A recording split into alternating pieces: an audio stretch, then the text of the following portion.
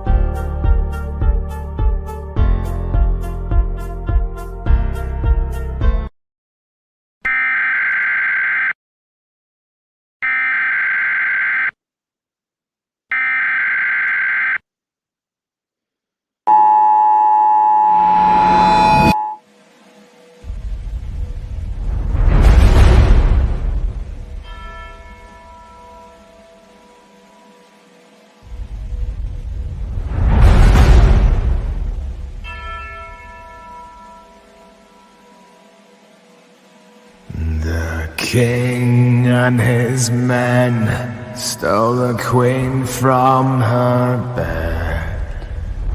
He's got a touchdown! Bound her in her bone.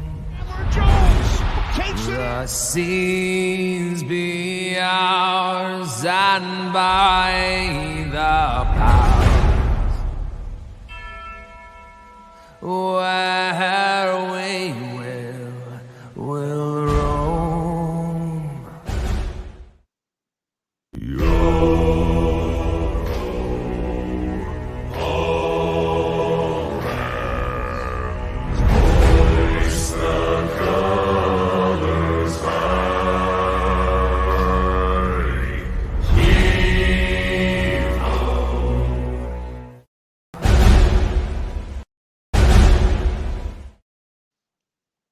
All they do.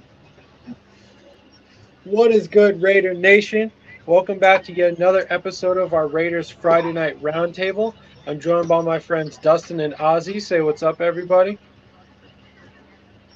Salute Raider Nation. Hey, I wanna put a shout out to my number one fan that likes to dick ride me with my dick in his mouth all the time. So whenever you grow up and get your fucking big boy pants on, you can probably do this one day. Little dick riding asshole. But salute to the rest of you guys. Salute to Raider Nation. Appreciate all you guys. I just want to give old Dick Licker something to screenshot that pussy. Look at these guys, Okay. fucking no-life assholes.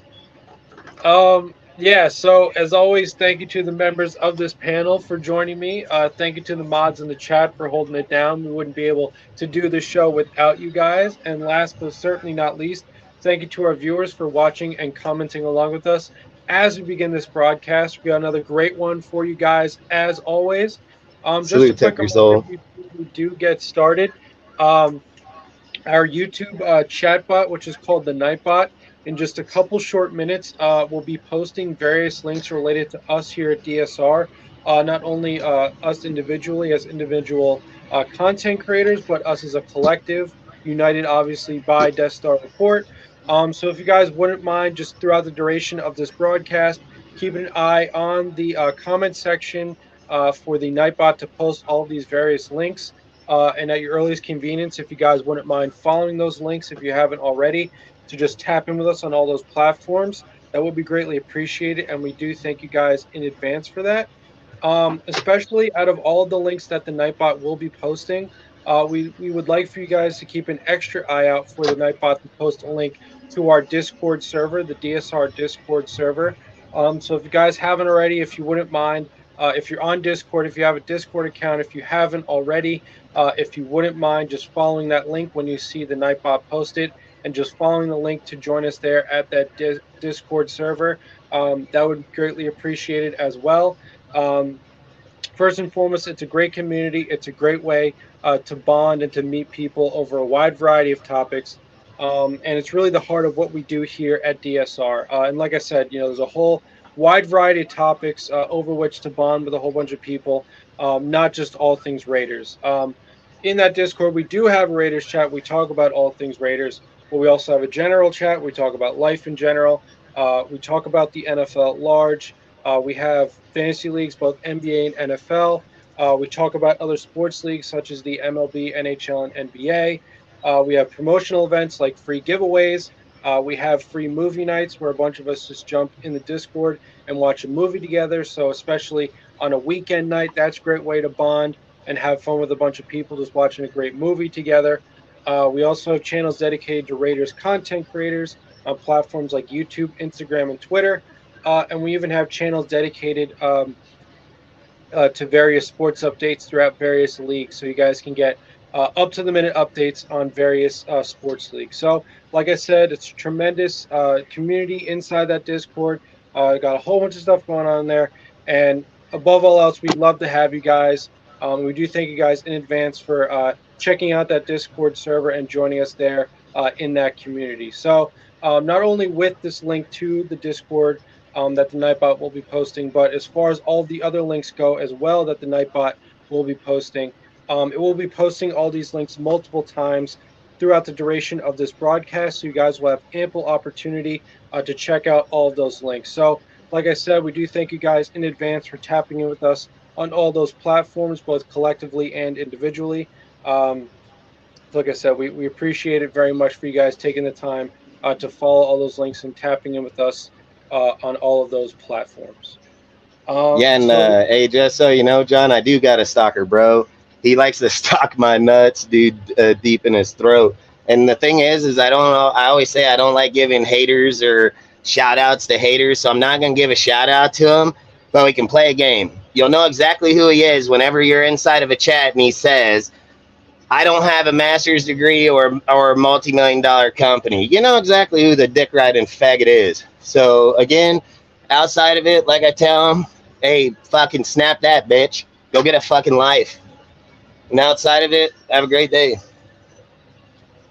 It's like I say, you know, the thing I hate about people in life, and I'm just going to say it like this: a guy that has another grown man's fucking name in his mouth or dick riding a motherfucker because that guy didn't want to do something with his own life, that's his fucking problem. And he goes around or talks it, I can give a fuck. I can care less to see his screenshots of what he says or not, because he's a low life and I don't have time for it. But the thing I like is when somebody brands our channel like that. So feel free to put a tramp stamp on your back, throw it out there every chance you get. It'll keep working for us. So outside of it, I can care less. This is what I do. See, I load trucks. I do shit like this, big boy shit. I do big dollar shit. I don't talk about it. I be the fuck about it. So these guys that want to talk about it and hate that, oh, how can he do so many things? Well, I got education. That's why I can do it all. That's why I can drive tractor, be in YouTube, run Instagram, run fucking Discord, because I'm not a simple motherfucker that could only do one fucking thing. And in this motherfucker, we gonna do it all. So outside of that, you gotta hate yourself, motherfucker, because I can give two fucks about you. I've always said I didn't wake up worrying about sorry motherfuckers like that, and I ain't gonna go to sleep worrying about them either. So I just make sure if you're gonna dick ride me, make sure the shaft and balls are deep in your throat. Outside of that, give a fuck. yes, that as well. So yeah, with all that out of the way, without further ado, let's begin our show with our first topic. So, obviously, as I'm sure all of you know, the Raiders now face a home opening matchup against the Pittsburgh Steelers this Sunday night at Allegiant Stadium. So obviously, although it's only week 3, I don't know if we necessarily consider this a must win game for the Raiders, but relative to the rest of their schedule, given that they are going to face stiff competition throughout the rest of the year, this definitely does feel like a game that is definitely winnable for the Raiders, given what we've seen from the Pittsburgh Steelers, especially offensively so far. And given that, and also the fact that it is at home, you want to start off your home opener. You want to get off to a good start as far as your homestand is concerned in this season. So, given all that, it really does kind of feel as though it is a game that the Raiders should and could definitely have. So, given that, why don't we just go around the panel and talk about what we feel are the keys to victory when it comes to the Raiders coming out on top against the Pittsburgh Steelers this weekend. Ozzy, do you want to go first? Ozzy, you there? Ozzy? Okay, we'll go with you. Dustin, are you there?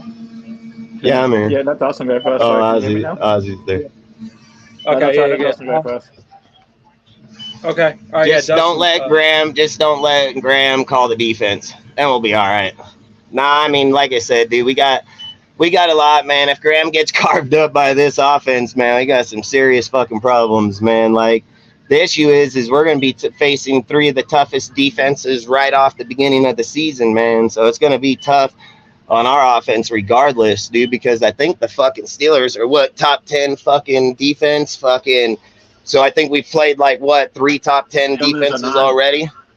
Yeah, I mean, Bills are 5th, Denver was 6th, and the Steelers are 9th. So we first 3 teams in the top 10 and 1 in the top 5 already.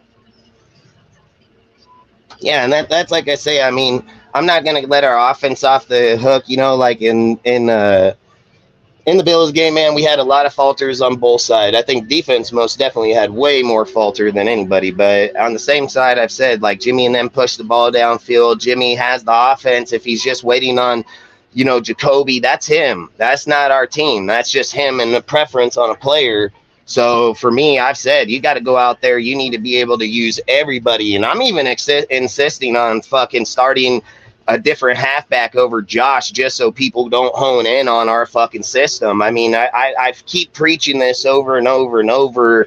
It's not about discrediting a person or not, but the thing is when you start out the season and you got 46 yards on a guy that's supposed to be one of the most dominant backs in the league and you're -6 at half, -2 at the end of the game, I think when people start honing in on individual people, that you need to start changing shit up. And you're only going to bag on Josh McDaniels because people are going to keep saying that, oh, it's his coaching, it's this, that, and the other. And I keep saying his system's been dominant as fuck in dual back systems. It's not about getting rid of Josh. It's not about that he ain't the best back. It's about using different tandem backs so you can fucking split up the defense and not let them hone in on one area. I've said this. I've played football for my whole life. I've watched it at fucking the lowest, and I've never been an NFL player, but I've played all the way to college. And I keep saying this, dude. I have never walked on the field and said, even though I held my high school rushing yards over everybody till just 4 years ago, I've never walked on that field and ever implied at one fucking time that I was the best player on that fucking field. And the first time that you start doing that, you take away from your team, because football is a team-based sport. And that goes offensively and defensively, dude. And I've said it, if you're not using the players, and if Jimmy's only honing into Jacoby when you got dudes like Devontae and fucking Ramfro and fucking, you know, Wilkerson and DeAndre, you know, you got all kinds of players, bro. So if he's not doing it, that's on his end. The defense, let's be for real, man, people were chanting to fire the goddamn OC for the fucking Pittsburgh just a week ago. And if this guy comes in and carves up Graham, I'd fire that motherfucker in the tunnel. I'm dead ass serious. I'd give him a Raiders care package, bro, and send him down the fucking road, man. Like, this game is going to be massive, dude, because we should win this game. Like, we should win this game, no doubt. And if we don't win it, I mean, I think that's going to hinder our team massively. I think that's going to hurt us bad. Put things in perspective, the Pittsburgh Steelers literally have the worst offense in the league right now. Like, they're 32nd, so. Yeah, and that's why I'm saying I just feel like salute Richard, man. Salute Ben. Salute Clark, John, everybody, man. I appreciate all you guys took your soul, dude. I mean, appreciate all you guys, man. Thanks. What were you saying? I'm just saying, like, Pittsburgh is opposite to us. They have like a top 10 defense, but they got the bottom of the league offense. Kind of like when they to Marcus Russell. Yeah, that's all I say is like we have the players to win this game offensively. Like, we most definitely have it. And I've said this, dude, like, in games like these, this is where Josh should be stepping up, dude. I don't want to hear motherfuckers come telling me that he ain't football ready. Bitch knew we were starting the season. He should have been fucking football ready, and there ain't no fucking excuse. I've never showed up to camp not football ready. Shit about him like, being in, he kept saying arm and shave, I'm working out at home and shit. Where's all that shit now? Yeah, well, the thing is that you're not going to hear from people like that until this motherfucker has a 200-300 yard game, and then people are going to pop out and see, I told you. Yeah, you told that fucking guy going to show up in week fucking 5, 6, 7, 8. I mean, when? I've always said, like, how I was raised, we don't make up excuses for shit that you're getting paid multi-millions of fucking dollars to be doing. We don't make up excuses when we know we're supposed to be doing something like that. That's just how it works. He knew he was going to sign that tag. He should have been ready. The fucking end. I've said it. Bryce Hall was ready. Why wasn't he? Like, I'm not here to listen to other people dick ride a fucking player or come up with excuses on that motherfucker and the what if and this and that. I'm here for factual truth, and I don't give a fuck how people want to take it. You play fucking sport. You get paid millions of fucking dollars. You knew you were going to get 12 million. You turned it down the first time. So you knew you were getting it. And for you to not be ready or not be there, that's a you problem, not an us problem. So And any fucking guy that jocks that is a stupid ass motherfucker, because you're starting to show your true colors about how you dick ride the players, and you're not for the fucking team because you're carrying a player over the team even when they're not ready. And to identify that you would keep fucking running them, just like I said in our pregame show, that there needs to be a snap count on the motherfucker, because at a certain point, those yards are going to start affecting our fucking gameplay. And sure enough, shit, there is. Every player has it. Every player in the NFL has it. I keep saying this over and over and over because I mean it. I don't care if a player's here for 1 year or 20 fucking years. That player is rented. He is a rented motherfucking player. He will never own the fucking team. He will never run the fucking team. Therefore, he will never be above the team. The Raiders franchise signs the check and gives it to him. It's not the other way around. And when people start saying, well, by week 5, hey, week 5, 5 weeks too fucking late. Like week 1, 1 week too late.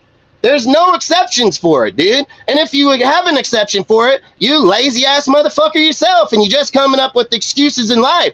And in life, Monday through Friday, you got to work. Hey, fuck, got to be there at 7 a.m. till fucking 3 o'clock or 5 o'clock in the afternoon.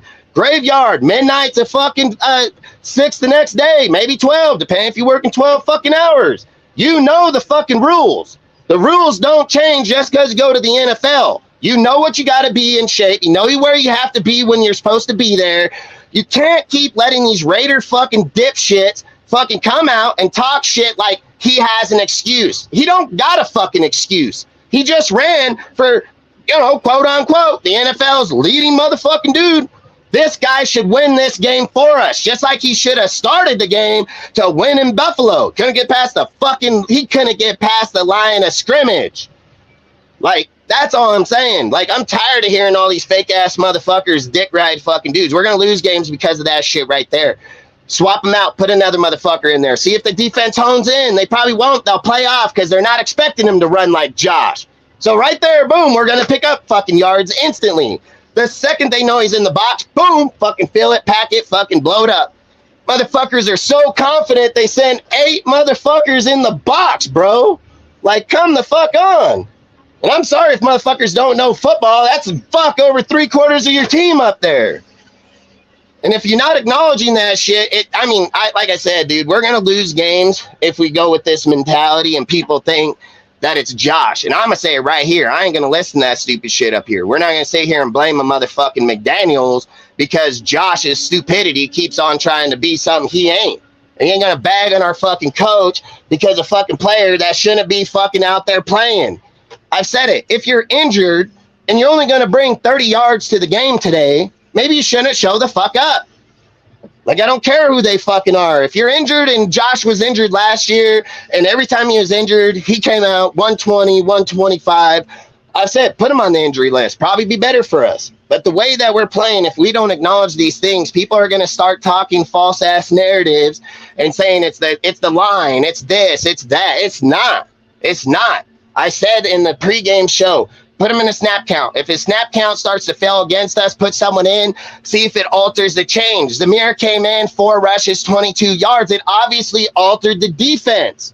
Now, if somebody wants to go in their delusional fucking mind and say, oh, Dustin said that Zamir is better than Jacobs because that you're fucking stupid. I'm tired of these stupid inbred motherfuckers trying to talk like they know what the fuck I'm talking about. One, you probably never played the game in a day in your fucking life. You probably watched it from the fucking sideline. So don't come fucking talking to me about football, motherfucker. And another thing is that Zamir putting tandem on Josh doesn't say Zamir is better than Josh. It says they're playing as a fucking team. That's what it's about. So if you don't change it up and play to what makes your team beneficial, that's your fucking problem.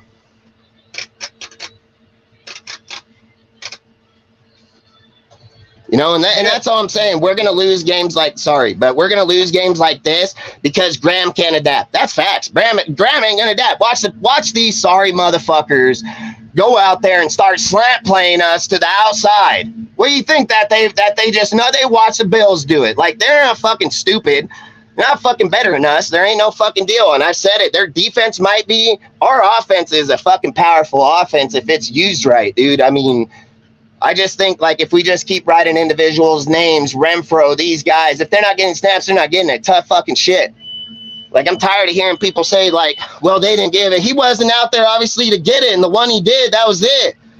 You guys keep taking something that was done under Derek Carr, that's done this with multiple people, that allowed a guy like Renfro to run a route in and out and in and back. Josh's system ain't never been that way, and it's not. I said this in the offseason. Josh is not going to tailor himself to Renfro because he's never done it yet. He's never done it yet. So why in the fuck would he do it now? And then you're asking him change his gameplay to a fucking player that's not getting open in regular routes. So it ain't fucking Josh McDaniels' fucking fault that Renfro can't run a normal fucking route and get open. It's that the fact that Renfro needs to run all kind of different type of route to get open. And you got to do zigzag shit and all. Maybe it worked, dude, when Gruden and them were here. I'm just saying, we need to play real football. Motherfucking run your route the way it's supposed to be ran. Catch the fucking ball like you're supposed to. I've said the reason Tom Brady said he had so much success in these systems is because of the catch rate of the receivers, tight ends, halfbacks, dude. They were hella high catch rates, dude, that when they threw the ball, they caught. Our fucking team, man, if we were depleted on both parts, to be honest, but I think the offense is well better than the defense. So all I'm going to say is, man, we better not lose against these motherfuckers, and especially to Pickett. I'll fucking lose my shit probably in that Discord if we fucking lose to Pickett. Like, this guy got to be about the most garbage motherfucker out here, and I won't accept it, dude. And I mean, like I said, if Graham gets beat on that fucking bullshit slant shit because, you know, everybody's honed in on it, they need to fire him in the tunnel, man. Jack Del Rio, that motherfucker. I don't give a fuck, dude, but I just think at a certain point, we got to start holding the fucking players, the coach. I mean, this is the thing. If Josh McDaniels started out like Patrick Graham has started, in the second week, these guys would have had every meme in the book, every fucking person's fucking YouTube fucking videos, all their fucking shit would have been, fire Josh, time to go, he fucking sucks. Graham been in the system for 2 years. What's his excuse? Like, why is he getting a fucking bypass and fucking Josh would be on the chopping block in a heartbeat, dude? Like, there's no way that, listen, I'm going to say it just like this. If there are fucking YouTubers watching this motherfucker that does Raider content and says that they didn't get beat by stupid-ass slant plays on the outside and wheel routes, you should probably quit YouTubing. Like, give that shit up ASAP, bro. Because you ain't going to get this shit from a Twitter feed, bro. That's not how this type of shit works. This is real shit. Watching it, seeing it with your own fucking eyes. That shit right there shows massive vulnerability against our team. That is pee-wee football coverage. And if Graham can't get locking in on that shit, we're done. Like, I don't care. It has nothing to do with Josh and them, dude. Graham is going to give up 30 fucking points, dude. Then we're going to be right back in the same conversation that we were with Derek Carr. Gonna have to score 30 fucking points a game. Fucking gonna have to get 40. Jimmy ain't giving you 40 a game. You can just fucking count that out. So I think that's my rant. I fucking think we got more issues than people are gonna acknowledge. Yeah, piggybacking off what Dustin's saying, then first of all, yes, 100% agree with you on Graham. Like, if he can't improve in this game, I'd fucking fire that guy after the game. Like we did with Dennis Allen, Jack Del Rio, because it's not going to get any fucking worse. I mean, like you said, if you cannot stop outside slants, you can't adjust your coverage to fucking play press or whatever, and you keep playing far off that you're giving up 5, 7, 10 yards at a fucking time, then that shit's like, yeah, that shit's got to stop. It's going to be a very fucking long season on defense. Like, you got zero fucking pass rush, you got zero fucking coverage from your corners. Like, yeah, that shit's not acceptable. We can't go. Yeah, what do you think the Chiefs are gonna do when they got dudes like fucking Kadarius, fucking Moore? They're gonna fucking just keep running that shit all day, and they're gonna put fucking what's that little fucking halfback in there? That's a little scat back, and he's just gonna burn us on the outside, run right by our whole fucking team, and they're gonna run by Peters because they're gonna be like, "Where's Peters? Where's Waldo? This motherfucking guy! I swear to God." And again, you want to know the real, the real key. Yeah, you want to know the real fucking key about winning this game. Don't let Peters play fucking 10 yards off every snap. Let's start there. Graham crackers can't do it, guys. Graham crackers can't do it. That's what I'll And say. then going back to what you were saying with the offense, with the fucking O-line, just to give people some numbers, like, yeah, we because of that Bills game, obviously they dropped a little bit because they were 15th going into that game. Now they're like 19th.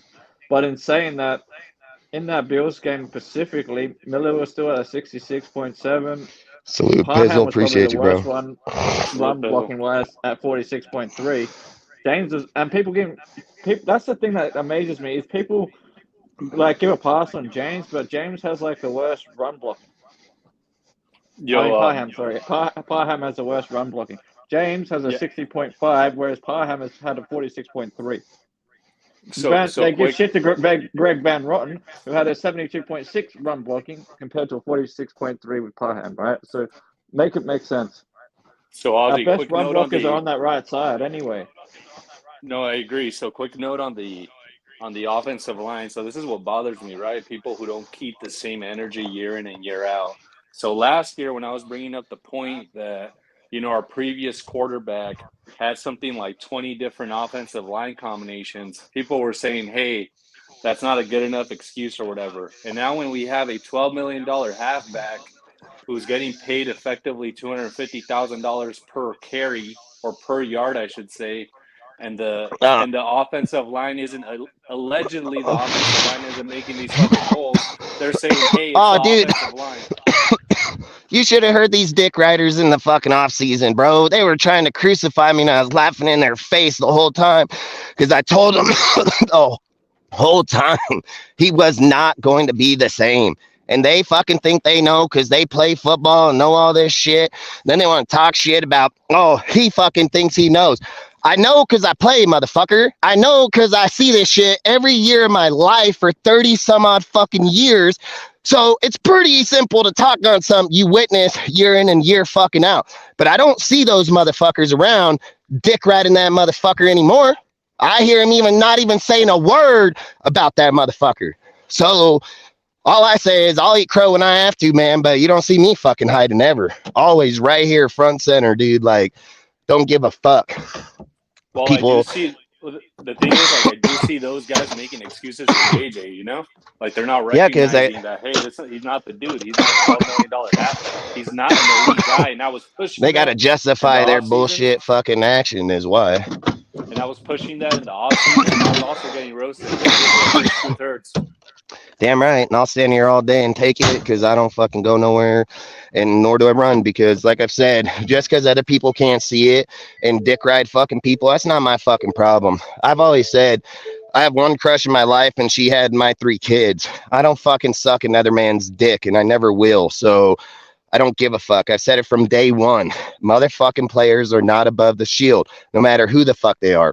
People imply, I want to do this. You don't know our history, so why are you even saying stupid ass words like that? Like That's Marcus stupid ass Allen, that. people say stupid ass shit, dude. And that just tells me when a guy tells me that, I say it like this from where we're at and from the hood we come from about our team, we don't make up excuses. You garbage, you're garbage. The fucking end. Motherfuckers over here, they don't acknowledge that a dude literally just started off the season against Denver, where he's usually put up over 100 plus, had struggled like a motherfucker against their team. New coaching staff, new fucking everything, players, not even the same players the year before. So then you guys don't even acknowledge it. So dude's minimal inside there. Then come in here, said it right before the deal. Try to give him the benefit of the doubt. I said 50 with no touchdown. Motherfuckers on the panel were like, nope, 100, 100, 100. Like I just tried to help him. Motherfucker still didn't eclipse. Even said when he plays good fucking teams, he tends to fall off. If you're going against this fucking Steelers game and he gets confined again, well, guess what? That happened last year fucking too. So when are you going to start sitting there and noticing the real fucking results? Like you can sit and cry about not signing a dude or him not being on there. But I made this point about 50 times last year that we had 2 Raider players that broke 25-year sitting records. 2 25-year sitting records, receiving and rushing. And guess what? We didn't win more than 6 fucking games, motherfuckers. Like, that's the kind of shit I'm not understanding how people justify that it's going to be better when we were already at the top of our game with those 2. And we still didn't do it. So it just shows, doesn't matter. The 2 best players in the NFL ain't going to win you fucking 10 games. Not going to happen, man. Yeah, facts, because it's a team game. Like, you can't just rely on two players to win fucking 10 games.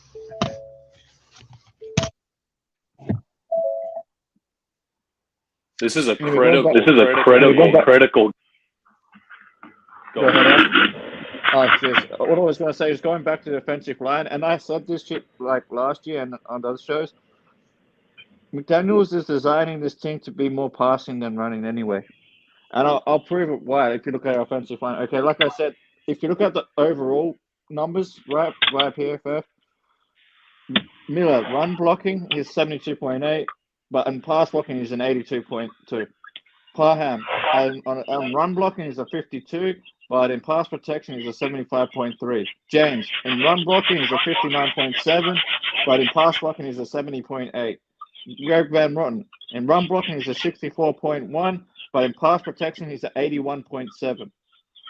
Illuminor is the only one that has a higher run blocking than pass blocking, with a 69.5 in run blocking and a 67.9 in pass, which is pretty good for a right tackle anyway, because right tackle is predominantly a run blocker anyway.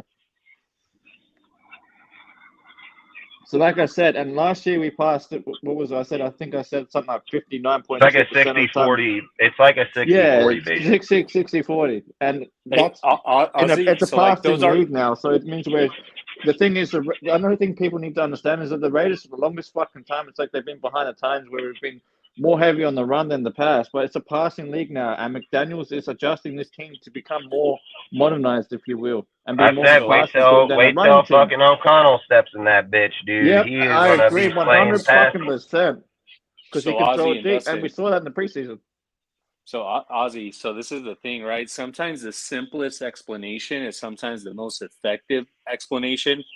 And I preface, like, at the end of the day, this is the reality.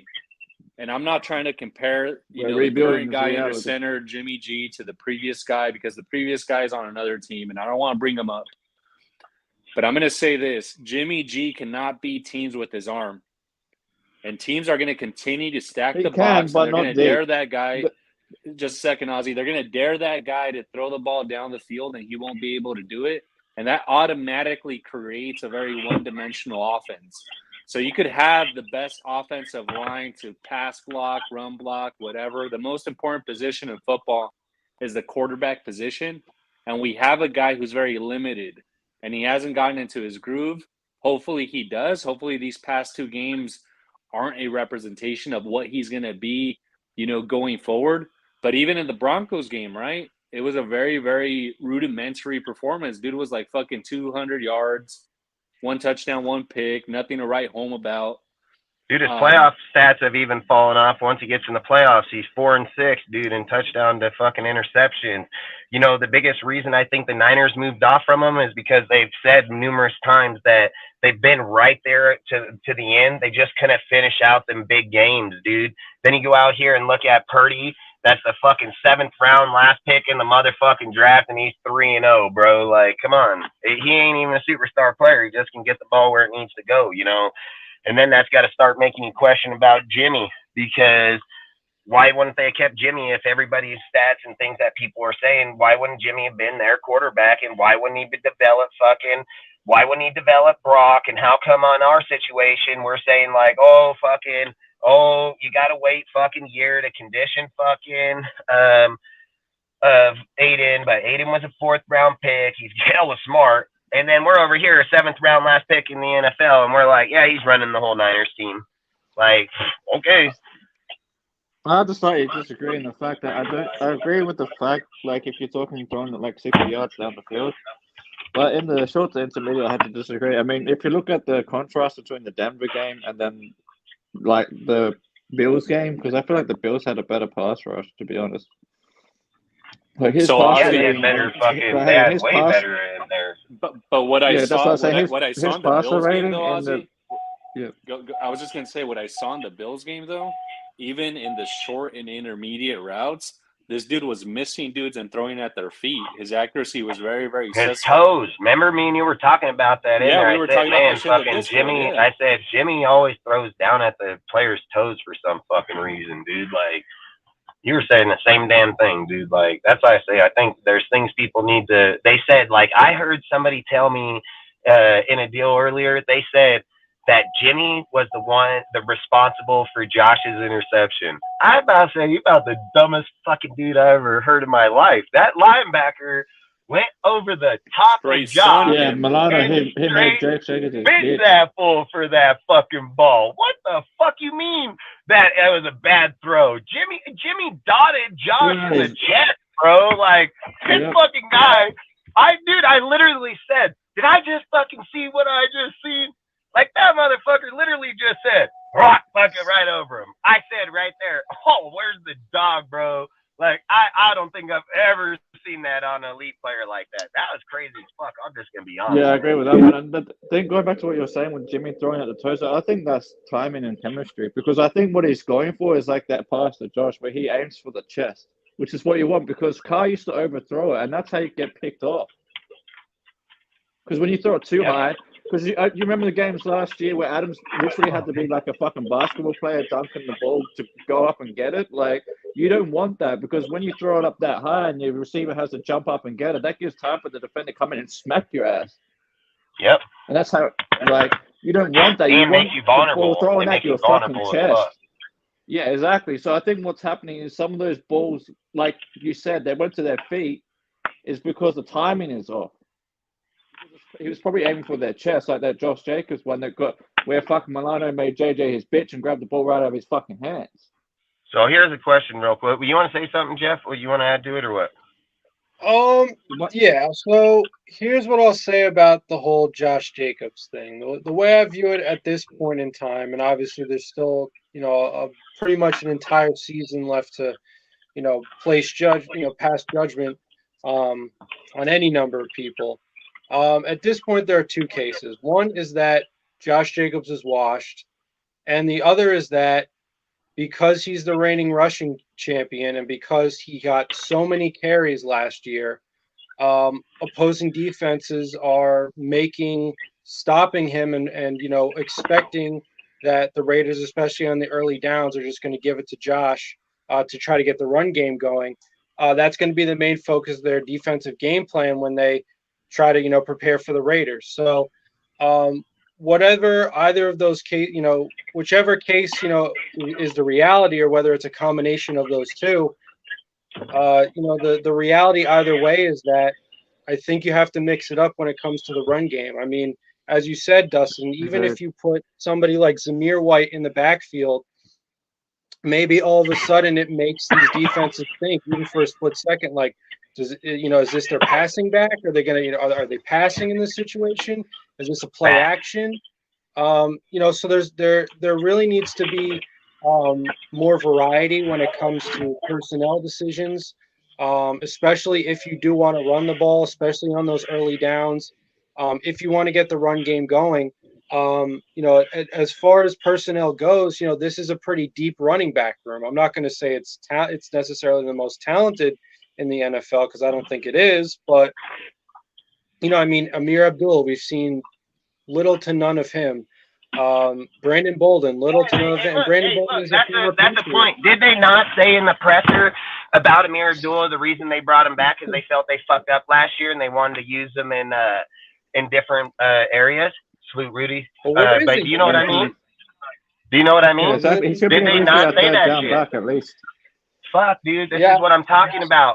When are we going to start holding people accountable on what they're saying? Because until we move off of we need to have a dual back system back there, dude. Like, I keep saying this. Look, I said the reason that Waller, Renfro had great years is because of injury.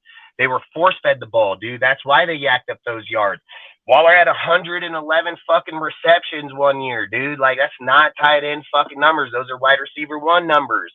Same with Renfro, wide receiver one numbers, dude. Like, I said this about Josh through the whole fucking offseason. I said, the problem with this is that fucking people are going to overtake it for what it is. I said Josh's highest number in his fucking deal was at 270 fucking snaps. He's never been higher, and that's even in Josh Gruden. And Josh Gruden's offense is successful as fuck, dude. Like, he has high production on players.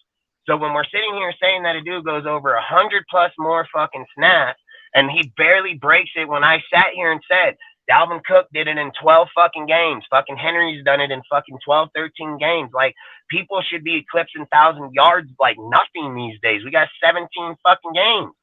And I said, like, the whole argument I brought up was Henry averages 100 yards per game. Josh Jacobs averaged 70. Like, he's not in the same, dude. Derrick Henry is a fucking machine at running the ball. That's what Josh is supposed to be. He's the same fucking deal. Break loose, get open, downfield. That's what he does, dude. Henry does it at a way higher level. I brought up all these fucking tangibles. It's not about bashing dudes. It's about staying honest to the team. See, I stay honest to the team like a motherfucker. I'm honest to it. I see it, and I talk about it. Other people won't want to acknowledge it. People want to say, oh, they're crazy that they'd even say it. Well, crazy or not, that's fact.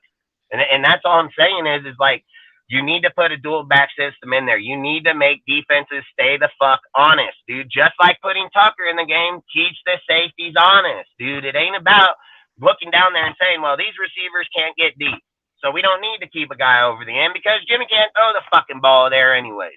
That's how they play the game.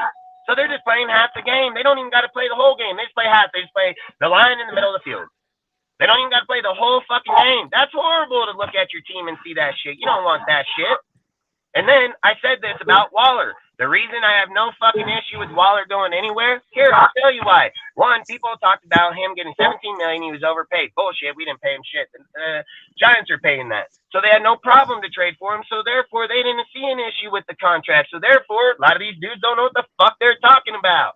Here's another thing. People talked about Waller being a leader, man. He's a fucking leader. He's a fucking can do this. He can do that. Well, guess what? Him and Daniel Jones had a great offseason. Heard about it all the time. Fucking heard these dudes dick riding the whole time.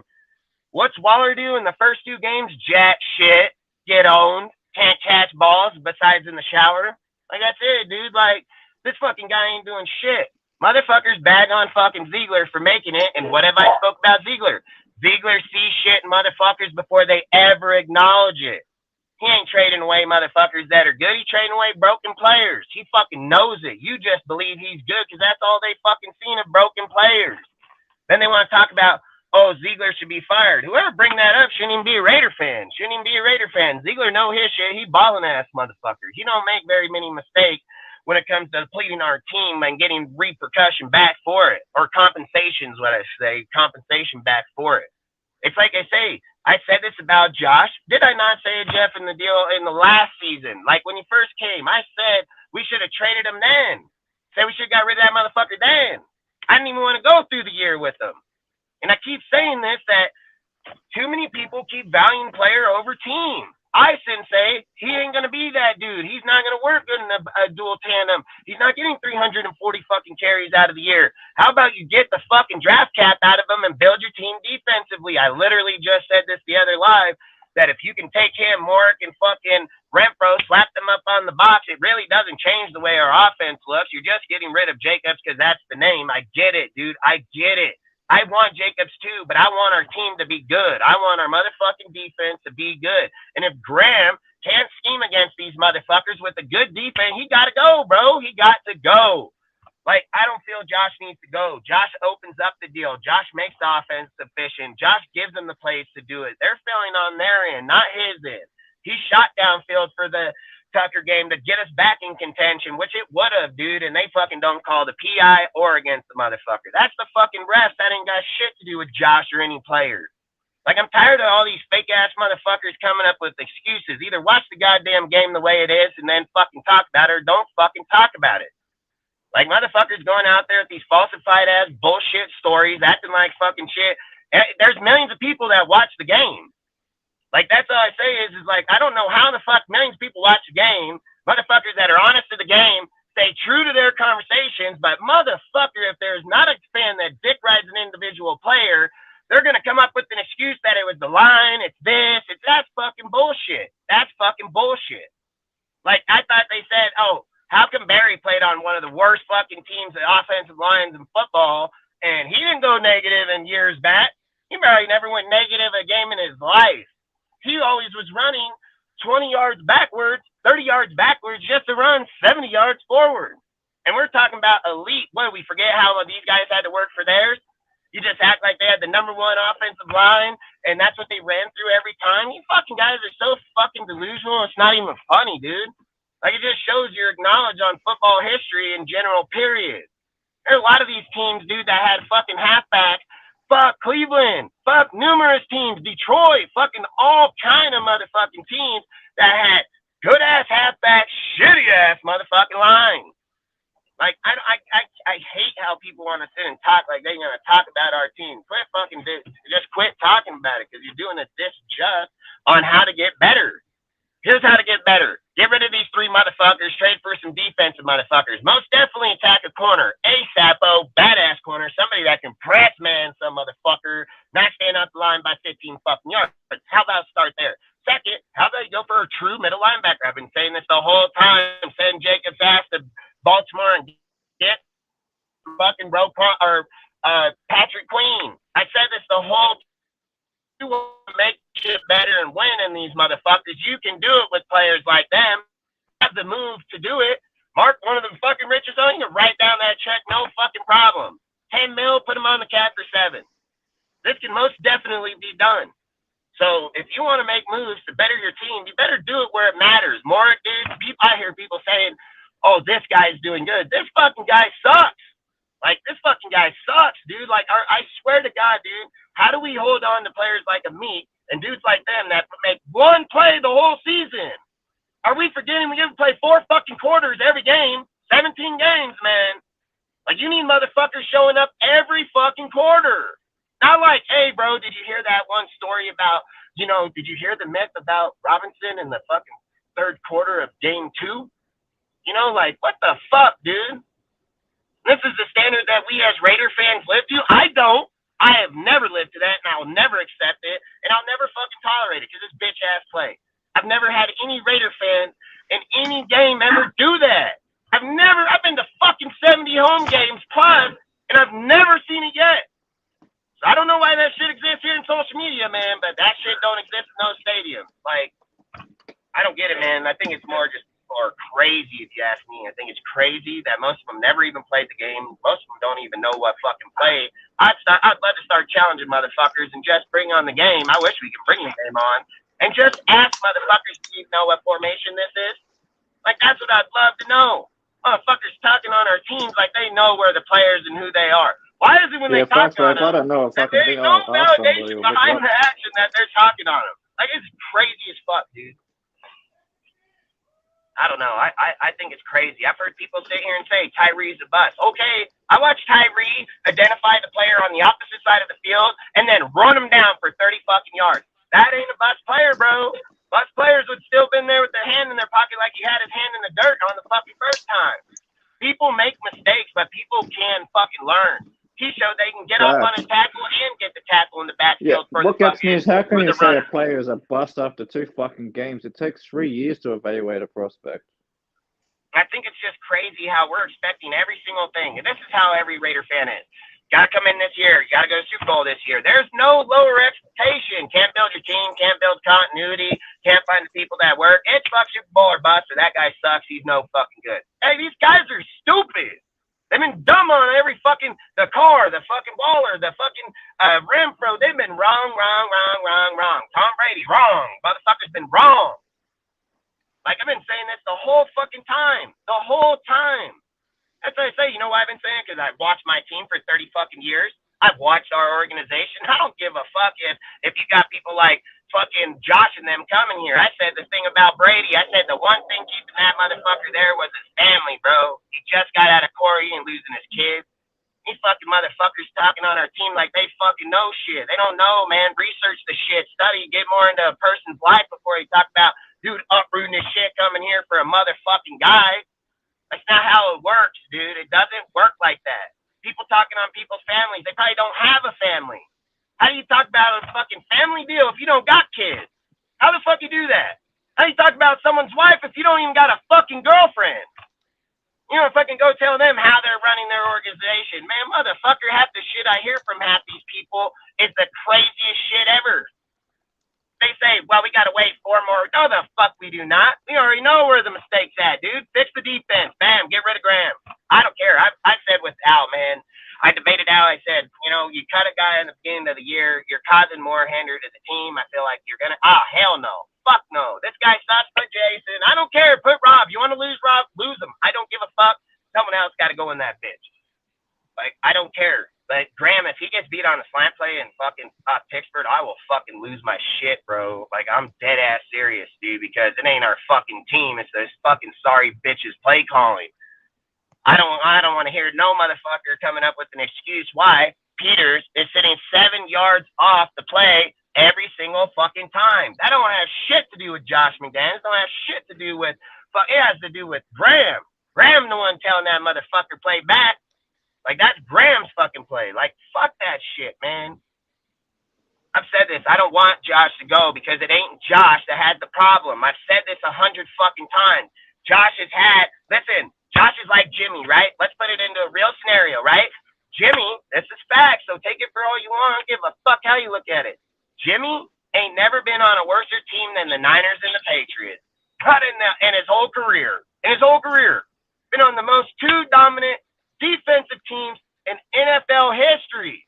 One, he's on a coach that's probably the greatest coach in NFL history. Second, he goes to probably one of the most guru quarterback coaches in the time of where we're at right now. So to sit there and say, like, look at Josh McDaniels has been the same way.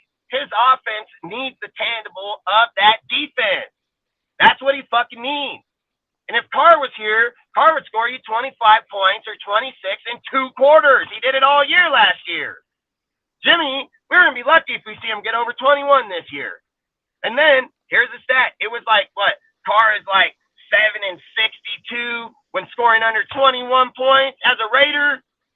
Fucking Carr and the Saints under 21 points, he's 2-0. You got to have the fucking defense to back the players.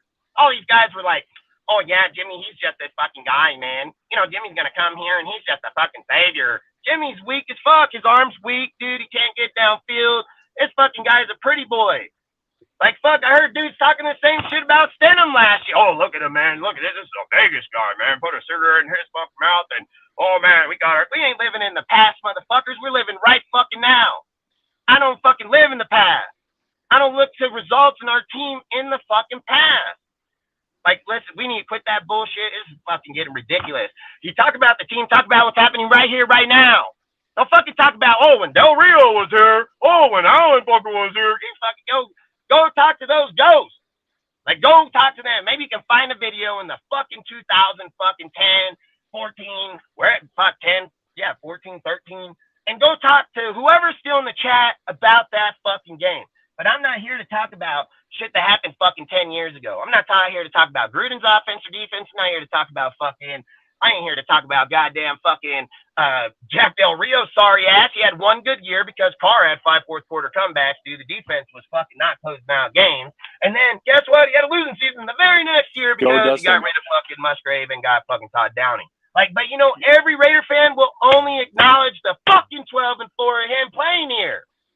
Don't fucking acknowledge that he destroyed our fucking team the year after. 1 fucking year. He did that. Nobody else did that. Del Rio did that shit. I got a question for the panel. I don't know where the fuck these guys think they're coming up with their bullshit. Fucking guy, what? Yeah, I got a question for you guys. And it'd be great to hear thoughts from everyone here on the panel. But I take a step back. Talking about this team this season, today, September 22nd, 2023, and I've been actually like racking my brain to find an answer to this. What's our identity? Like, what are we on offense? What are we on defense? I mean, if you're telling me with the players we have tanking, because what other is the fucking excuse? I've been watching football my whole life. I've seen shittier fucking teams do better. So give me the explanation of it. I'd love to fucking know. Because I know my football IQ ain't stupid. I know I'll challenge my IQ against any motherfucker in this game. There ain't a fucking doubt about it. So I'd love to fucking know what the excuse is. You can't go out there and get your ass handed to you against the fucking Bills like that when you just watch them play one of the most fucking losingest teams in fucking, in the last fucking 10 years. And they did put a few people. They still got Zach Wilson at the quarterback, motherfucker. So I want to know what the fuck's going on here. I don't know why Josh can't get no motherfucking yards. What the fuck's the excuse? Because he got paid, now he's kicking it. Damn right, fucking Tank ain't gonna be here next year. Fuck your team. Like 12 mil for me. Got 12 mil in 1 year. I played here for 5, only got 11. It's fucking bullshit. I said this the whole time. I'll boot that motherfucker right off this fucking team just because of that shit right there. I said it the whole time, man. What if he comes back? What if he ain't playing? What if he's telling the people, oh, don't worry about playing hard, man. I didn't get fucking paid. You're not going to get fucking paid. You know, I said this shit, dude, the whole time. There's no excuse, man. I watched Josh play teams last year, and he never went negative. I don't know how in the fuck we were in negative yards and only 42 or 46 yards in 2 games. Like, holy fuck, let's go look up the list. Let's just go put up names that probably ain't never even played in the NFL and see where their fucking yards are at. And then I've probably even played worse teams. Like, so Hey, Jeff. my deal would be, I'm going to say tank until further notice. Like, I'd like to know until further notice. Hey, Jeff, what do you think our identity is on offense and defense? Do we have one?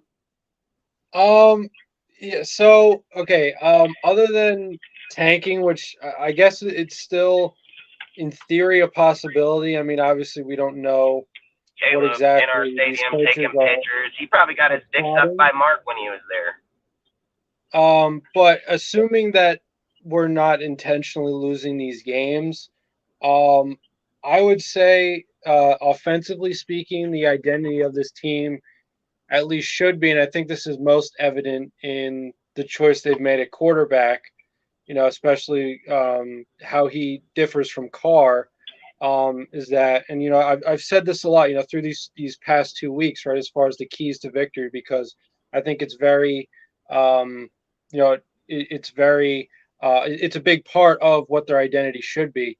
And that's taking care of the football. I don't think this is a team that wants to turn games into track meets. I think this is a team that obviously wants to score points, but wants to have a greater emphasis on more long sustained drives. Obviously, ideally, you want to get the run game going, just because, as we know in the past, that's been a staple of McDaniels and his success in New England, obviously.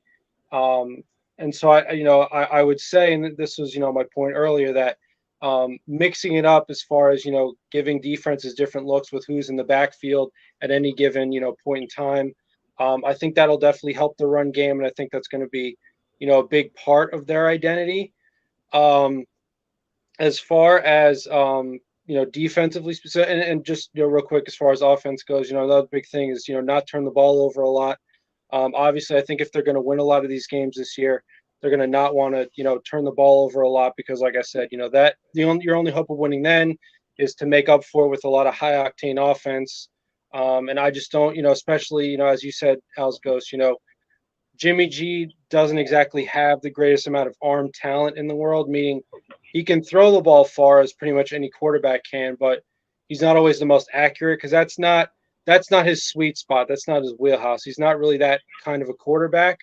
So I would say offensively, that's their identity. Now, defensively speaking, and I think it was on Wednesday, Al's Ghost, you hit the nail on the head as far as what this defense looks like. And I think what we've seen is what Patrick Graham would like to work, but obviously, especially as it pertained to their game against Buffalo, it didn't work, which is, you know, try to keep the offense in front of you, right? Like, not give big chunk plays, but sort of, you know, make the opposing offenses earn it. So in other words, you know, if they're going to score a touchdown, you know, they're going to have like a very long drive, take up a lot of time on the clock, which, you know, which would, in theory, you know, cut down on the amount of points that the other team is scoring, which gives your offense a chance to win.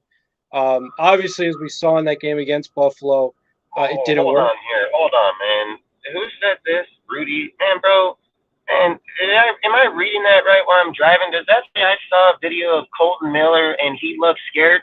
You crazy as fucking hell. See, this is the kind of bullshit that I'm fucking talking about. Colton Miller is rated at, what did he give up? 0 fucking fast pressures, fucking anything? Where in the fuck is this shit come from, bro?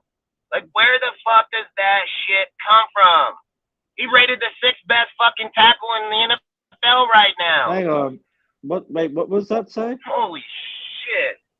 Miller's got like an 82.2 pass protection He rating. said, look scared, man, bro. Come on, man. What the? God, Whatever, man. This is crazy as fuck. Our left side right. Okay, our left side right now is like Miller is ranked at 82.2 pass protection. Parham's ranked at 75.3, which is still fucking good on the left side. So what are they fucking scared about? Okay. I don't know. I just think like we can't. So again, this is but what were you saying, Jeff? Man, I cut you off, man. So Jeff, I was just gonna comment on that real quick if I can. Yeah. So like, yeah, Colton's not scared. What I have noticed is he's not very good with the media, which is a different story, you know? Like he's just not very good at answering questions, so he comes off as kind of nervous and shit. But yeah, he's not scared. Gives a fuck. His job, but he only has to go tolerate the motherfuckers, dude. I mean, you just sit there like Marshawn and say, page, yeah. I'm only here because I don't fucking get fined. Like he's only talking to them. His nerves talking in front of people and him beating the fuck out of people on the field are two totally different things. Absolutely. Yeah, you know what I mean? Like, we're not here to judge a guy at a fucking press conference. This guy refs every motherfucker that stepped up to him on that side of the field so far, pretty much. No, I agree. Yeah, I could care less how someone, you know, this is why I think when we start saying falsified bullshit ass like that, man, we're gonna fucking get false ass narratives, and that shit ain't happening over here. I'll tell you that shit right fucking now. Not happening. Talk about the player ass motherfucker is Colton badass motherfucker. Parham got to learn more. Andre James holding his own. Fucking Van Rotten, I never liked the fucking guy. Fucking Luminor, I go with fucking Munford. And this is the fucking thing. We have the players. So look, this is why I think we're tanking, right? This is why I think we're tanking. I'm going to tell you why. When we were in the preseason and our defense showed up to be the 4th best defense in the preseason this year, we were pressing motherfuckers and playing down on those bitches in the preseason. So where the fuck did that shit go? Why the fuck we do it in preseason, but we ain't do it in the real season? You better go back to your fucking preseason playbook, motherfucker. Like, that's what I'd probably be saying because I want to know the excuse, and that's why I say tanking is the motherfucking deal because I can show you video where we were pressing down on motherfuckers with both guys not giving up those plays in preseason. So I want to know why the fuck we have our starters out there and you scared to press fucking Peters. And if you scared to press that motherfucker, get him the fuck out of the game. It's like, I don't get this shit. And then that's why I say it. So Dustin, so question. So assuming that's true, so let's assume it's true that we're tanking. Does that impact, and this is a question for the panel, does that impact how we view this coaching staff? If we have a coaching staff that's willing to tank two seasons in a row? We don't know what deals they made. We don't fucking know that. I tell you that it's not Mark. Mark is not the one that's going to have the deciding factor in that shit. There's a lot of people that put our team in Vegas. There's a lot of motherfuckers that want a winning team in Vegas. Ain't got fucking shit to do with Mark's fuck. What is Mark? He's the cheapest fuck in the whole NFL. And I've said this the whole time. He is not the one that is going to determine this. If they think tanking out the team with the players, we got players now. We got motherfucking players now. Tell me, if you don't put Caleb Williams as quarterback, our offense wouldn't just be fired. He's mobile, dude. Motherfucker gonna open that shit up and dot these motherfuckers. Like, tell me the explanation of why did they not go with fucking AOC, bro? Why didn't they go with them? Better deep arm, better accuracy, dots on everybody, leads, bro, leads. He dot motherfuckers on lead passes, putting shit 40 yards downfield on the sideline and dotting motherfuckers. What the fuck is the explanation? I want to know, man. I said this, dude. They tried to dump Jimmy for Trey, bro. It didn't work. Then they tried to dump Jimmy again and did for Purdy. Like, tell me the excuses. I keep saying people are like, yep, Jimmy's here for 3 years. No, he's not, bro. His contract has a hole in it just like fucking Derek Carr's every year. His contract is set up the exact same way Carr's was. The difference is we can leave him this year, we can leave him next year, and fuck, we can dump him on the end year. Like, that's the shit. He was never designated to be here like that. And I said, if you bring the players here, I've said this the whole time. You're not going to build a team in 1 year. It's unrealistic to act like 12 dudes coming out of the draft or 9 coming out of the draft are going to be all be superstars. I've said there's so many holes in this team. You got long ways to fucking go. Max is the only motherfucker on this team that's even solid as fuck on the defense. Now you got Diablo, you got fucking Spillane, dude. You got Hobbs pumping up. You see what I'm saying? You got pieces here. You got Epps, dude. You're getting these pieces, dude. You're probably still a year away from having all the in pieces, dude. And if that means we got to tank out this fucking year to go out there and get Caleb motherfucking Williams or even a different, just a fucking real quarterback in Josh's deal, I think they're going to, listen, everybody said this shit about fucking Mac Jones. Mac Jones had the fucking second highest QB rating in the preseason to AOC. AOC has the highest deal. Everybody said, oh, you got to sit a year in Josh's system. Guess what? Mac Jones came out, went to the Pro Bowl in his first year. He didn't have to learn the system. He didn't have to do all that because they banked on the fucking defense. I said this last year, dude. They already have made it clear that Patrick Graham will be an scapegoat at some point in this year if it don't go right. They said it last year. He's on the hot seat. Nobody else. He was. So guess who the fuck going to be on there for losing? And guess who's going to be there if Josh is sitting there saying, well, we're putting up 17 and fucking 20 points, and Graham can't stop motherfucker. He allowed him to put up 35. So this has already been in play. Just because motherfuckers don't pay attention to it doesn't mean it doesn't exist.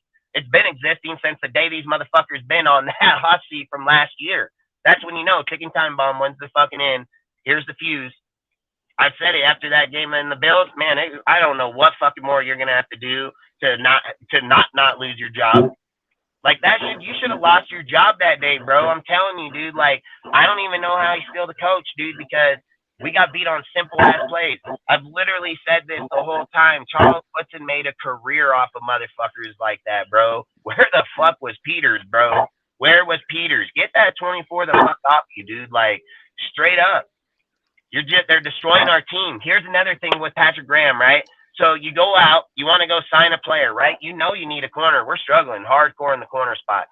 Look, the corner position is probably the hardest position in football. You have to remember that guy has to mirror the best fucking receivers in football. He got to mirror the motherfucker. He ain't get to choose the route. He got to follow the fucking route. Cornerbacks are probably the hardest position in football to have, period. You went and got Marcus Peters, bro. And then you playing him fucking 10 yards off the play every time. Like, what the fuck is that? Like, again, dude, like I said, we can rant on about this bullshit the whole fucking time. It's just stupidity, and I know we're not that dumb. And I know Josh McDaniels is not that dumb. I watched this guy for 20 fucking years. The guy is not stupid, man. I've never seen a player even bag this dude in a conversation, period. Hardest fucking dude, smart as fuck, loyal as fuck to his players. Everybody likes him. I've never heard fucking any bad shit besides a fucking chat warrior talk shit on the motherfucker. I've never heard any player in the fucking NFL say shit, man. Like, this is the things that I just say, like, I think it's getting to be ridiculous as fuck, dude. Like I've said, if you don't acknowledge what Josh's success has been off, you're just failing your team right away, man. I said, why was Graham there? Graham been garbage fuck. He ain't never done shit. This shit didn't match. Did I not say in the beginning of the year, what, by week 2, 3, I was like, bro, I'd shit can this dude and get Vic Fangio right this second, bro. Like, I was screaming that shit on our show the whole time. I wanted to give this guy a chance. I even said, man, I'm probably going to eat my words. Man, look at the way that they went through that Senior Bowl. Look at the way that they played here. Like, I've said, I'll probably eat my words. Fuck no, I'm not going to eat my words. I'm eating fucking steak, bro.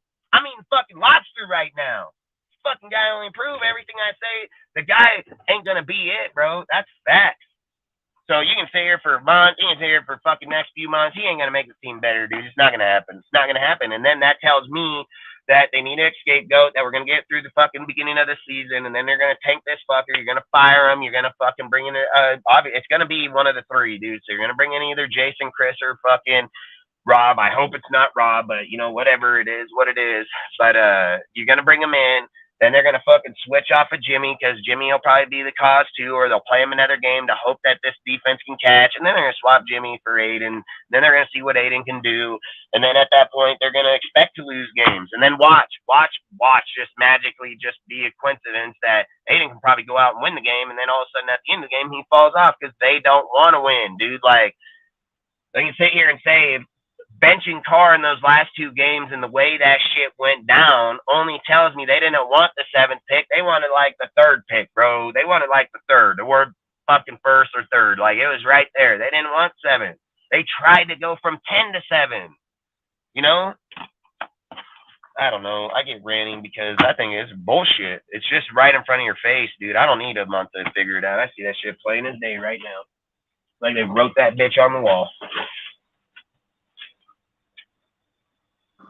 Yeah, I agree. The way I see things playing out, if Graham's going to be the scapegoat, the defense will be the scapegoat yet again. And then, like you said, maybe week 8 or some shit, they bring out Aiden and win a couple of games just to give us fans something to cheer about. And then we'll drop off in the end, so we end up winning like 5 games. They're going to let them try to win games, so like you just said, people are like, oh, we're doing it, and then they're going to lose the rest because they don't want to win them. Yep. I mean, come on, dude. I said this. Did I not say this last year, Al, and everybody on the show? Did I not say that Josh is not going to lose to the Broncos? It's fucking personal, bro. Facts. I said that the whole time. Remember, dudes were sitting there in our deal when we were doing our deals. They were like, oh, Josh is going to get beat here. The team's not playing good. The chemistry. I said straight up, he ain't losing this fucking game. This motherfucker going to win this bitch. I'm not saying it will happen, but you know what would be hilarious? It's straight personal to him, man. You know what would be funny as fuck? Say we do get a top pick, right? We end up getting Caleb Williams because Caleb Williams keeps talking about how he wants to be a Raider, he wants to come and save the Raiders, blah, blah, blah, blah, blah. So we get Caleb, let's just say hypothetically, we get Caleb, and then in year 3, it's just like, bang, everything starts going right. We win fucking 11, 12 games. I'm going to tell you right now, if you give Caleb Williams with fucking Devontae Adams, bro, we're going deep. You got Trey Tucker, bro. He's going to stretch the field with that motherfucker. That's what I'm saying. Maybe, you got Carter. You got Jacoby Myers. What the fuck is he? He's going to kill it with these dudes. He's going to get out of the pocket, be out there, fucking dot on motherfuckers, bro. Oh, you think I'm going to go out here? Oh, fuck it. I'll just run up that bitch. Like, no, fuck no. He will change our team instantly offensively, dude. I've said it. I don't think Carr was a bad quarterback, but I think Caleb will be a way more exceptional back with our team. There's not a doubt in my mind, man. And that's why I'm saying it. If you have a good quarterback offensively, like a Patrick Mahomes proving it right fucking now. You don't have to have the best defense. Patrick is the one that wins those games. Patrick's the one's like, give me the fucking ball at the end. Let me go win this shit. Patrick's doing it. Ain't that fucking defense, and Patrick knows that. So, like I said, man, there are certain quarterbacks that can most definitely win games without motherfucking defenses. And not only that, those quarterbacks know how to maintain games so the clock isn't just turned over right away. They know not to go downfield and score right away. Like their possession hold quarterbacks, dude. That's what makes Patrick Mahomes special, dude, that at any given moment he can drag that bitch out for 12 minutes or he can go score in 1 minute. Like, that's a dangerous type player. And you have a dude in Caleb Williams that can make this team listen, you put Caleb Williams in that backfield, motherfucker. I mean, you don't need Josh. You don't need players like them because Caleb will run that bitch down himself. You know, like, you have to acknowledge where the team, if we can't get better offense or defensively with the players, then you got to go put an offensive player in there at the main position that can most definitely change the outcome. Salute, ref. But all right, hello. Yep. But that's why I say those type of players will change the way our team is viewed in a heartbeat. Okay, another one is Shedeur Sanders. He's another one I like. Yeah, and I'm just using him as just a name. You know what I mean? Like, I'm just saying there's a couple good they can be anybody that works good within what we're doing. But I say guys like Caleb are game changers, bro. They're game changers. They make your whole team stay honest on the defense, dude. You got to keep your edge honest. You got to keep your your corners honest. You got to keep your safeties honest. I keep saying this about NFL teams. These guys didn't get there because they didn't know how to hone in on people like Waller and Jacobs. They made careers out of getting there for this shit. And I've said this about even new quarterbacks. I've said this about new fucking people. They look good in year 1 or 2 when people don't know what they're doing. But a lot of times, why those guys end up out of the NFL and don't end up successful is because teams hone in on their ass quick status, like year 2, 3. They ain't doing it no more. That shit don't exist no more. Like, let's be honest, the Wildcat, right? Wildcat was huge in the NFL. Once people honed on it, gone. You see, like once you can go out there and get away with shit for a certain amount of time, it doesn't mean that you're that good, you know. And that's all I'm trying to say is like our offense can be way more dangerous with the fucking Caleb Williams in it than a Jimmy fucking G. Give a fuck about. Hey, I said this. Why did AOC have so much success in the preseason if they needed to learn the playbook as much as everybody says? You don't have success like that because you need a year to learn. You had success like that because the dude's smart as fuck. And he learned that shit right away. And he wasn't just beating motherfuckers in a one-play type style. He was out there slaying on motherfuckers all over the field. Short, deep, fucking side, underneath. That motherfucker was slaying on dudes all over this bitch. So those are things people need to... Things you can't teach. What did I say about Jimmy in the preseason? What did I say on this show, man? I wanted, dude, listen. I said right here on the show about Jimmy where people are like, oh, Jimmy went down and scored. Jimmy did this. I said, Jimmy had 4 fucking plays. I said Jimmy had 4 plays passing. 2 of them were underthrown. One was behind the guy and the other was down by his toes. Like I said that shit straight up in there, you know. Either way, Raph, you want to talk about something, Raph? You there, Raph? Oh, yes. I'm just trying to check about it. And I was talking about because right now I just see that one of the linebackers of the Ravens, which is Patrick Green, is being targeted to be there on the Raiders. But my question is that how can he improve about the linebackers room? Because we got Devon Diablo, we got Luke Masterson, and we got Marcus Peters. Diablo back at safety. Yes. Because we got Devon Diablo and we got Devon Diablo, and but right now the most needed help is the defensive tackle. I mean, if Tyrell Wilson can be like anything could happen at this performance because it's been questionable. I mean, they're still having a little more help at the defensive tackle, but I think that one of the solutions to being there is, and the name is Shelby Harris. You remember the guy for Shelby Harris? I mean, that guy has lost some of the past rushing powers, but he's still like a star round defender. And I think that we need so much help with the defensive tackle because I know there's been like a slow start from Tyrell Wilson, but we have enough of the being patient. So we need to focus and we need to be proactive. We need to be more aggressive at that point. And that's what you need to help. I agree. Having a D tackle will help Wilson. Yeah. Well, let's be real. When Gruden was here, didn't he? He even went out and seeked out fucking what's his name? Fucking from Arizona. Fucking who? Oh no. No, he went after Phylon, bro, and brought him out because he knew we lacked hardcore in the run defense, dude. And they were trying to identify the run defense. We didn't do that shit here, obviously. Like we didn't even get guys can tackle motherfuckers. Like for real. That's what I'm saying. We definitely having a DT is going to help Max and Tyree. We need someone that can at least stop the run. Fucking killing us last week. Yep. But you can't stop the run. You can't stop shit all. Yep. It is. I mean, that could have happened like this one because I've been telling for days and weeks, if we don't have like a game plan to stop the Steelers defense, that we are screwed right now because much possibility is going to be like the running game because the last performance of Buffalo Bills, they just went horrible. I'm going to run in here the dispensary. I'll be right back. And right now, we just need something else.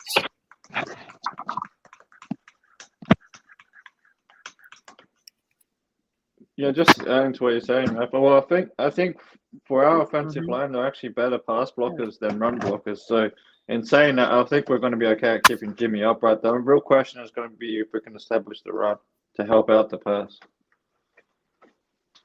And I think they got to bring Zamir in earlier. Like they waited too long last game. They should have done it earlier, second quarter. Second quarter onwards, they should have started rotating Zamir White and Miradula and Brandon Bolden through with JJ. Not saying don't play JJ, but I'm saying we need to start having a rotation to help JJ and help establish the run and not have the defense is keying on one guy.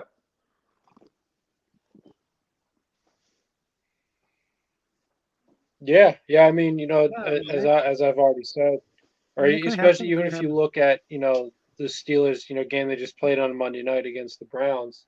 You know, um, uh, to me, simply given that the Steelers offense was outscored by its defense. A lot of the Raiders' key to success, if not any other team's key to success against the Steelers, is to just take care of the football, right? I think that makes a world of difference. I mean, and I'm not saying that's the easiest task in the world, especially if you have a guy like T.J. Watt coming off the edge. He, especially with a quarterback like Jimmy Garoppolo, is not Is exactly TJ known playing the to. left or the right normally? He plays on the left, so Yeah, I thought so. So that means he's going up against Miller. I'm not worried. no. It's the other side. So it would be the right side if you're looking at it Oh, from because the Mirror, yeah, because that'd be point of against view. Aluminum. That might you might have to double team him if that's the case. Because I Yeah, I put mean, because Van Rotten's on that side, and Van Rotten's like an 81 in pass Mm-hmm. protection, so I'd have Van Rotten help Aluminum double team TJ. yeah, or put a tight end, Still a on tight the end, right yeah. side of the line as well. Yeah, some I don't kind know of if I double trust the team. tight end that much. But if you guys notice, I don't know if you guys noticed, but during that game, during the Raiders game against the Bills, they're doing a lot of double team against Max, and Max is obviously on that same side. So, it could be very, I would say if I were the Raiders and I were, you know, shrewdly trying to figure out ways, as far as being a copycat, basing what and our previous opponent just did against us, given that the Steelers possess a very same kind of a player in TJ Watt. Just look at the film that you have against the Bills and try to apply what they did to what you're going to do against the Steelers. Because honestly, I think one of the good things, and obviously there wasn't a lot of good to take away from that game against the Bills, but one of the good things is that as a team that at least in theory or at some point does have playoff aspirations, Yeah. playing against coming off of a loss to a perennial playoff team, I feel like there's so many things about studying what the Bills did against the Raiders last week that the Raiders could use or try to emulate in their own ways, right? Because it is a copycat league at the end of the day, and you want to copy or you want to emulate yourselves um, based on you want to emulate those teams that have success, especially a consistent degree of success. So I think that's just one example of especially as far as film study goes throughout this week between the Bills and now with the Steelers just a couple days away now. Um, I think that's one way in which they could take what they've seen now firsthand from a playoff team and apply to their own situation going up against a team that, like I said, it feels like the Raiders definitely can win this game. It feels as though as long as they don't beat themselves too much in a lot of ways. I'm not saying they'll blow out the Steelers because I think that Steelers defense is still going to be able to keep the score down. But as long as that offense is still able to be decent, stay on the field for a long amount of time, for a decent amount of time, because if you're forcing, if you're punting, if you're especially if you're going 3 and out in a lot of these drives, that's going to tire out your defense. And even with the offensive deficiencies of the Steelers that we've seen, especially in the early going here, um, even with an offense like that, they could get a couple plays on you. So like I said, we not only take care of the football, but have sustained drives as well. Have a lot of plays. I mean, they only had 13 plays. The Raiders only had 13 plays in the second half against the Bills. Part of that obviously is on the defense because the defense is obviously not able to get off the field, but a lot of it is on the offense as well because the offense itself was not able to really find a groove at all, especially beyond that first touchdown drive of the game. So that these are the kinds of things I would say, that make me think the Raiders can win this game. And the only reason I say that they might lose this game is if they beat themselves. So I don't think this is a blowout on either side. In fact, I think this is a relatively low scoring game. I don't think we're going to see a tremendous amount of points.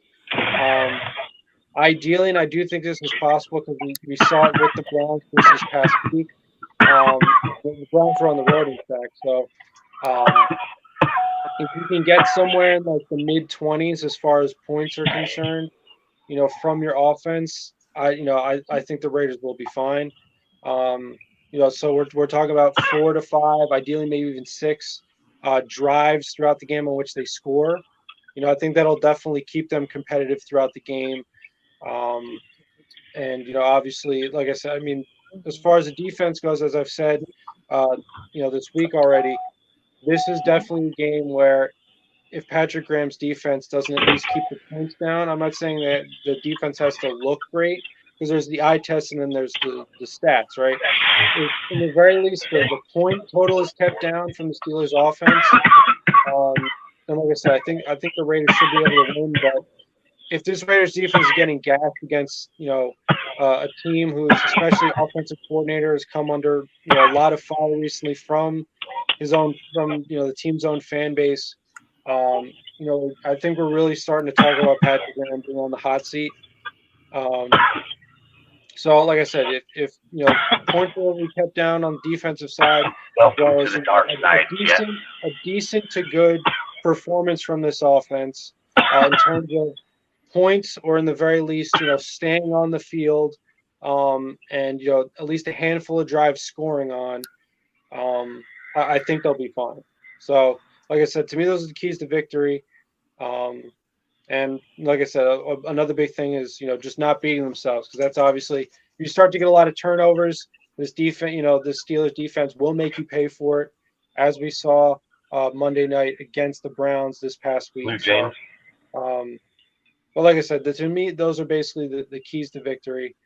For this game, which I think, like I said, the Raiders can and should win, and I think and if they don't, like I said, I mean, this is where and I guess to Dustin's point about tanking, right? I mean, if they're not already planning on tanking, or if they haven't already, made that decision for this season, given the rest of their schedule, I don't know.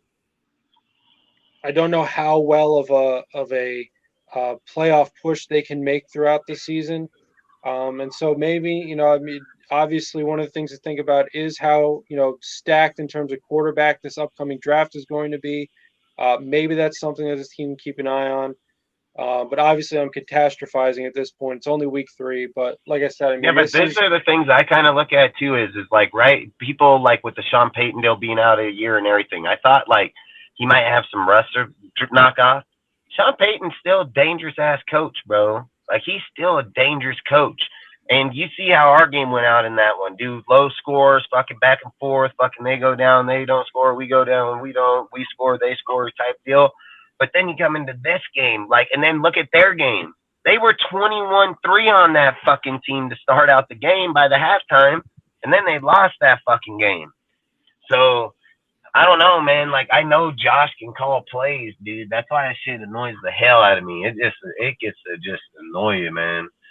But I agree. We should most definitely win this game. Should win this game, no problem, dude. I really strongly believe that, dude. I don't think, dude, they don't even have Johnson. They don't have Cam, dude. I mean, or, fuck, why did I say Cam? They don't have fucking, what's the defensive player that's over there? Fucking,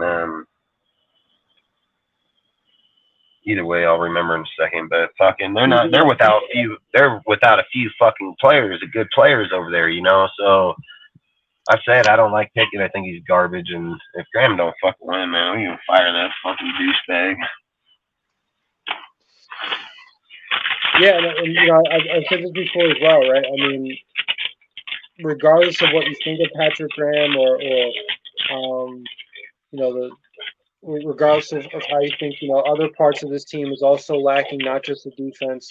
The reality is that in terms of the chain of command right now, Patrick Graham is the lowest man on the totem pole. So, if this team continues to lose, if they can continue to have underwhelming performances throughout the Hey, season, Graham should be up there not because he's on the lowest totem pole. Graham should be up there because he's given up, 1,000 fucking points defensively. Right? That's why he should be up there.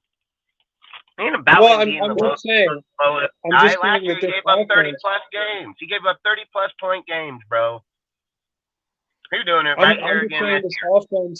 this offense is only averaging, and this is a young season, so we only have 2 games to go off. They're only averaging 13 and a half points per game. They haven't reached 20 points in a single game yet. So I'm just saying that, you know, regardless of I'm what the saying Josh offense looks McDaniel like, showed that he dominated with Carr, Adams, and Josh last year with only 2 fucking players. All Patrick Graham has done giving up points. That's facts.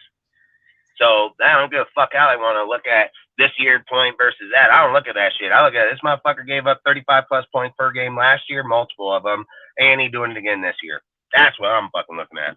I'm not gonna go over here and say, Patrick oh Graham is man, almost Josh, like a new program. We gotta stop having fucking 12th best defensive offense coordinators. That last is year. pretty sick. You had the 12th best offense with only 3 players, but I'm gonna falter you. Hell fucking no. If I walk into my business and put up a motherfucking graph up on the wall, and it says offense, defense, and special fucking teams, and it says Josh for the offense, Graham for the defense, and motherfucker, I don't even know the dude's name for a special team. Then, and I look at Josh's and said, 12th best offense, fucking 2 players dominate the NFL. I look at the defense, says 30th ranked, fucking points given up, fucking no turnover, no bullshit, nothing. And then I come back this year, put up the graph, says same shit. Why would I fire Josh? Like, this bitch is on the chopping block because he fucking sucks, dude. That's why. Ain't got shit to do with nobody else. This guy can't defend, can't stop motherfuckers from scoring.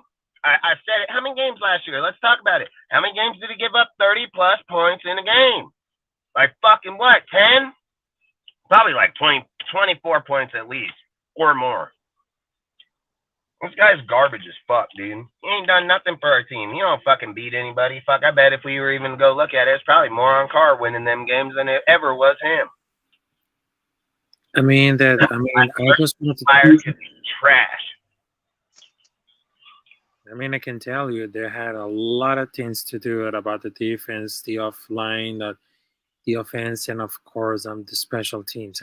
There's a lot of holes to fill in, and I think that there has been, because I know for a fact that we just won against Denver Broncos, or at least right now, but we just lost against Buffalo Bills. So there's no had to hit the panic button. But I think the real issue right now, because right now it seems that it all became the same. Because remember the last time that we just went 0-3? We just have a losing streak right now. Those things need to repair right now, because I remember the last season for the game of Arizona Cardinals. I remember the first and second quarter, we just had it about for a winning. But what happened to the third and fourth quarter? The playbook of Josh Montana, he just screw it up because they have no passion, they have no sense, they have no aggressivity.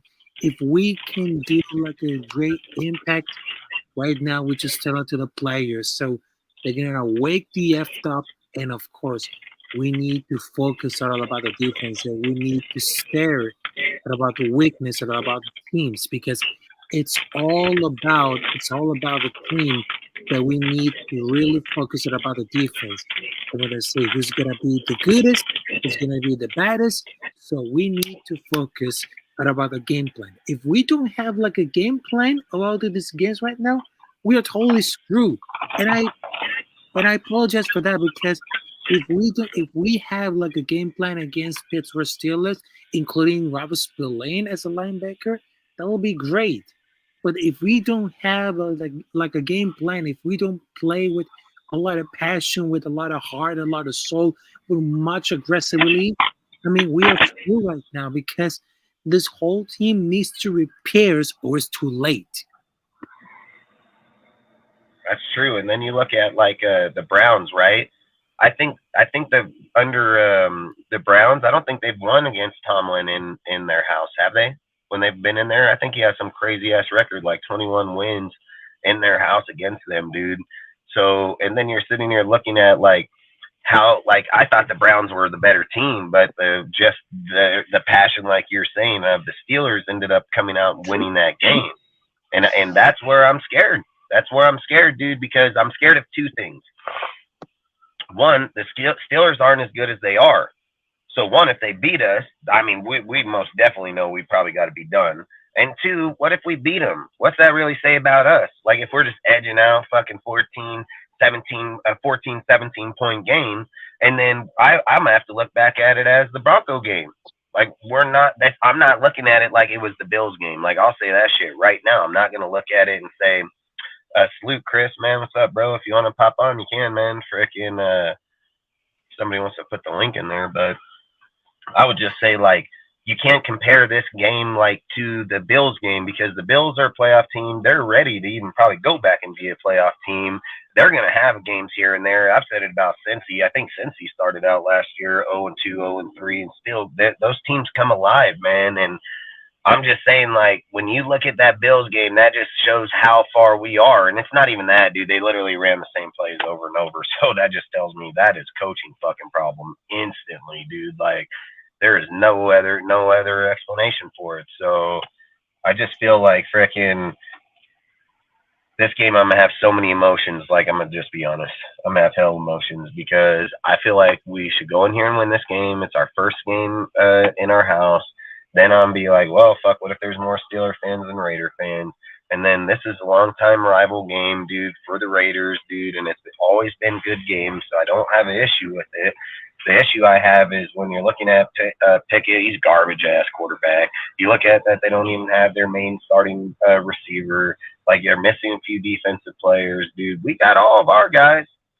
So I don't know why we should lose this game, dude. Like, we should not lose this game, man. Like, I had confidence in beating the Bills because I felt like if we were a real team, or starting to be a real team, we could have made it competitive.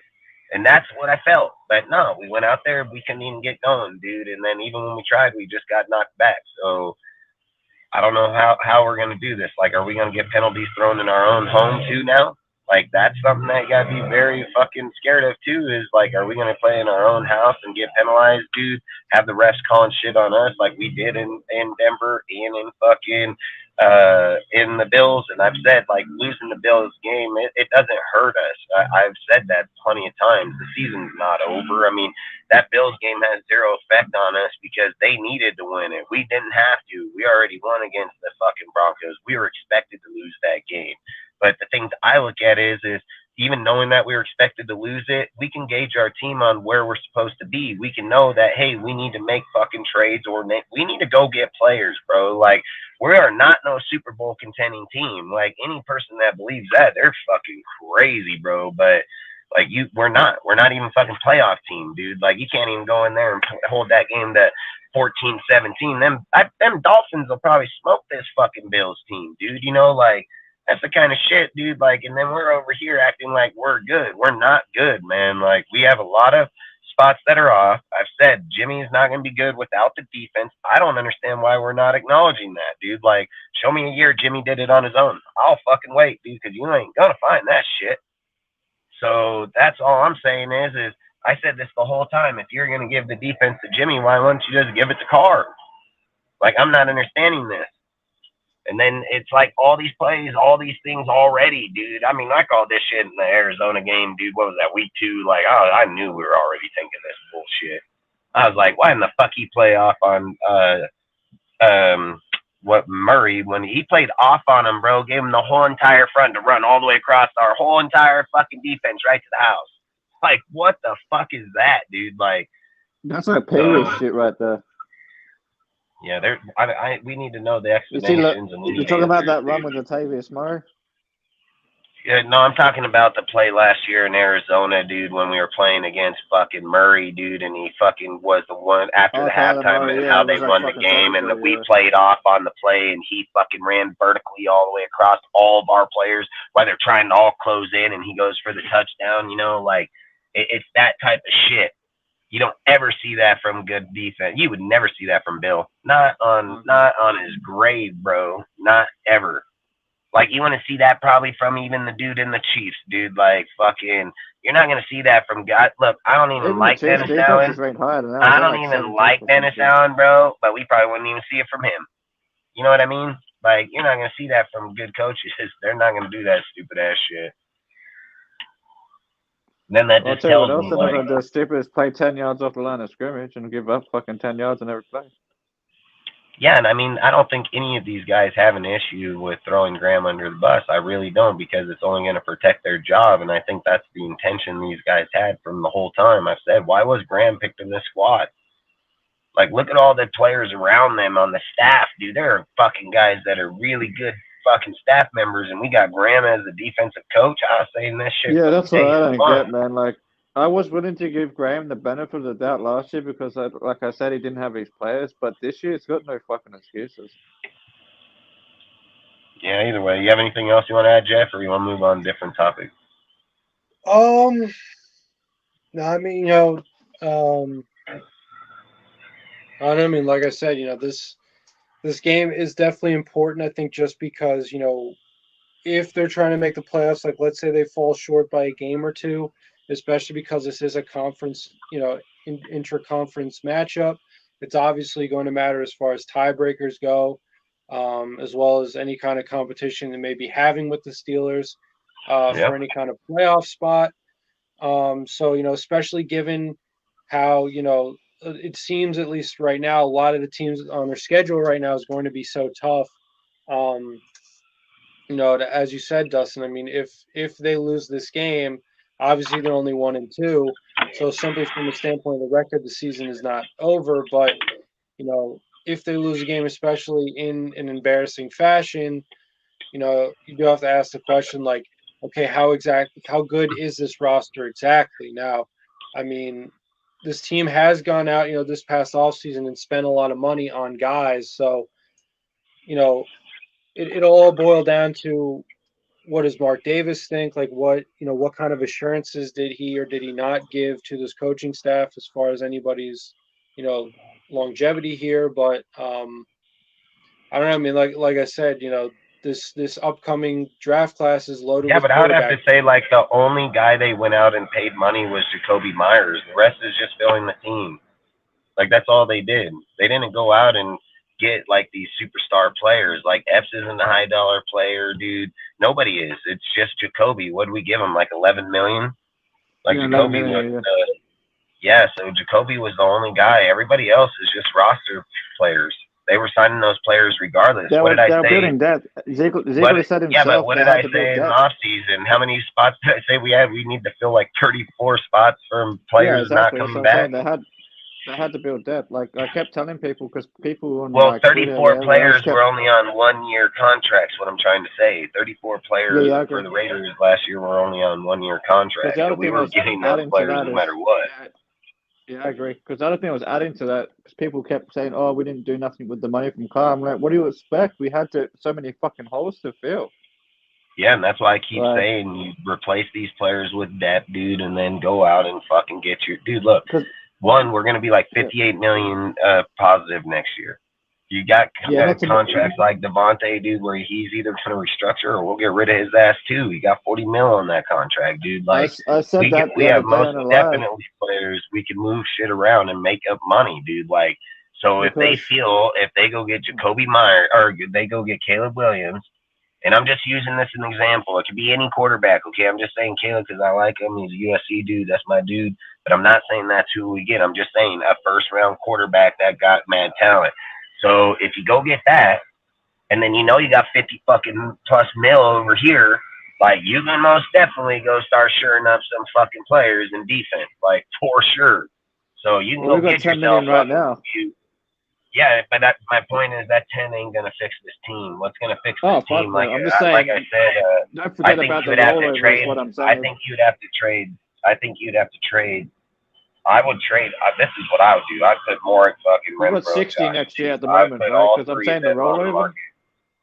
Because I'm saying if it I rolls think over, between like, they don't use if it. you but look if you put Mork on the trade block, you put Renfro on the trade block, and you put fucking Jacobs We on can the cut trade Chandler block. too. We can cut Chandler and only lose 8 million. yeah, but I don't know how they're gonna do that, so I'll wait on that one. But I think if you just got those 12 three million away, saving, 8 million one loss. Mork is just gonna get traded for a later draft pick or a player. I'd probably shoot for player if it was me, but that's what I'd probably do. But then you're looking at Jacobs. He has mad value in there. Plus, he not only that, he got $12 million contract. Then you got Renfro, got a $15 million contract. That's 27 mil right there, bro. Like you got Aon Tep's 37 million right there. And then you can either trade Jacobs and get players in return. Renfro, you can I would trade players. Like I want to try to go with the draft pick because Next year we'll have a shit ton of money anyway. Because like, but that's my point. Like right now with 30, players. if you got 30 some odd mil right now, look, if you trade for Patrick Queen, I've said this. I was the first motherfucker that indicated to go get Patrick Queen, and I'll say it right now. If you put Patrick Queen on this line and the middle linebacker, and you move Spillane and fucking Diablo out, we're gonna be killers, bro. Like we're gonna most definitely lock up that. Queen ain't gonna be letting motherfuckers just run on him. That's not gonna happen. Queen gonna pop you right in your motherfucking mouth, dude. So not happening, bro. And I think those three just right there. So bam, there's a trade, and it's a possible trade. They need a halfback, dude. They're short a halfback. Jacobs be right up over that bitch real quick, dude. So yeah, we can trade Renfro. We'd only lose 1.8. We can trade JJ. We'd only lose 2.5 and save 9. So like you can make 20 million. We're gonna get a massive chunk of money back, dude, and then we can make another trade with somebody else to get a player on a contract. And that's all I'm trying to say is like we can most definitely make this team where Jimmy feels more comfortable because again, if your defense is going down, you know why that they didn't get a fucking ball or get the ball that many times? Because the defense went down the field for like 8 fucking minutes. Like the defense on the field for like 8 fucking minutes. How the fuck are they gonna get in rhythm when they only get on the field for fucking 2 or 3? They give the fucking ball back. Like you gotta have time and continuity within that shit. That's why the defense is there to make sure they can get the fucking ball back. That's their fucking job. Like I don't understand why we just relinquish that. It's a big part of the job that they get the fucking ball turned back to us. Not let the bitches go down. You know why they're on the field so long and why it's taking fucking because they're on there for 8 fucking minutes. They don't want to be on the field so long. Get off the fucking field quicker. Like the only way I'd be okay. I just don't get it. I'm just saying the only way I'd be okay with like to justify getting rid of Jacobs and Renfro is that we, like you said, we get a Patrick Queen and maybe like a defensive tackle as well. Because I feel like that's the 2 biggest holes we have. You're gonna need to put up all 3 and hope for the best defensive players we can get. Like I want to trade I would not trade for anybody else but defense. Corner, I want corner. I want corner and Queen. Like you give me corner and Queen, I don't need DT because Queen will plug that hole himself. He don't need to be down there. Patrick Queen will fill that gap like a motherfucker. So we don't need the DT. I think the corner and the middle linebacker would make our team massively better. Put a real corner on the opposite of dude, you got Spillane that's gonna shoot the gap, bro. You got Diablo gonna shoot the gap. You got fucking Queen gonna shoot the gap. You got 3 guys that'll level motherfuckers at the line now, dude. Like you got 3 dudes that can take a guy out. So like I said, if you want to test how well Jacorian Bennett can be, put another real corner on the opposite side of him that's pressing motherfuckers down, dude, and make them have to play real football, dude. Like, this shit's bullshit. I don't even think you don't even got to trade a guy for more, dude. Like I say, just bring Paulo over there, dude. Paulo got the height, the speed. He's smart, dude. I think Paulo is going to be better than what me and myself thought he would be. But I think Paulo can change the dynamic of the team because people don't fear fucking Morik, dude. They don't respect him. You go put a guy back there that's big, he can hit, he's fast, he can get interceptions, you're going to respect him. guarantee that. So I don't know, man. We have players. I feel like we can rotate in here and make. They've already shown they can do it. I don't know why we're just holding them back, dude. And that's why I think like Tank. So I think it. That's why I think it, dude. Our offense is way better. Our offense is way better. Why in the fuck you only getting 10 points, bro? I said it. Hey, listen. I fucking hate to talk about motherfucking Carr, but I don't care. Carr would have scored more than 10 points. I don't give a fuck, dude. Like. Carr with that team, he would have put up 30. Like he would have put up 30 in that game, dude. Like I don't care, dude. Like Jacobs would have got yards because Carr would have put up yards. Like that's what I'm saying. Like you can't give fucking Jacobs yards if the guy can't throw it down the field. Like that shit's reliable on him too, you know. But what did he get? Like 185 or something. So I can't just say he didn't throw down. He just throws around. He don't throw down, you know. But the problem is that's why I keep implying this. Defenses only got to play half the game, bro. They're just lining up in the box. They're like, Jimmy can't throw over us. He's underneath their middle, and Jacob's going to run. They just stay right there. They don't got to fucking set up any shit. They don't got to play off. They don't got to play formation. They're just like, nah, they won't do it.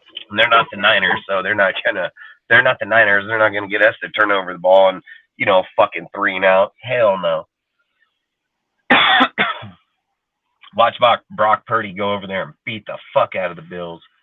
Like, that's my point, man. Brock Purdy came here. He ain't winning shit. You can't win without a defense, man. Unless you're Patrick Mahomes. That's what I was just going to say. Unless you're just great quarterback. I mean... But that's the thing, we can't have a shit defense and a mediocre, or not a bit above mediocre quarterback. It doesn't work that way. Yeah, you've got to have either be decent both sides or have one side that's superior. Like, yeah, either commit to one area and just make it high powered, or don't commit at all, because I think, like you said, there's defenses that are. I mean, what did the Chiefs win last year? Their defense was only ranked like 20th, dude, or 22nd. Like they weren't even that good of a defense. exactly, But whatever. I'm not here to talk about those guys. I'm not here to talk about those guys. What I'm here to talk about is Graham better get his shit together. Like that's what I'm here to talk about. Graham better get his shit together. Let's move on to a different topic. We've talked about this shit for 2 hours. Like, let's find something else. Great. Okay. Let's see. Graham can suck my fucking dick just like my haters. Okay. How do you? Well, yeah, go ahead. I just want to ask, how you guys feel about Kyle Fuller from Baltimore, cornerback? How is it? What did you say? Kyle Fuller, cornerback from Baltimore. I said I would take him, man. I said I would take him. So what if we go? Let's say we did a trade, right? We did a trade, something involving Jacobs and a pick for fucking Queen and Kyle Fuller. I mean, I would take it. He would probably make our corners better right away. But then here's the question. Here's the question, though. Well, did we play Peters over him? Like, is that still how we're going to play? No, we don't play. Peters would be like the 4th or 3rd at best. No, 4th after Hobbs. He ain't going to be. He's going to be the 4th, dude, and he ain't going to be the 3rd. If you're taking fucking Bennett out and putting him, fuck that. No, fuck that. No, I have Fuller and Bennett on the outside, Hobbs in the slot, and. But the thing is, too, though. So are we getting Fuller and fucking Queen? That's what I'm saying. So you have to add a pick with Jacobs for that. But yeah. Yeah, but fuck, what if we can just give them Renfro and them? But I don't know if they have that kind of money. So I feel like Renfro would be better off trading somewhere else to get more value than trying to. We're not going to get shit for Renfro, bro. We're not going to get shit for Renfro. You can mark that. We'll be lucky if we get a fucking 5 through 7. We're not getting nothing for Renfro, dude. Teams are going to look at it and say that he did with Carr and he hasn't done it after. I guarantee I'll bet anything I own. He's a 5 through 7 pick, dude. Say again? I think the Saints would take him. Who needs a slot receiver? Yeah, the Saints or maybe another team that needs a slot if they need. I don't think that. So look, I get the whole Carr shit. I get that shit. Rashid Raheed is a real receiver, And Carr's about to murder motherfuckers with that dude, bro. Mark it. They don't need Renfro. This fucking guy's Renfro is Raheed Rashid, bro. Like that's the thing. Like I get how people want to link him to Carr, dude. It doesn't work like that in the NFL. Carr went to the NFL or went to the Saints. He has Michael fucking Thomas and Rashid Raheed. He don't need fucking Renfro, dude. And they're not gonna give out $15 million to him in a trade, dude. Like I can't see that. I mean, I've said like I get I get how they'll mix them, but I don't think they'll do it. There's no way. They got good players over there, dude. They got good players in. I mean, it's a safe bet. It's a safe bet that Michael Thomas is going to get hurt again. So if they're down a receiver and they're trying to make a playoff push with, given this division, but they got to make that decision by week 8. Well, that's what I'm saying. I mean, it's a safe bet that by week 8, Michael Thomas is injured. I'm willing to, and even if he's not injured, I don't see why the Saints wouldn't welcome him. I would bet money they won't bet it. I'll bet money they're going to get him. Renfro's best season by far was with Carr. I mean, not that he's. No doubt about it. I think the only way Renfro would go to the Saints, like in my opinion, is Renfro going to take a massive pay cut, bro. Like he's going to take a massive pay cut. He ain't getting $15 million there.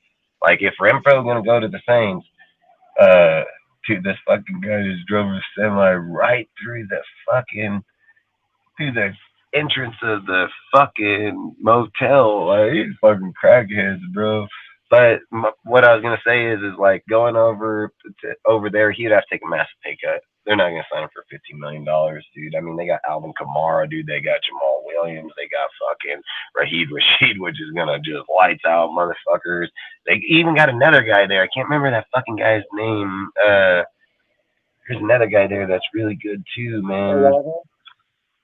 Yeah, Chris Olave. Yeah, that you see, like Michael Thomas. No, hell, fucking no. He ain't going there, bro. Unless Renfro's like, I'll play for $2 or $3 million. Like he is not gonna suit up in that fucking maybe $5 million. Maybe $5 million. You can't move on from Renfro till next year unless it's a trade. Yeah, I'm not fucking. Yeah, that's my point. They're not. Why? What are the Saints gonna give us? What are we gonna get from them for Renfro? What are we gonna get for that value? $50 million and a player. Like, what are we getting in return? I'd love to. They probably don't even have anybody over there for us. So I would have did the Lattimore trade if we did this before the season. You know what I mean? Like if we were able to do it before the season, I would have did the Marshawn Lattimore trade because he's killing it right now. But the fact that we're already in.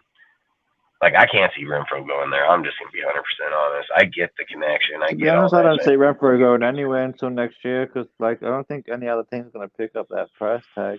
Fuck no, dude. And it's going to have to be a team like, so look it, I've thought about this, like Jacksonville, right? If you go put Jacksonville with fucking Trevor Lawrence, dude, like, he can fucking make a difference there, dude. Like, he's got Zay Jones, he's got fucking Christian Kirksey and fucking,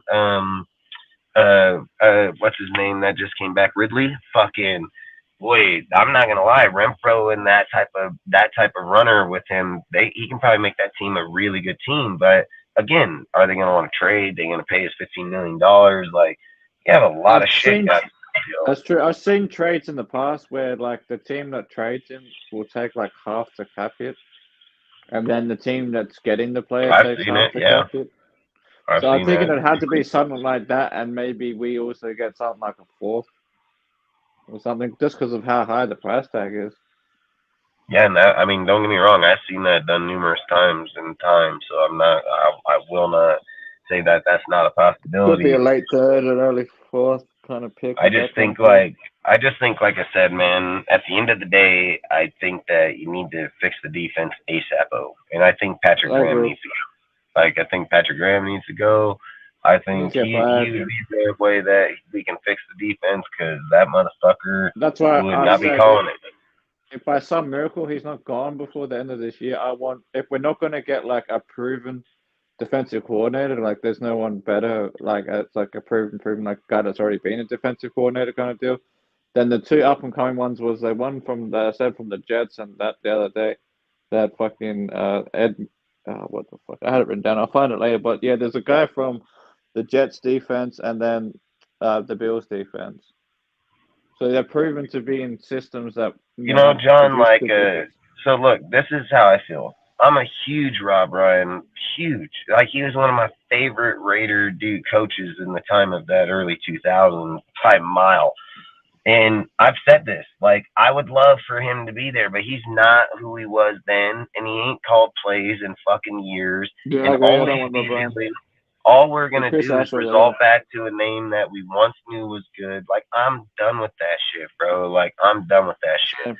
Like, I get Rob Ryan. I get, dude, there's a reason that he is a fucking advisor to the team and not a massive personnel player here. You know what I mean? Like, we got to accept it for what it is and go on. You know, like, we can't do that. Like, look at it like this, right? When I look at a defense, how I played my whole life, I played offense and defense. I've been on both sides of the ball. I played halfback and fucking safety all the way to college, all right? So I was on both sides of the ball all the way to college. Now, I know when I'm on the defensive side, how the motherfucking defensive coach is the one that brings us all alive. That motherfucker is the heart and soul of that fucking team. He is the leader of that team. We are following him, man. Without that energy, without that fucking leadership, we're just lost in the woods, dude. That's just facts. Offensively, same fucking thing. Like, Graham, I've never got that presence from him. I've never had that, dude, where you'll see fucking coaches over there, like, for instance, the Jets coach, dude, where he's up in dudes where you even got fucking dude over here for the fucking the Detroit, you know? Like, when you got passion about you lead your team in those deals, and that's all I'm saying is like, I feel like our coach we need somebody that, one, has heart like motherfuckers. Like, dude, look, Sergio brought this up the other night. It was about Pierce, dude. Like, I've been thinking about that a lot, dude, and I've been thinking about it a lot, to be honest, because I've been sitting here thinking, like, I don't want to lose Pierce. Like, I don't want to. But this is the question. This results back to another thing I brought up a long time ago. Is our scheme for us to teach a certain scheme where if you remove the defensive coach, all you got to do is replace them and have that coach learn our scheme, or are we all going to relearn this coach's scheme? Like, there's a big difference there. So, like I said, I think, like, if you're, oh man, it's tough because I would probably, like, as much as I wouldn't want to, like, do it, I would probably favor Pierce, dude, to take the job because he leads, bro, and our linebackers are they're succeeding. They're probably playing the best ball right now on our fucking team. They've made really good improvement there. They're tackling. They're doing their job. So, like, as much as I would hate to lose Pierce at the end of the year, man, because he's not going to revert back to linebacker coach. If he goes to defensive coordinator, he either getting the job or he going to someone else and trying to get the job. So, for me, you either commit to him, and because look, dude, he has the energy, bro. He's gonna get fucking respect, bro. He's an NFL player, dude. He's got a fucking Super Bowl. Hey, he's got it at the fucking college level and the NFL level, dude. Like, Pierce will demand his respect, dude, and he's gonna demand it from the team because he's not gonna take anything less, and he's fucking been a player, so he's gonna always have that mentality. So if you're asking me, like, Jason, Chris, I think their credentials say them. Like, they're the only proven guys that can be defensive play caller on the team at the moment, dude. Like, that's facts. You can look that shit up if you want to, but they're the only two. So I've said it. That's why I'm confident in that it would be one of those two. But I don't know if they got that type of energy. Like, what's his name's a straight dick, bro. Like, he is a straight dick. I think it's Chris. He's a fucking asshole, dude. But I don't know if you're going to get it out of players that way. Or Pierce, I think other people would fall in the order, but, man, does he know how to call the plays? Does he know it at an NFL level? Does he know how to adapt and, bring in people? Look, dude, I mean, for me, I'll just be honest. Like, I like Pierce. I think I'd give him more time because if we can keep him for down the road, I'd way rather keep him. So if I was just going to say, like, who I'm going to put on the island, I'm going to say, like, I'm going to put on fucking whoever the safeties coach is. If that's Jason, if Jason's the safety coach, because I know Chris and Jason are DB. One does corners, one does, like, the corners are garbage too, but I'm just going to say the fucking safeties are trash, bro. Epps is already a good player from another team, so it's not like he's got anything here. So for me, like I'll probably put him at the head or the defensive coach because I don't give a fuck if we keep him or not, to be honest. And then if he gets somebody picks him up, then we get 2 third-round picks, so we actually win in that deal. And then we seek out a real defensive coordinator. Like you got to get a real one, man. I said Brian Flores, Vic Fangio, dude. Like you need somebody that got dog in him, bro. That's gonna. And look, I'm not against Matt Patricia. He knows the 3-4 multi D. Like he knows it pretty well, dude. And he did coach really well defense. Yeah, that's what I He's not a head coach. Yeah, he's not a head coach, man. But I bet he's not a head he'd coach, be but he's a good really- D coordinator.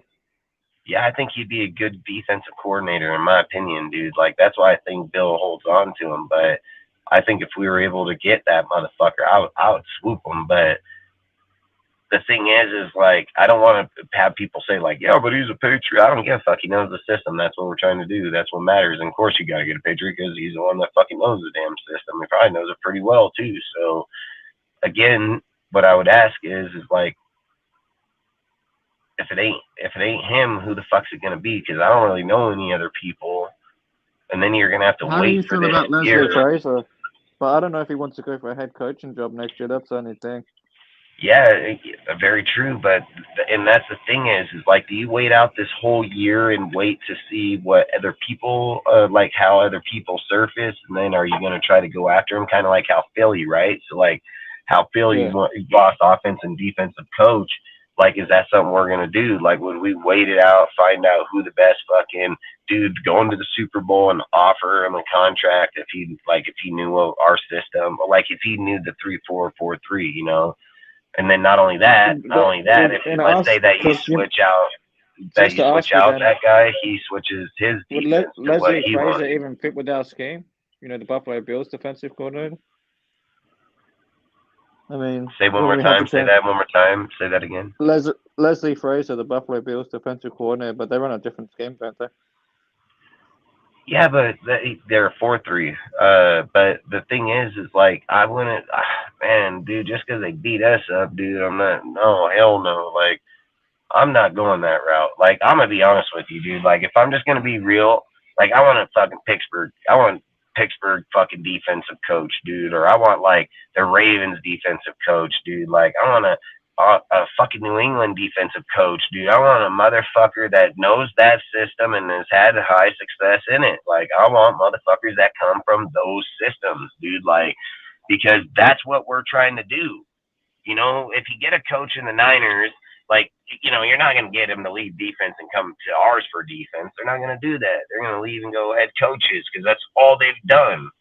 So you're not going to strike out there, dude. But I'm just saying, like, we need to pay attention to like somebody in those categories that are elite in those systems that have been dominating the NFL for years and years and years. You know, like, why was Graham even on the board? I get it, dude, because of Josh, but I'm telling you, dude, I listen, I don't care if Jimmy is our quarterback as long as we had a deep, like, look here, I'll tell you right now, if Vic Fangio was our defensive coordinator or Brian Flores, Jimmy would probably win more games this year.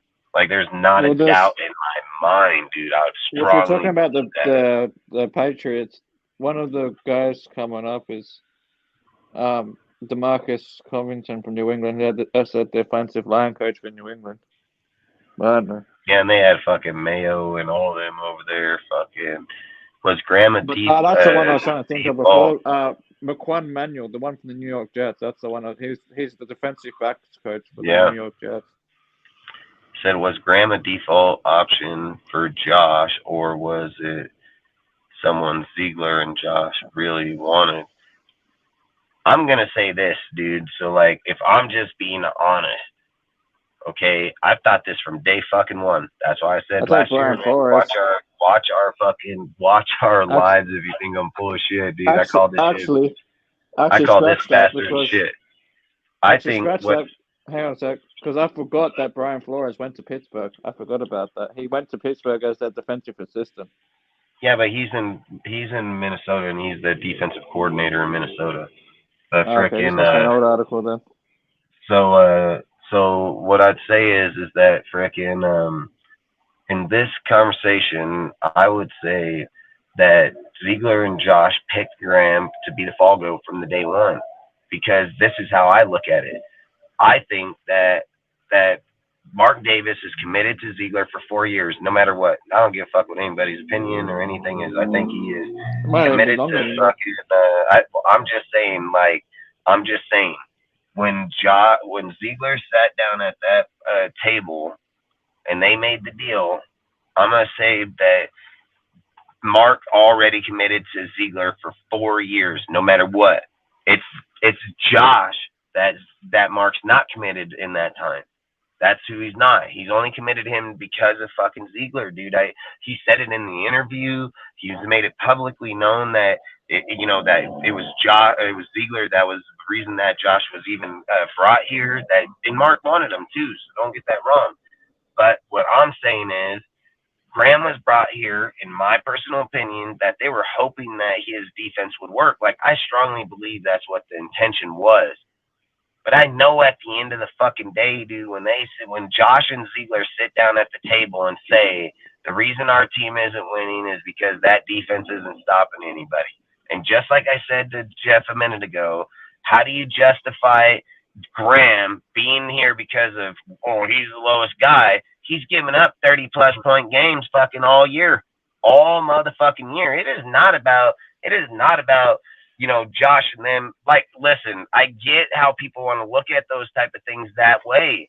If this guy ain't producing, I literally said, if I went into my company and there were 3 graphs on that motherfucker, and this one says that we're 30th, and this one says we're 12th, and that one says we're fucking, top 10, 15 in special teams, why would I fire my offensive coordinator?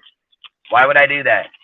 I'm not. I'm going to fire the dude that got 30th. That's how real business works, bro. So any motherfucker out there that don't know that, boy, you should not be running a company, because you're going to go bankrupt real fucking fast, man. And that's all I'm saying. So for me, I think their intention was to work, but before they got fired, he was going to get fired. That's facts. And now, I agree. it's got to find a gap that's going to fill it. Yeah, I mean, that's what I'm looking at right now. I'm just trying to search the web to see like what guys I think are it's going to going be to be available for Patricia. DCs Look next year. up New England. What position does Matt Patricia hold right now? Hang on. I'll just look at New England coaching stuff. Hang on. I know that Bill Belichick's son's the one that's the defensive coordinator. Yeah, I'm pretty sure you're right on that one. I know he's not the offensive coach because he's the fucking. They got Bill O'Brien. So is he another Brian Flores? Yeah, Joe Judge is assistant coach, head coach. Where's defensive? I'm looking for defense coordinator. Hang on a second. He's gonna be an assistant. I guarantee it, dude. Advisor, assistant, something. Brian Belichick is the safeties guy. He's a DB coach, basically. Steve Belichick is a linebacking guy. So he's got all his sons and shit playing. Anyway, coaching son and shit. I don't know what the fuck that is.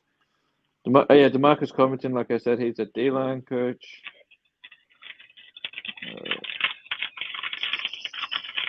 Jared Mayer, linebacker coach. Corner coach. Hang on, I'm still looking through, man. He tried to go for a defensive coordinator too. Maybe did they get rid of him? He's not on here, man. Just Google Matt Patricia's name.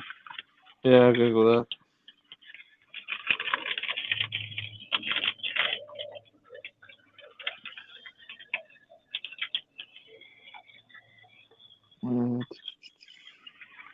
Korea.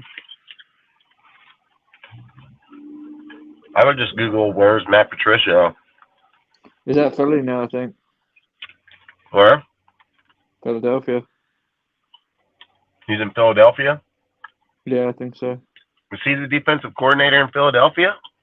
Let me check. I'll just look up Philly's coaching staff for a minute.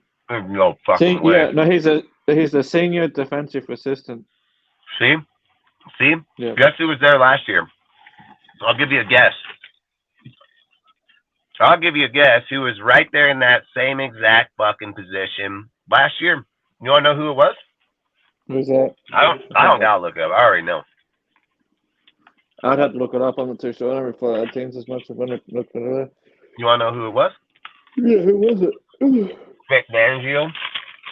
Yeah. Really? At Philly? Yep, he was the advisory coach over there in fucking Philadelphia. Yeah, that makes sense. That makes sense. And then he became Miami's defensive coordinator.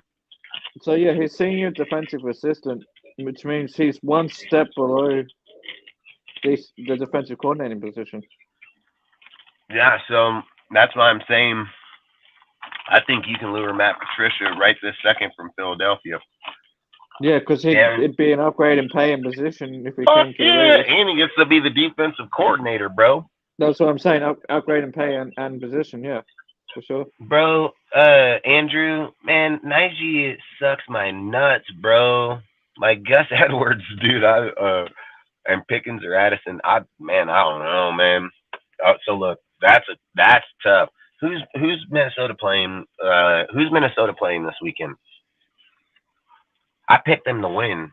Who the fuck are they playing? Can you look that up? Do you know who Minnesota's playing? What today? Minnesota this weekend. Who do they play? I know who Pickens playing because he's playing us, dude. He's probably gonna torch on our receivers. I'll just open the NFL thingy. I can check. Just a minute. The app. Addison, I love Addison. I wouldn't mind Matt Patricia. Don't get me wrong. Matt Killer, bro. Matt Patricia ain't no head coach or he ain't no offensive guy because he's a defensive mind. But I wouldn't mind having him as a defensive coach. Hey, he didn't do a bad job as offensive coordinator, dude, for his first time ever. Yeah, it wasn't too bad. Yeah, you can't just hate on the guy. Like, I'm not hating on him. I'm just saying, like, he's not a... No, I'm just saying, I didn't say you. minded. I'm saying, like, we can't just hate on him. Like, he has skill, dude. Like, he has skill. Man, I don't know how Najee's been doing. Like, Najee, just see who Minnesota's playing. No, so, right, one sec. I mean, dude, if I'm being honest, dude, our corners suck. Chargers.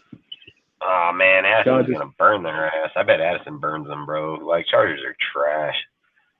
I get it that they got a good roster. Like, they got a good roster, man, but... Oh man, I think Jefferson has coach, man. If you want to talk about it, that's what I'm saying. But dude, look, let's be real, okay? Let's be real in that conversation. Do you think Pickens gonna fucking burn us? Like Pickens got mad skill, bro. Like Pickens got mad skill. You mean the wide receiver for Pittsburgh? Fuck yeah. Like he has connection with Pickens. As much as I hate Pickens, dude, like Pickens is a good receiver. I remember looking at him coming out the draft. Like, you can't sleep on that guy. Pickens is actually a good receiver. But man, I really like Addison. I have Addison. I have Addison in a lot of my leagues, Andrew. So I'm just gonna be honest with you. I have Pickens and Addison, and I'm gonna play Addison over Pickens. And I know Pickens can probably hurt our defense. But this is how I'm gonna look at it. I don't think Pickett is as good as Kirk Cousins. Kirk Cousins is destroying it, bro. 350 fucking yards a game, dude. Like, I'm going with Kirk, bro, all day. Like, is that a primetime game? Hold on. Is that a primetime game or a regular during the day game? Yeah, Sunday night for you guys, I think. Oh, who? The Vikings is a Sunday night game? Yeah, Sunday night. We play Sunday. Because for me, it's Monday. Yeah, they're both games is Sunday because for me it's 2:30 in the morning on Monday. So for you guys, it must be Sunday night. Okay, so is the Steelers and the Vikings game on at the same time? I would say so because you also got the. There's no way they don't have two Sunday night games. I've never seen that before ever. But because for me it says, oh, hang on, maybe I'm looking at the wrong date here. No, that's the right date. You got multiple games on. You got the Broncos on versus the Dolphins. You got That's my point. That's not the Sunday night. So it's you're probably looking at the 1 o'clock game. So it's probably a 1 o'clock game because ours is the 7 o'clock game. So ours is going to be 5. Like for me, it's 5 at 5 o'clock. Let me Theirs check. is Let me gonna check. be theirs. That game's probably the 1 o'clock Ah, game. yeah, okay, yeah. Because for me, the Raiders game is at 9:50 a.m. So yeah, that's 9:50 a.m. So yeah, that must mean the other games are at 1 o'clock. So yeah, it'll be 1 o'clock So if your it's time. hey, Sorry. so look, bro, Andrew, if Kirk Cousins is not playing in a fucking Monday night game, Sunday night game, Thursday night game, I'm taking Addison all day, all day. Now this Gus Edwards dude, is he over there with the Ravens? I really think like so, Gus yeah. Edwards, dude. I really like Gus Edwards. I'm not a Najee fan, bro. I'll just be honest. I didn't pick him in fantasy. He ain't even gonna be on my team. And if he was even in there, I'd probably still take Gus Edwards over him because I think Gus Edwards is a dog, bro. He should have been. He had the skill set to be a dog, but that's your personal opinion there, man. Najee, let's just be real, dude. Najee's probably gonna run right down our fucking throat. So I mean, let's just be real. Yeah, we got no. Fucking Yeah, guys, our guys it is. can't tackle I mean, shit, if dude. fucking So. what's his name last week can do it. Damien And Harris. if you're looking at Baltimore, so look, I'll be honest with you, bro. I'm gonna start Najee because look, Baltimore, dude, they're gonna run Lamar. Like they're gonna run Lamar. I'll be honest, fucking. So, I mean, Gus, he might get his plays here and there, man. But Najee's a big bat, bro. So if he gets going down our deal, he's gonna fucking run over us. I'm just gonna be honest. So I don't really give a fuck. I'd probably start Najee, bro. Just hope for the best. Like, unless Najee just is that trash. I mean, I know he hasn't been playing well. I've heard a lot of people say it, but yeah, but what's the chances they won't be playing well against other teams and they'll play us and play like fucking full pros? Fucking, they'll be superstars, bro. Yeah. Matter of fact, just start Najee and Pickens, dude. Like, you're gonna have fucking 100 points. Yeah, because I would still start Addison in my opinion, but because what's the bet that Graham will play the linebackers 10 yards away and then fucking give like Najee or the room underneath since he breaks the first line? That's my point, bro. And who cares if they're playing? Well, they better be playing up front because then Pickens gonna burn us with Pickett's gonna burn us with Pickens. You know, like that's the kind of shit. And then they got a good tight end over there, dude. So like that, like I say, I feel like yeah, and I mean Addison's been targeted every game, bro, and they're giving him good snaps, dude. Like 6, 8 fucking receptions. Addison's doing good with his receptions. So I get it, dude, that Johnson's hurt, dude, and Pickens is the one, but oh man. I still think Addison has better production. Man, I don't know how we like. I don't know, man. Pickens went for 160, didn't he? Didn't Pickens go for like 165 this last week? Yeah, something like that. He has 165. He's a wide receiver one. That's tough. It's not a wide receiver two. It's a wide receiver one in the league. I would go Pickens and Najee, dude, if it was me. Yeah, just like, because. Don't get me wrong, Pickens ain't Adams, but he's like. No, he's a number one, dude, and Addison's not a one. He's a 2-3 at best. He's a 2-3 at best. Yeah, exactly. Exactly. Yep. That's what I'm saying. Yeah, so I would go Pickens all day. He's the one. Yeah, I'd go Pickens all day because he is the one. He would probably get the most rep count for them for sure. Exactly. And then I just remembered that he had like I think he had 165 or 185. Yeah, because you got to remember, and the Vikings, they got KJ Jefferson and whoever else. So. No, they got Osborne, dude. That's the outside receiver, Osborne, dude. I've got Osborne in one of my leagues. Yeah, they got Osborne and fucking JJ on the outsides, and then Addison's playing inside and outside rotation. So that's why I think freaking some shit, I think. But that'd be good, man. What else you want to talk about? You have anything else you want to talk about?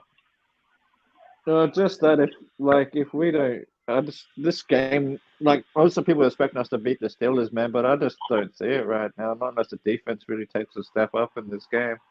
Because the other thing I was thinking about, you know how like we play better like when we're playing the Donkeys, Chargers, or Chiefs because it's it's a division game or whatever. I feel like this game is kind of like that, even though it's not a division game. So maybe we'll play better in this game because of the rivalry game. Yeah, exactly. So I'm hoping this, and because we're gonna the players are probably feeling kind of pissed about like how they shot themselves in the foot a lot last week. So they're probably gonna want, they're gonna play different this week. I think. And the thing that I worry about, a lot of people getting called out. Yeah, and So I we'll feel see. like Jimmy should be one of them because he gets scared and I'm not going to say scared, but he pressured up in that pocket on those interceptions. You know, like, you can't be doing those type of things, dude, when you're trying to be a good offensive team, dude, and win. He could have held the ball and took the sack, dude, but I think he don't want to take the sack because of his foot. You know what I mean? Like, I think he's worried that Mm. if someone's to come down Yeah, I on it kind of saw that. or come down on him, then Yeah, even dude, with the he INT, it's hurried not it really up his and threw fault. that. He But shouldn't have thrown that ball. He should have took the sack, bro, or threw it away. Like, you know what I mean? If you're you not going talk, to take sack, throw you're it talking away. about the other one, not the JJ one, but the other pick. Yeah. The JJ one, Yeah. that's all on Josh, bro. That fool got bitch, bro. Like, that fucking linebacker Speaking of straight bitch. speaking of Jimmy though, another thing I add with Jimmy is in back-to-back weeks his receivers have had 4 drops, so we have 8 drops in total in 2 weeks by our receivers. Just saying. Well, when you're throwing at their toes, it's hard to fucking catch the ball, so. And then not only But that, I mean, fuck, let's be they real. wouldn't He count that as a overthrew drop though. Devontae. He overthrew Devontae in the one. I know they're not. They're Yeah, gonna just count him as. but they don't count. They don't count those as drops though, because But when I PFF gets don't stuff, believe it has in to the be a drop catchable ball. ball. Sometimes, yeah, but what's their definition of a catchable ball? Like, what's their It has to. definition of catchable ball? Like, I Well, they believe me, talked I know about it what it. before. It has to be. I know what it is. How are they gonna rate it for us? Like, that's what I'm saying. Like, these fucking guys, it's look. I mean, Jimmy, dude, fucking. I don't know, man. Jimmy throws at their toes. I don't give a fuck, dude. I said this in the preseason, dude. I debated this right here on this against people numerous times. I said Jimmy only played one game. He only threw 4 fucking passes. 2 of the passes, one was down by dude's feet, and the other one was behind the motherfucker, like straight up, dude. So I called that shit in the preseason. I said that. I not only said I said that shit like 5 times, bro, in there, 5, 6, 7, 8 times. Like, no, hell no. I knew this shit was coming. I knew it was coming. I had faith in that Denver game because I kind of seen dogging him. I seen, playing. But man, when he got up against them fucking Bills, bro, that shit went right away. That shit went right the other fucking way real fast. So that's when you got to just put reality into place and say, well, I got to accept that if you don't have a defense, you ain't going to be doing that shit every week. So, and then the other reality is see, I don't lie to myself and I say, dude, Kyle Shanahan didn't even want to keep him. He literally went for a 7th round player than keep Jimmy. Jimmy's been, on fucking New England, been there. He's been a productive player, but they still didn't want to keep him. There's a reason. There's a fucking reason. I brought this up about Peters. I brought this up about Jimmy. Why didn't the 31 other teams put in a fucking deal for either one of them? Like, nobody wants these dudes, man. And that's why I say Aiden got better skill in them, and we're just putting this bitch on the waiting list. Like, put fucking Hoyer on the That's the waiting thing that list. amazes me. Yeah, what I don't understand is why the fuck do you have Hoyer as the other eligible quarterback and not Aiden and put fucking Hoyer on the practice thing? Because they just Because want to no give one's him gonna time fucking want because Hoyer. he can suit up. He's suited up. He can be there. Yeah, but what I'm saying is, So no, I guess the way they're looking at it is it doesn't really matter if he's there, like if he's there or not. You know what I mean? Like this is the but what point I'm I saying brought up is, about it. they should have him active for game day. Because like the other day when fucking the game don't He's mean shit active against the there. Bills, I would have loved to He chuck just Aiden can't in there. start. Yeah, Aiden is I'd love to active chuck on Aiden that in there the other day. sideline. He's in his gear. He's on that bench, bro. He just can't play. Like he just can't That's play. what I'm That's saying. all. I'd rather have Aiden as the eligible quarterback on game day. So if either we're winning a game and we don't need to have Jimmy out there, or we're getting our asses kicked like the Bills game, just fucking put Aiden out there. Just give him some live reps. Yeah, but I know that's not what they want to do. They don't want to just get I him know beat that's up. not what they want to do. I'm just saying that's what they should fucking do.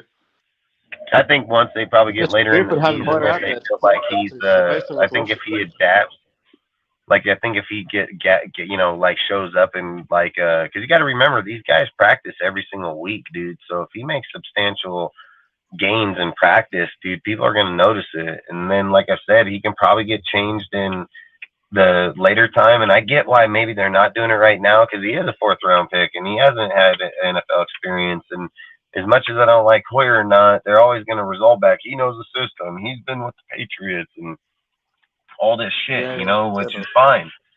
Which is fine, but I've also said this: if your quarterback goes down, you're gonna lose anyway, so it doesn't really matter, you know. Like, we'll hope on Aiden, like that's what we're gonna do. We are going to hope, and hopefully he shows up, but it is still just hope. Like he ain't played an NFL snap against starters yet, you know. So, and what we've seen in preseason, yeah, it may, like they always say, you know, looks may be deceiving, you know, and talent wise, pressure behind like a lot of things. But I I agree with agree, and what that's you why I said want to throw earlier. it out there. That, I think like what we you said, said like earlier is after why I after validate good. why I think it's something you brought up earlier is why I validate Aiden being in that pocket eventually. Because one, it's for a pocket passing quarterback, and two, Aiden is dangerous as fuck inside the pocket. So if you look like you're leaning more on that end for your fucking rookie, like, look, dude, Jimmy already shown us right now, dude, he's not gonna go make up plays. He's not, dude. He's just not. He's not that guy. I think Aiden, you don't know who he is. I think that's what makes him dangerous. It's just like I said, putting Zamir and them in the backfield, man. You just putting another guy back there makes you don't hone in on dudes, dude. Like, you don't know Josh getting it, you know, he getting But it, you don't that's know why if I'm he gets it what saying he's doing things or react. what Josh gets what he's doing, you know. Because I mean, Like, didn't you always the way I notice would that do it, when Jacobs I'm just had saying the good way I years would when do it. he had fucking dudes like fucking Richard fucking what's his name? Fucking Jalen Richards and fucking what's his name? The Texas Red Raider dude, fucking DeAndre Washington. He had dudes behind him that was running the ball behind them doing just fine. Like, they made up plays he couldn't make up, dude. And then Jacobs wanted to get more and more as he went on through his deal. It was those guys that were playing off the back of him, and they played fine because fucking John Gruden knew how to rotate him. But we're not rotating him because Josh is over on the sideline, like, give me the ball, I want to catch, I want to run, you know, like, I get that he caught a few balls on the catch, dude, but Josh is not a fucking receiving back. Josh is a fucking pound down your neck and get off a fucking player back, dude. That is facts, dude. So I don't give a fuck about his receiving yards. That's not what I look at Josh to do. I got fucking 5 receivers over there and fucking 2 tight ends. 3, we don't need you catching balls, motherfucker. We need you to be running balls, dude. Like, literally deep, balls deep. Like, run, motherfucker. Like, that's the kind of shit, like, with the Renfro deal. Like, I watch Carr tell Rashid Rahid, dude, be like, just run. Like, he had that much faith in him, dude, and he's had that faith in every guy he's played with so far, you know? Like, if he was here, he'd have told Tucker the same shit. Just run, motherfucker. Just run. And then he would dot him, bro. Like, and that's how I feel about Aiden. Like, that's how I feel about Aiden, man. I believe Agreed. Aiden But that's is why I'm star, saying dude. that, Like, Aiden can most like what I was saying, definitely be they car need to type take player. Hoyer. They need to take Hoyer off the bench. They need to put Hoyer on the fucking practice squad or some bullshit like that, and put Aiden as a second quarterback on the active roster. Like, so that way, when there are games where they don't matter, like in the sense that we're going to lose anyway, at least you can get Aiden some live reps, and then maybe in a game that does matter down the stretch, if as on the road we're going to have a winning season, he can just start outright and see how we Yeah. go from like week 8 or whatever. And like I said, Right. if you're going to go in against the Steelers defense, dude, that's what ranked the 9th best defense right now. That's So yeah, if exactly. you I want Aiden to go against good defenses and see what he can do. this is kind of how I'm looking at our team. If we just stay with the players, not moving on, like not bringing Aiden, right? Let's just leave Aiden on the bench. Let's just come in here with Jimmy and everybody, right? I said, like, the Steelers have shown they can lock in on runners, bro. Wasn't it them that fucked up Chubbs? No, wasn't it them that fucking that snapped his leg, bro? So they're gonna fucking be honing in like a motherfucker here because they've already done it and they've done it on good teams, dude. And all I'm trying to say right here in this comment is, again, people think like, oh man, they don't want guys or not. I'm not a dick sucker, so I'm just gonna say it how it is. That I feel I would not start Josh in this game. I would not start Josh as a halfback, bro. Like I don't care how anybody says that, oh, well, you think Zamir's better? No, I don't think Zamir's better, but I do think that it's going to make the defense play honest instantly. That's what I do fucking know, and I know that it's going to give our offense the best chance to be able to move the ball offensively throwing it. I'll fucking tell you that right goddamn now, because there ain't no way we're going to beat these motherfuckers if they're packing 8 in the box knowing Jacobs is behind the run. That's not going to happen. We already played 2 teams that's done that, dude, and we barely won against the Broncos, and we got our asses smashed by the fucking Bills. So, no, I ain't playing that route. You know what I do to the Pittsburgh defense just to set them off even more? Put fucking Adula out there and have him run and not, because most of the time when we put Adula out, yeah, I don't give a fuck if it's a mirror, Adula, or fucking White. I can care less who it is. Run them both. Fucking care less. That's my point. You got to get the defense to get the fuck up off the line and play honest, dude. Like, they already know Jimmy's not going to burn them deep. They don't care. Listen, any defense that puts 8 in the box does not respect quarterback. That's facts, bro. That is facts. The difference is, too, when you were looking at that Niners offensive line, too, you also had Trent Williams. You had some good motherfucking dudes over there. So they're not little slouching motherfuckers either. So all I'm saying is like, you can't do that here, dude. Like, you can't. I've been saying these exact words. Why has everybody compared Carr in Jimmy's world? Why weren't we comparing Jimmy and Carr's world? I've said this the whole fucking time, dude. Like, you cannot fucking say, oh, Carr in the Saints or in the Niners and the fucking Patriots. Carr would fucking be killing it, bro. He probably have Super Bowl rings with those fucking teams. So he probably would have won Super Bowl with the Niners like 2 times. Like, Aaron motherfucking T it, bro. Like, he would have won 2 Super Bowl rings with those Niners. He was on that fucking team, especially with those players. Like, not a question in my mind, dude. And again, we always sat here and put it the opposite way. I said, Jimmy's got to come here. You don't have the fucking team. You don't have the defense that they have. You don't even have some of the fucking players, dude. He's always played. The reason that I feel like their system plays well and their team played well is because they're always playing to the outside, dude. They're pushing people outside, opening up the space, little dink and dives in these fucking jet sweeps and fucking and drags. Like, those Niners pushing, then you get a few big plays downfield, dude, on a play here and there because everybody's sucked inside. Like, we don't even have that. We don't even have that continuity. We couldn't even get started if we wanted to.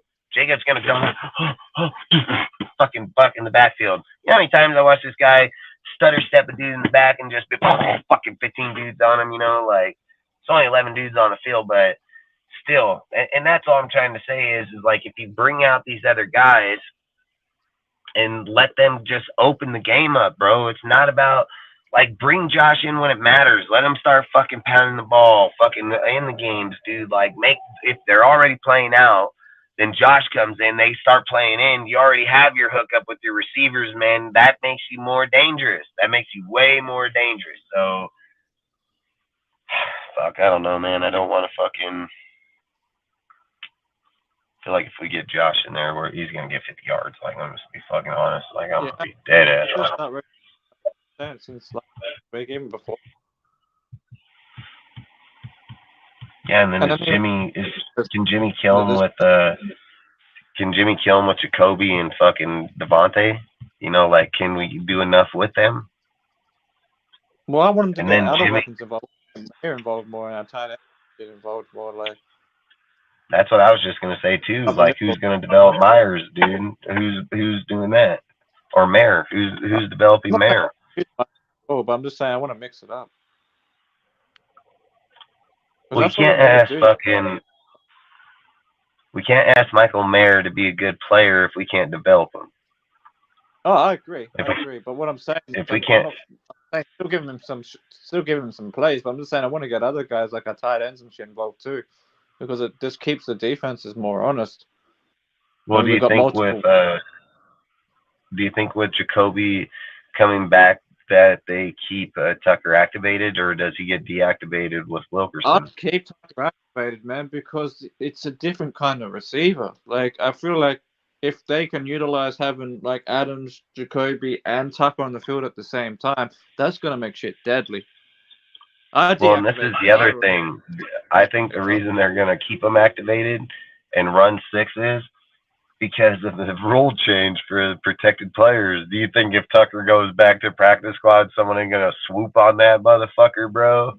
Like they're gonna swoop on him in a heartbeat. The practice squad and someone else takes him, I'm gonna be pissed. We better gonna not be- fucking do that, man. We better I'll be not fucking do that. pissed. That'd be the stupidest shit we did yet, dude. Like that'd be so fucking dumb. I know other people are talking shit on Tucker, but people forget that when we got Henry Ruggs, I heard the same fucking bullshit about Henry Ruggs, about he can't catch a ball and this and that. And what happened year fucking 2? Like, I'm just saying, man. Like, Tucker is the Henry Ruggs replacement. You don't let that guy go and someone sweep him up. Yeah, they better not. If they did that, they're just dumb. I'll be the first motherfucker to say they stupid ass motherfuckers. I put receiver off. I put Carter off, or one of the other dudes, Wilkinson, back on the thing. Like before, I think Wilkerson. I would just take the loss. I would risk losing Wilkerson. Like I don't give a fuck. That's on there. Probably or Carter, one of the two. Or who? I mean, I probably want to keep more because Carter's a good special teams guy. So yeah, Oh, probably. I'm keeping Carter. Carter ain't going nowhere. He's on the 53, so he ain't going back there. That's what I'm saying. He's a special teams guy, like the returner guy. So yeah, I'd probably keep him. Yeah, Wilkinson would be the one I'd put on the practice squad or whatever. We have to make space for Jacoby to come back. I think it's 100% Wilkerson because I think with the new rule, you don't want to move. You don't want to move fucking Tucker back there. He's gonna get picked up. Yeah, and Wilkerson's gonna get picked up too. But you got to think you can always grab him back off. And look, with the Chandler move, does that mean we're gonna activate Walker, or are we gonna get? We're gonna get another player. Somebody can be activated up to the squad. Yeah. But what I'm saying is, from what I'm hearing, unless I'm mistaken, is that they got rid of the protection rule, which is why we lost Curtis. What happened? Say that again. Oh, the protection rule I said this a while ago. In like week 1 or 2 of this year, they said they took the protections away from the players for practice squad. But you can't protect nobody in the practice squad. They shouldn't be allowed to bring something like that in until the next off season, so franchises have a chance to adjust. You know what I mean? Yeah, but they already knew about it at the players' meeting and the owners' meeting. They already knew that was happening. We just didn't know. Okay. They were already told. They were already told in the owners' meeting the first time that was happening. Just that they didn't make it known to the public until it was already done. Okay, fair enough then. Yeah, because like to us, we didn't know, but because we looked that up right away, and it showed that they knew since the players' meeting, owners' meeting, whatever it is. Yeah, fair enough then. But I can't put Tuck on the practice squad. Then he's gonna be gone. Someone will pick him up. Yeah, and I think outside of it, we're just gonna have to see these games one by one, dude. But we got to be honest about what we see too, So I think that's the only way you can make your team better. I think it's the only way you can talk about your team and be honest about it. Is we got to watch these games. We need to see where these fucking dudes are failing. See, look, dude. I mean, pay attention to fucking Tyree Wilson. Is he developing? Is he getting better? Does he see different things that he wasn't seeing the first 2 games? That shit's gonna matter. Adaptability, dude. Look, I said this earlier to somebody, right?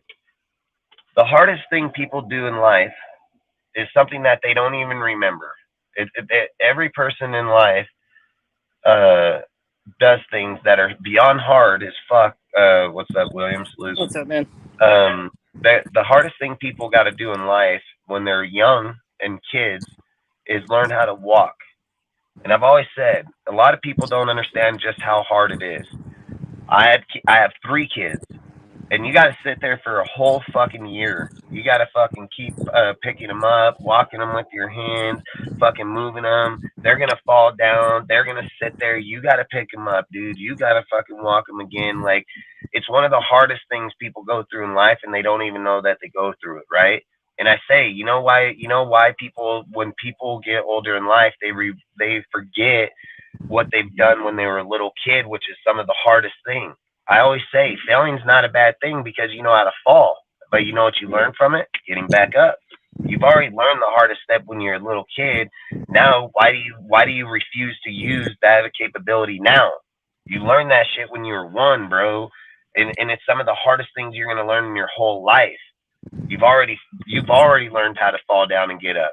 That's something you forgot, and most people don't use that shit these days. They just forget that shit. And I've always said your limits are what you make of it, because most people want to learn, only remember now.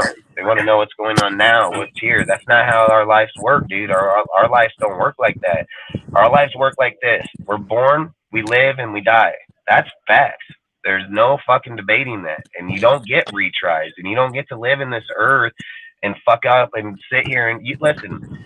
You can live this life in your house. You can live it in your room. You can live it wherever. But it doesn't change the fact that at the end of this day, it's going to be over. Now, you can go out there and you can venture it in any ways physically possible that you choose to. If you don't choose to figure out when you fall to get back up and learn from that shit, you're never going to go fucking nowhere. Our team's never going to go nowhere. Nobody's going to do shit in life, dude. You got to fucking figure out where our team's hindering. Call out that deal. It's just like I say, Patrick Graham is like a fucking bullseye, bro. It's not about this guy. This guy has no credentials. He has no credibility anywhere he's gone or anything he's done. I keep saying this. Patrick Graham is Tom Cable of the defense, bro. That's all Patrick Graham is. And I'm going to stand by those words, and I'm gonna go by it. And the thing about me is people can hate on me. They can fucking hate what I do in life. But I accepted a long fucking time ago that we're only here for one fucking time, and I'm not going to listen to what other motherfuckers think. I don't give a fuck what they have to say. If they want to meet me face to face and talk that fucking shit and they think they're still that live, I'm never going to back down from fucking nobody in that conversation. You bet your ass. And I've always said I'm a straight fucking man. That's who I am. And I know I'm a fucking man. I provide for my family, provide for my kids, my friends, my fucking everything I do within my Discord or our YouTube or anything. I fucking do anything and everything all the way across the board because that's who I am as a fucking man. So I don't question my capability by other people. I've never needed it. Why the fuck would I need it now? I don't come to YouTube because I'm fake. I'm a real ass motherfucker. Probably one of the most realest fucking dudes out here for goddamn sure. So I wasn't fake out there. I wasn't faking to be some motherfucker out there. Why the fuck would I do that here? You see, like, I don't get how some of these guys do it out here because it's fucking just like straight crazy. But, you know, whatever, fucking whatever floats their psychotic fucking boats. I'm here to talk about our team, make it better. What do we see? What are we identifying? We know Jacobs is sucking. We know Patrick Graham can't call fucking plays. We know we can fix our defense by trading away some players, but some people are going to get butt hurt, and some are going to get a dick taken out of their mouth because he's going to go to another team, and then those fucking fan bases are going to try to be Saints fans or wherever Josh goes, a fan of, you know, like, that's how our fan base is. And then they want me, that's a diehard ass fucking Raider, to validate what they talk about. They're only validating one player. I didn't hear anybody else in the conversation that they're bringing up. They only brought up one fucking player. How come I've been all over these fucking panels, all over these fucking platforms?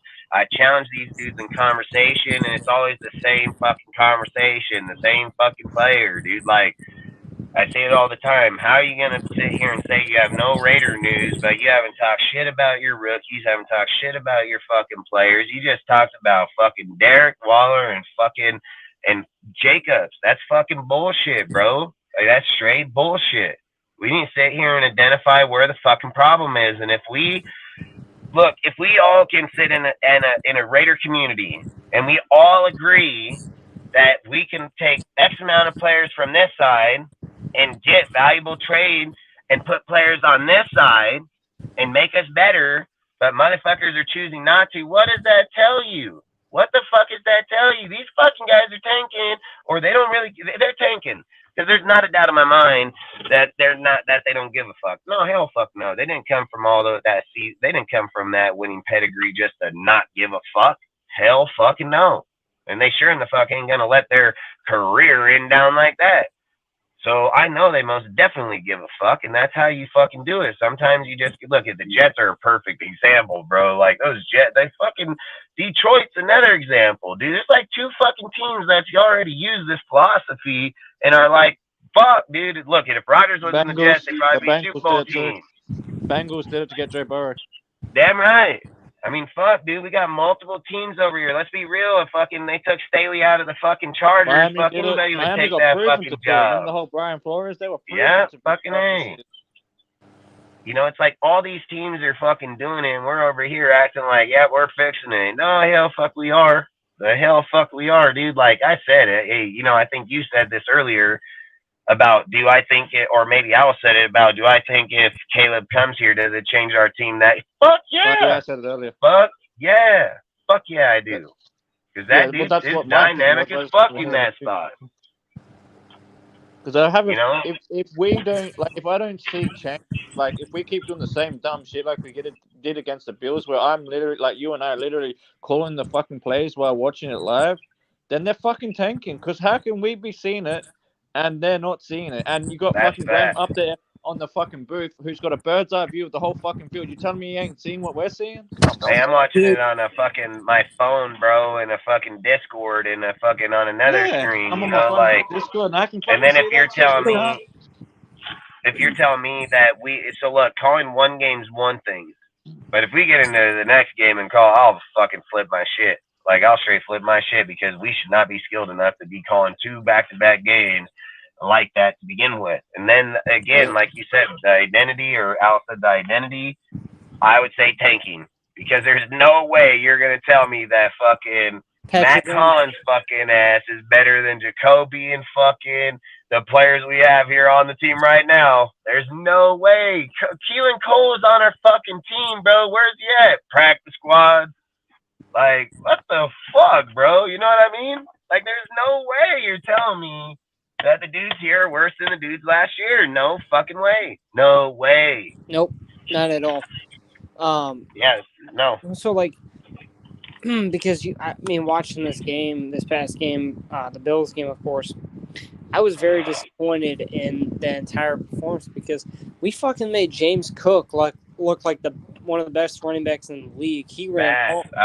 I was flipping my shit. So, like, my thing is, like, here's my thing, right?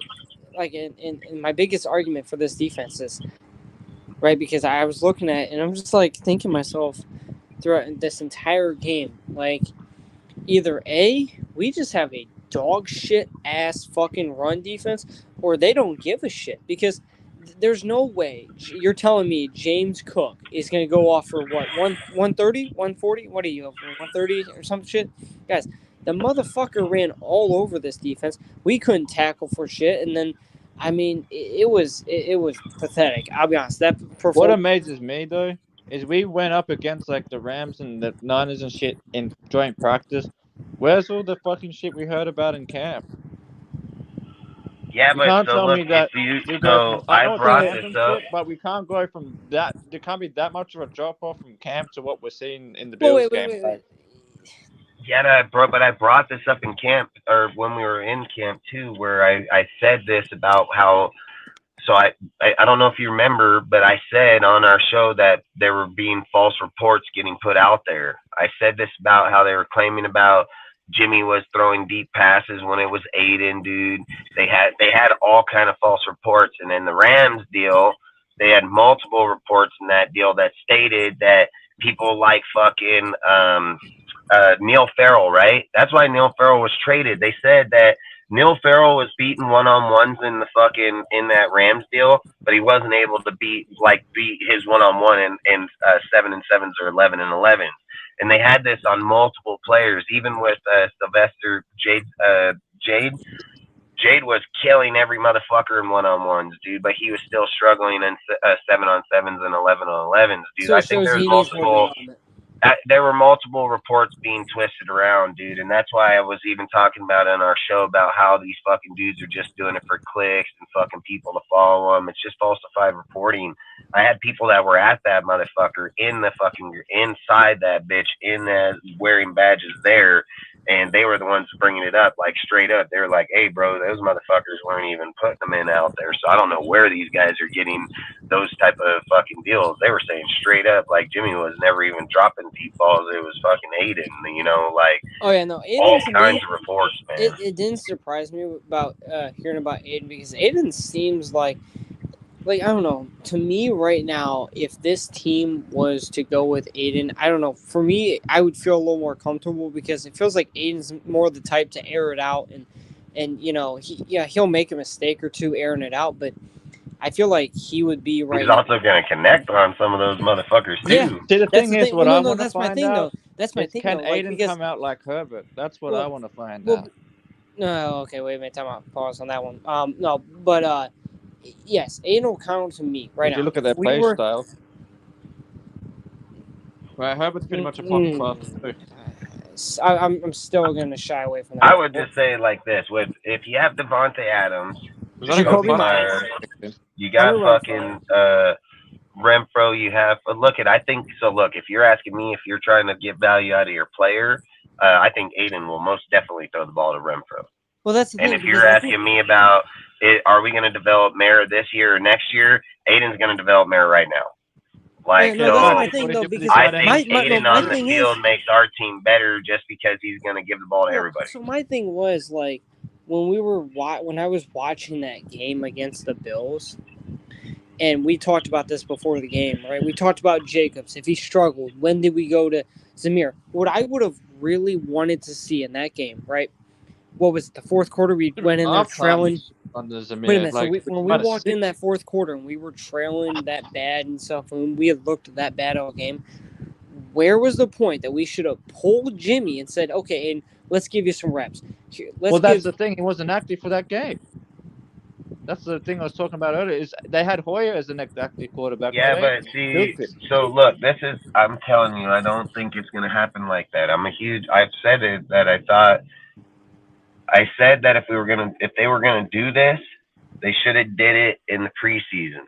I made that clear, man, that it shouldn't be in the year's decision. It should have been in the preseason. And I even said this in our live, that I said that in the last preseason of the year, they should allow Jimmy and Aiden to go at it, bro. Like, that's what I would have did. I allowed them to just go heads the fuck up, dude, and let's do better. Let the best man win.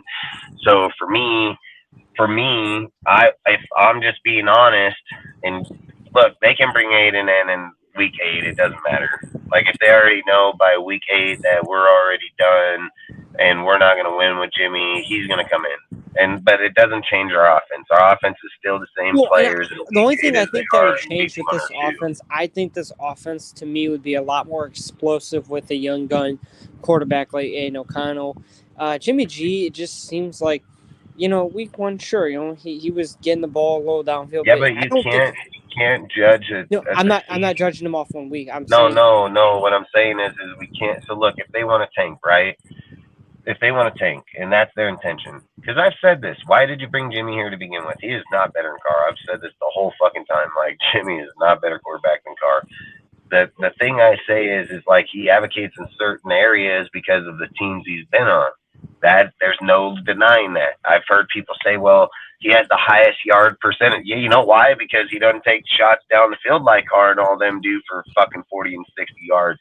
If Jimmy did that, guess what? His yards per average wouldn't be fucking 8.2. There's a reason that it's not Patrick Mahomes or Allen or any of them, because they're all throwing downfield and dudes are missing, and that's why that yard per average goes the fuck down. So massive difference. So you can't inflate stats just to make a stat look good on an individual, and here it's like I said, like, for one, they're going to have to gauge the season. So if they keep Jimmy here and lose, they have viable option for people to say it's just the other team's better. Look, Jimmy's won with the Niners. He's won with them. He's won with Josh. They're going to get away with that for a little bit. But in those little bit, it's going to allow them to see also where they're at. Are we leading first? Is the second team fucking 2-3 losses ahead of us?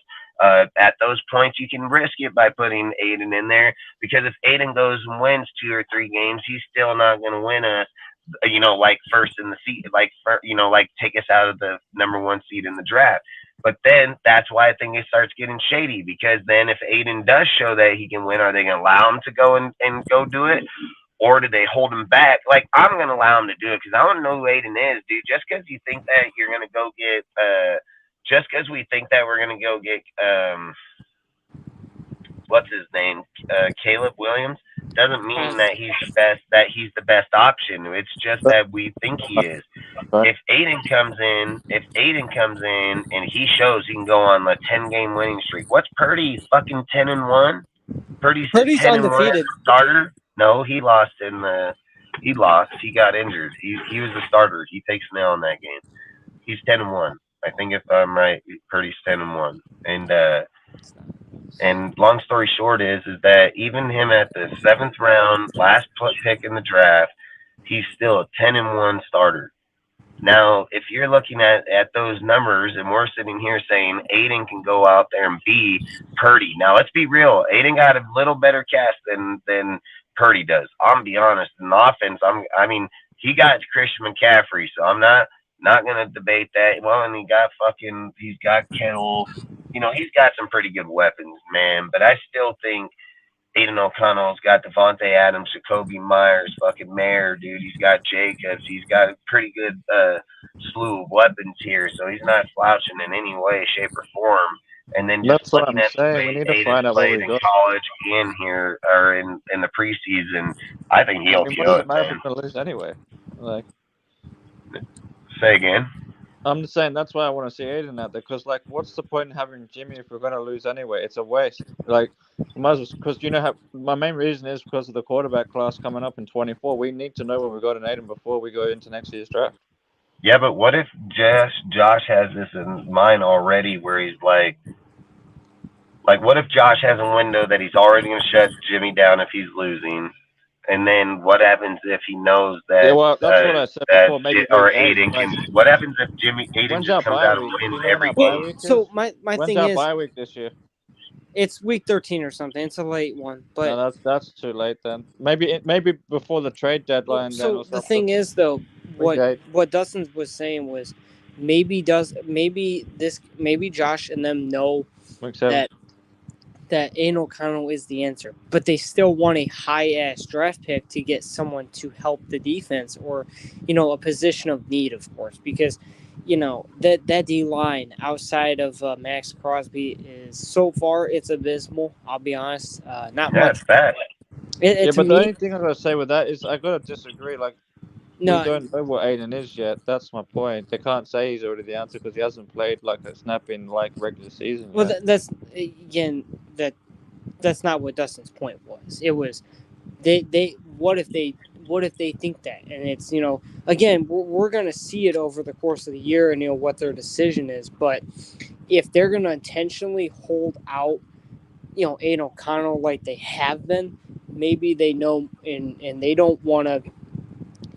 Because if they want to, like Dustin says, if they want to tank for a high draft pick to, of course, increase the value, because that, again. And look, dude, it doesn't have to be for the quarterback, and that's my point. Because I literally said Caleb Williams, linebacker or corner. Dude, Caleb Williams might look to be the answer for us, but I've said how are you arguing Aiden's numbers? I'm not understanding that, and he did this with no-name ass motherfucking people. So I'm just wondering how we're neglecting the number, and I don't think that Josh and them are that stupid. So that's why I think that he's a protected player.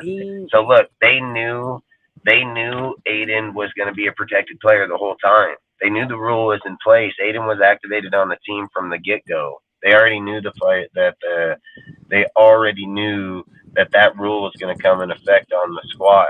So they never reverted Aiden to the squad, not one fucking time. Well, because so that's the thing saying, is, I think that we all know if he went to the practice squad and someone would take him. Someone would pick him. Fuck yeah. Because that's the thing, though. Because this is my point also with the draft stock or the draft picks. Where you're drafted, to me, sometimes doesn't really matter because you can look at Aiden O'Connell and be like, well, he's a late round draft pick. Yeah, so fucking what, dude? He was round you're drafting doesn't mean shit. What matters is your production and what. That's the point, though. And I think it's his production that he put up in front of everybody against the Niners and against the fucking Rams.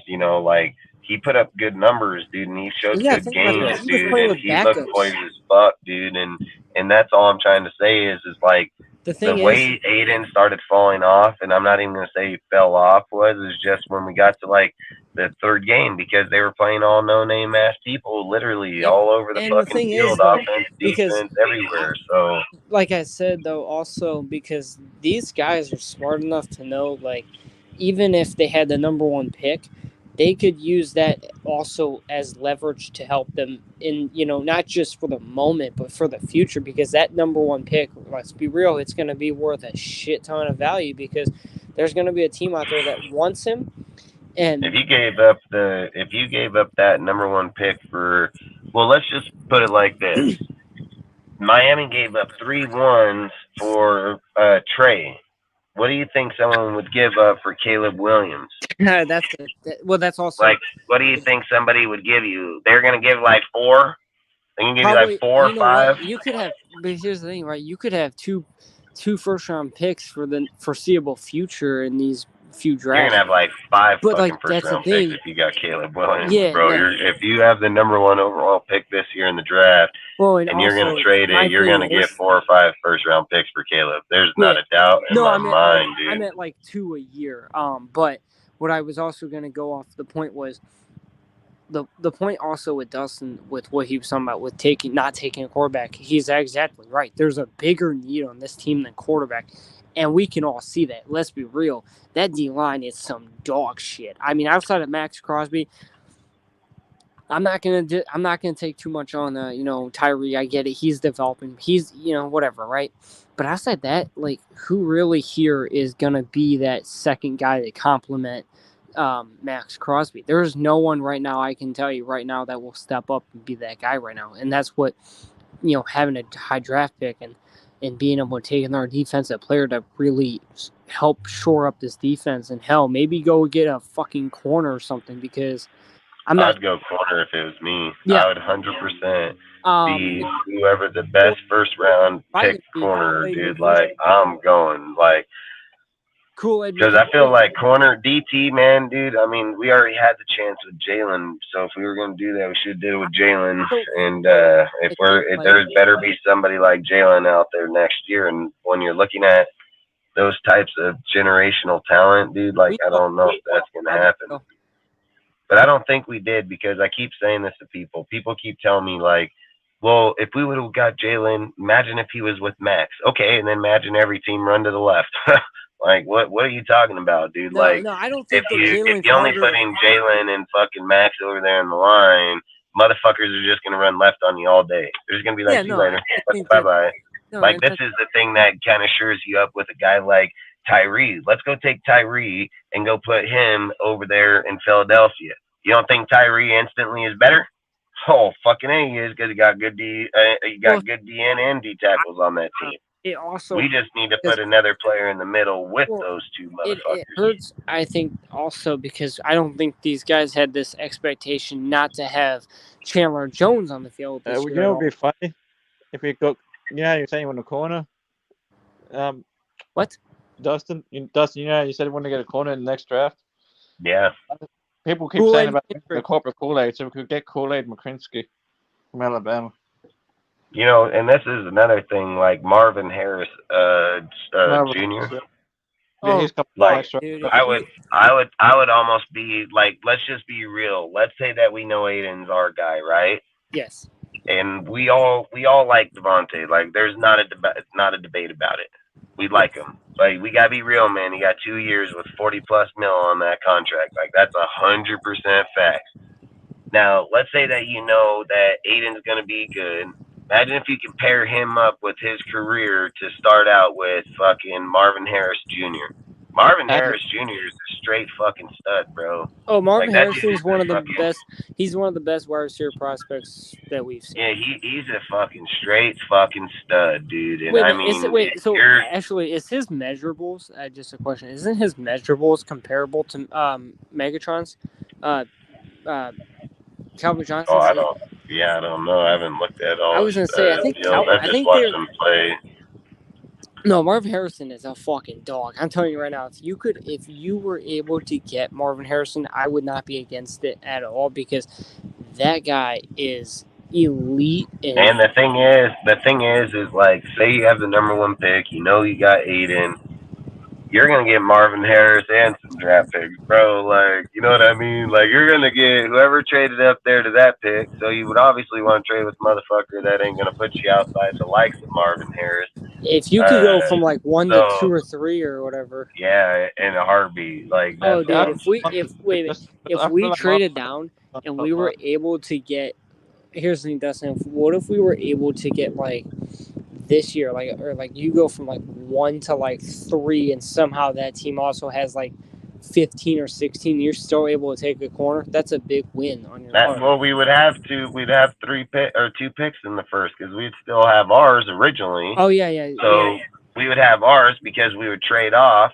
Then so look, if we had our 1, we would take theirs, so we wouldn't have a second pick till next year. So we would trade our 1 for their fucking 2 or 3, and then we would have their future first round. But sometimes they also have a second, a third. You know what I mean? So my scenario was having 2 first rounders this year from that team. But again, that would be only specific teams because I think there's only like 3 or 4. Like, you'd have to trade a player in order to have that happen because we would only have our draft pick, and I don't think someone's going to give us 2. Like, I don't even know if somebody has 2. Maybe they do. I think first. I know there's a few teams out there. I think doesn't. Houston... But then depending on where those are at, is it like fucking 19th and fucking 30th? You know, like. No, I wouldn't. I think what you would want to do is just trade down enough to where you can get Marvin Harris. And then this is the worst case. Let's say a team, because they're giving you 4 or 5 fucking first. I don't give a fuck, dude. No, like, it was way better than Trey fucking Lance's garbage ass. And garbage. I don't even think they traded all the way to 1. I don't think they traded all the way to number 3. Like that. Yeah, exactly. So they traded. This is what I would do.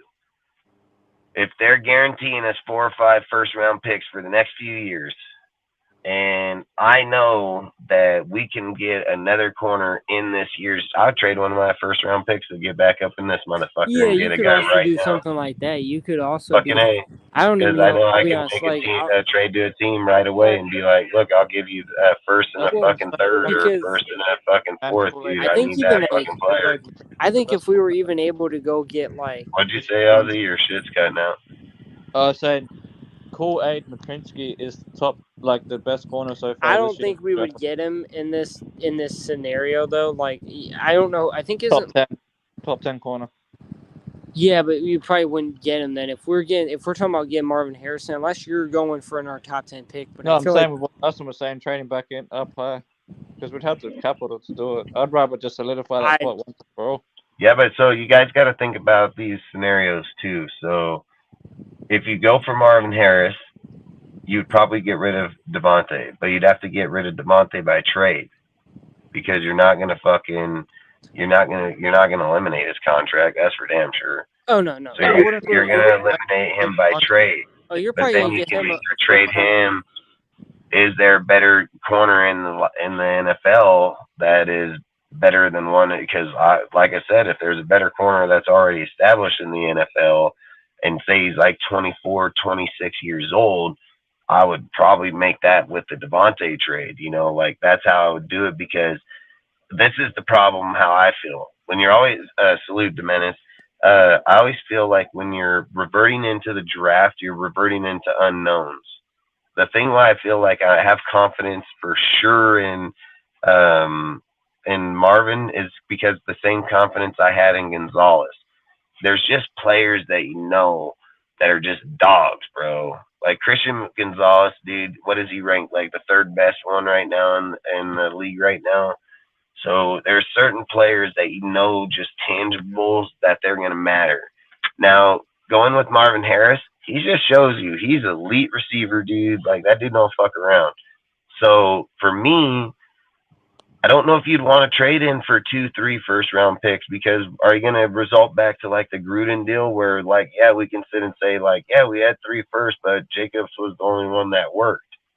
You know what I mean? Like, just because you have a first-round pick doesn't mean the player you're going to get is going to be the best player. No. So I think like for me, if I'm going to try to protect me just by draft capital and players, I think the way I would do it is I would go for Marvin Harris, and then I would draft out the rest of my draft the way it is. So I'm not trading. Like, I would, if Ziegler does like a little trade up here or trade up there, that's different.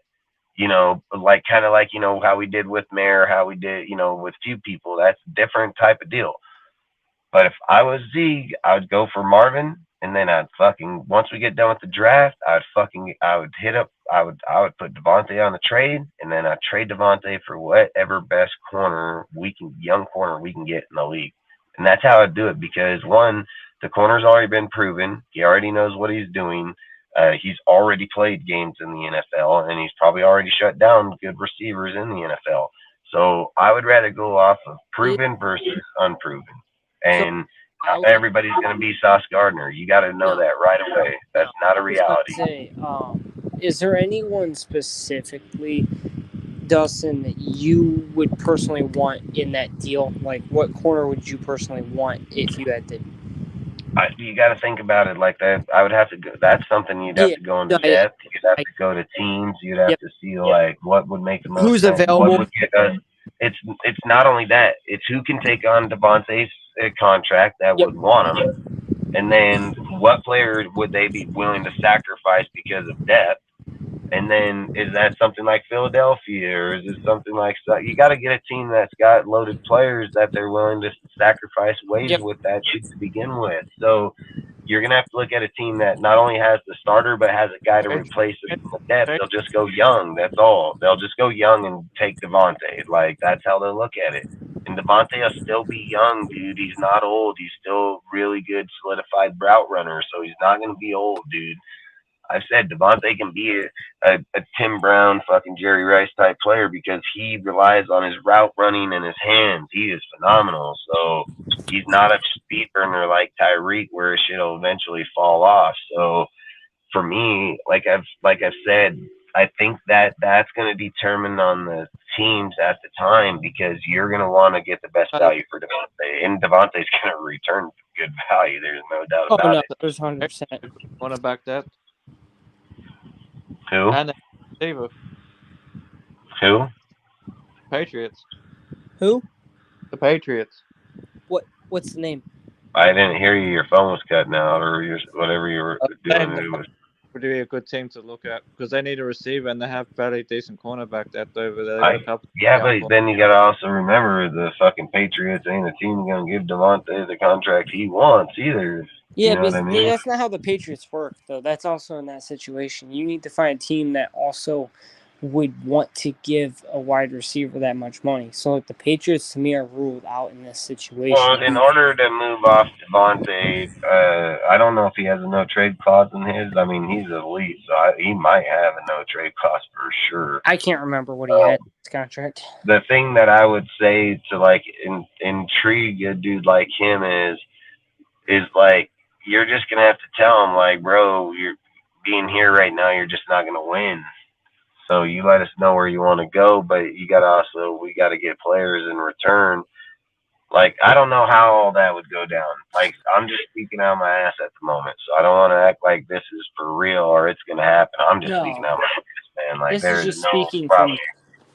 I'm just saying, like, you have to find a way to get, by far, like a dream hypothetical, because in these types of deals, Marvin Harris would just be for AOC. That's all I'm saying. Because if AOC is a real deal, you're going to want to tandem up with a fucking good receiver for his career. Marvin Harris, for the first 5 years of his career with fucking Aiden, I think they would gel out. They got Mayer, boom, another player. This is where you'd have to go to another halfback. Do you go somebody in the league or somebody outside the league? Does Josh step up? Does he not?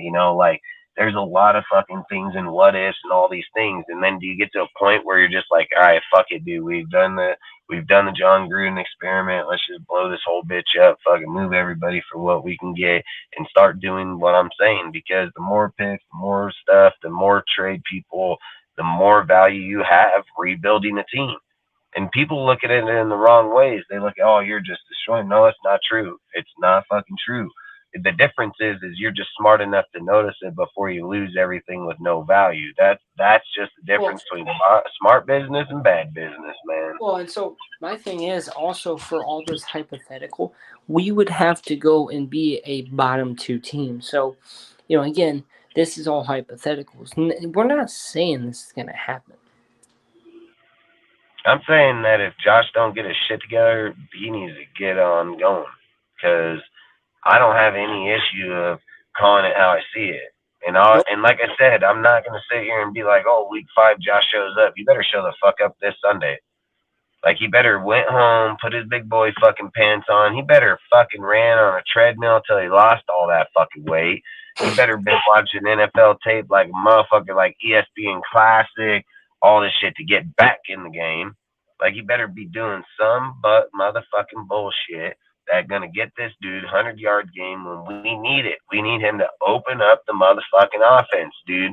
Like I don't want to hear no bullshit that, oh, I'm out of shape. I haven't fucking been football ready. It's hurt me not to be through. You think I want to hear you say that shit, bro? You think I want to hear you tell me that the reason you're fucking sucking dick is because you weren't in camp with our players? Like, get the fuck out of here, dude. The funniest thing about that is that was Josh Jacobs' fault.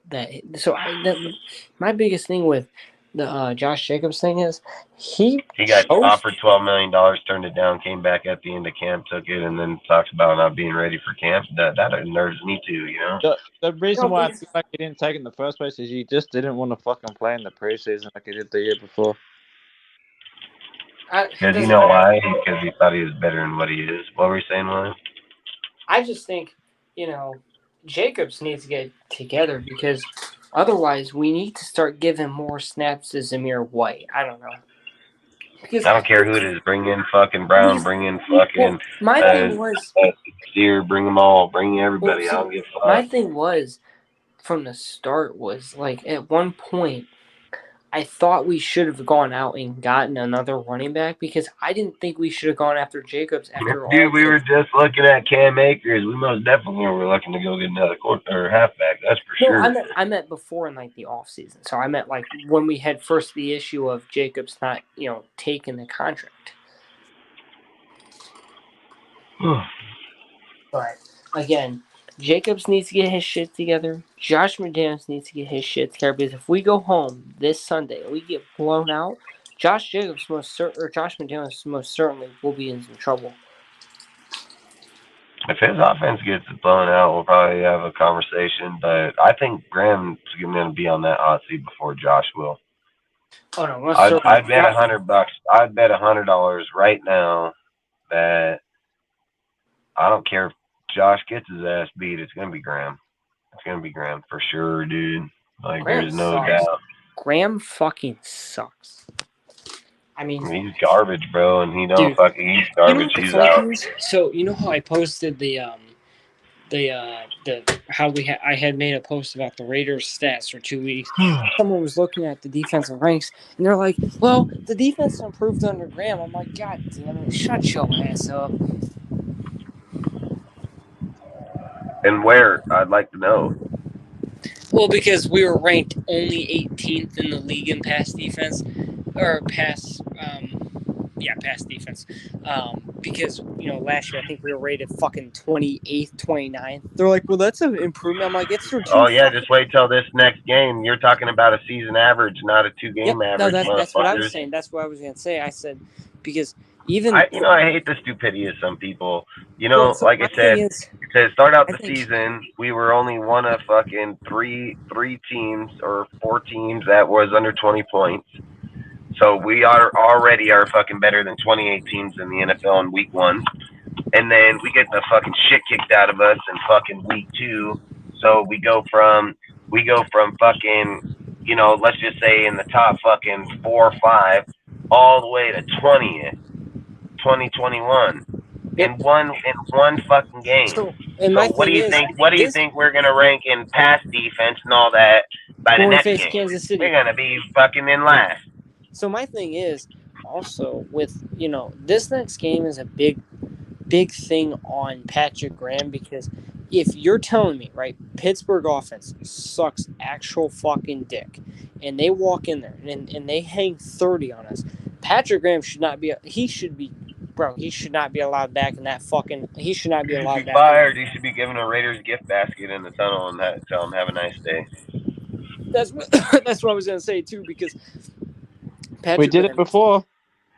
Hey, What? fucking A. Just ask Del Rio. He'll tell you how it Dennis was. Allen, Jack Del Rio.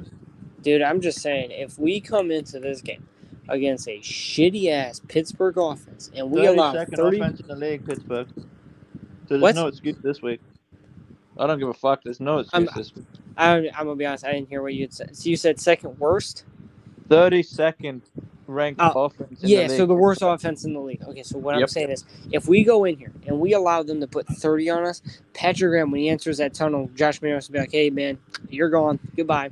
Because I'm sorry, if you allow I Pittsburgh to promote put Chris Ash at that point. because my thing is, like, dude, Pittsburgh's defense won them that last game. If Pittsburgh's offense wins them this game, yeah, Patrick Graham, no question, should be fired, because it's just it's bad. And to tell me, oh, we're too early into the year to make moves. No, we're not. Bullshit. Any point in this year where we just looked like dog shit in the past, because the one thing I can say is, If we're too early, why are other teams doing it?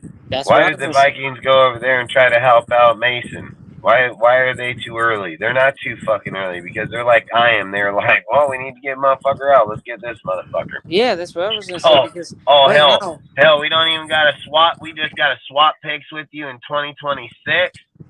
Oh fuck, I'd have hopped on that in a heartbeat.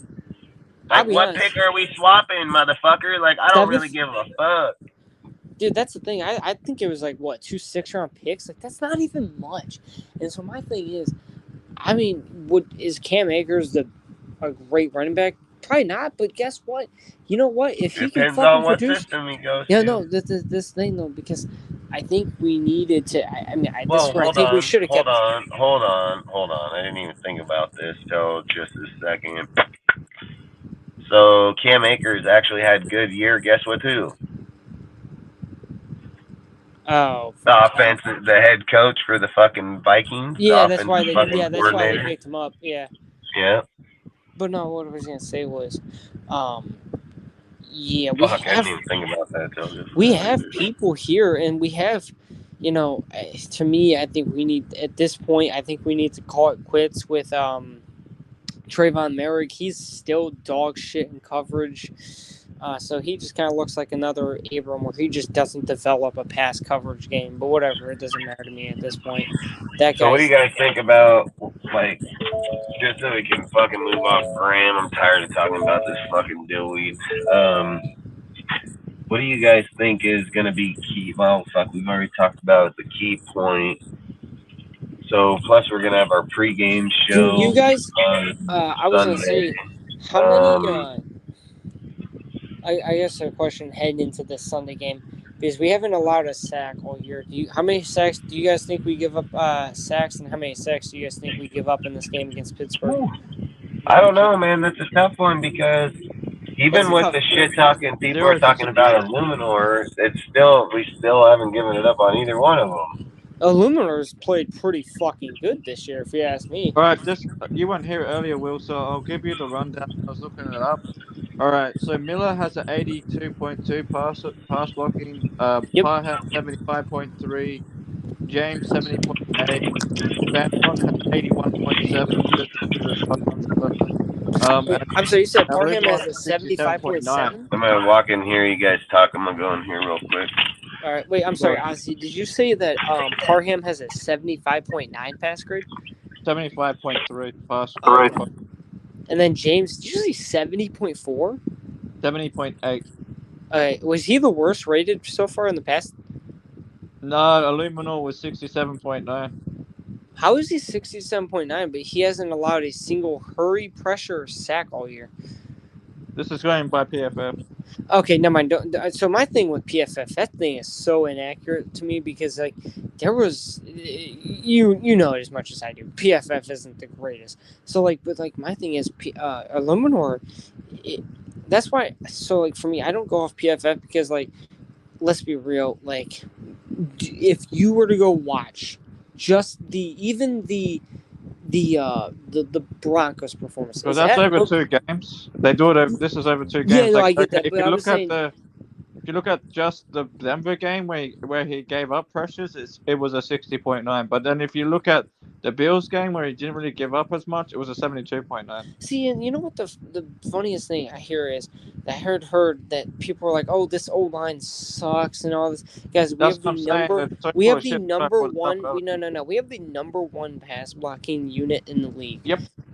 What is this? Yep. I don't know if you can pull this up or not, or if you have it pulled up. But what is our unit as a run blocking grade? Do you know if it where it grades on the run blocking wise? I can look it up. Give me a sec.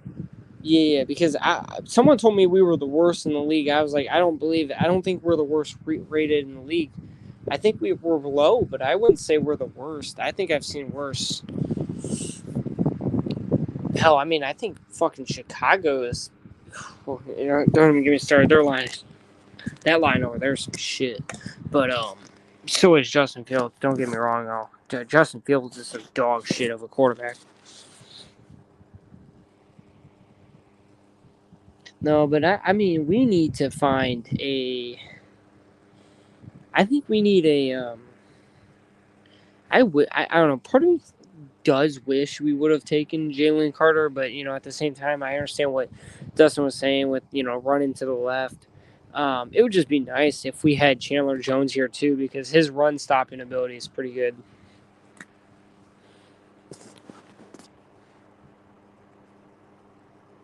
One moment.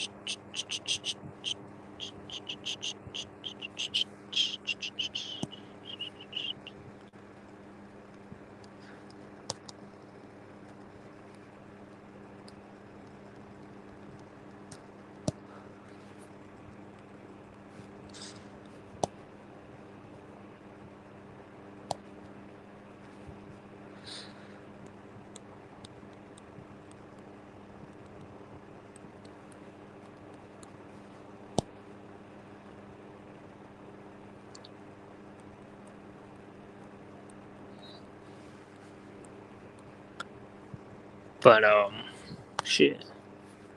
Anyone in the chat? No. It's dead.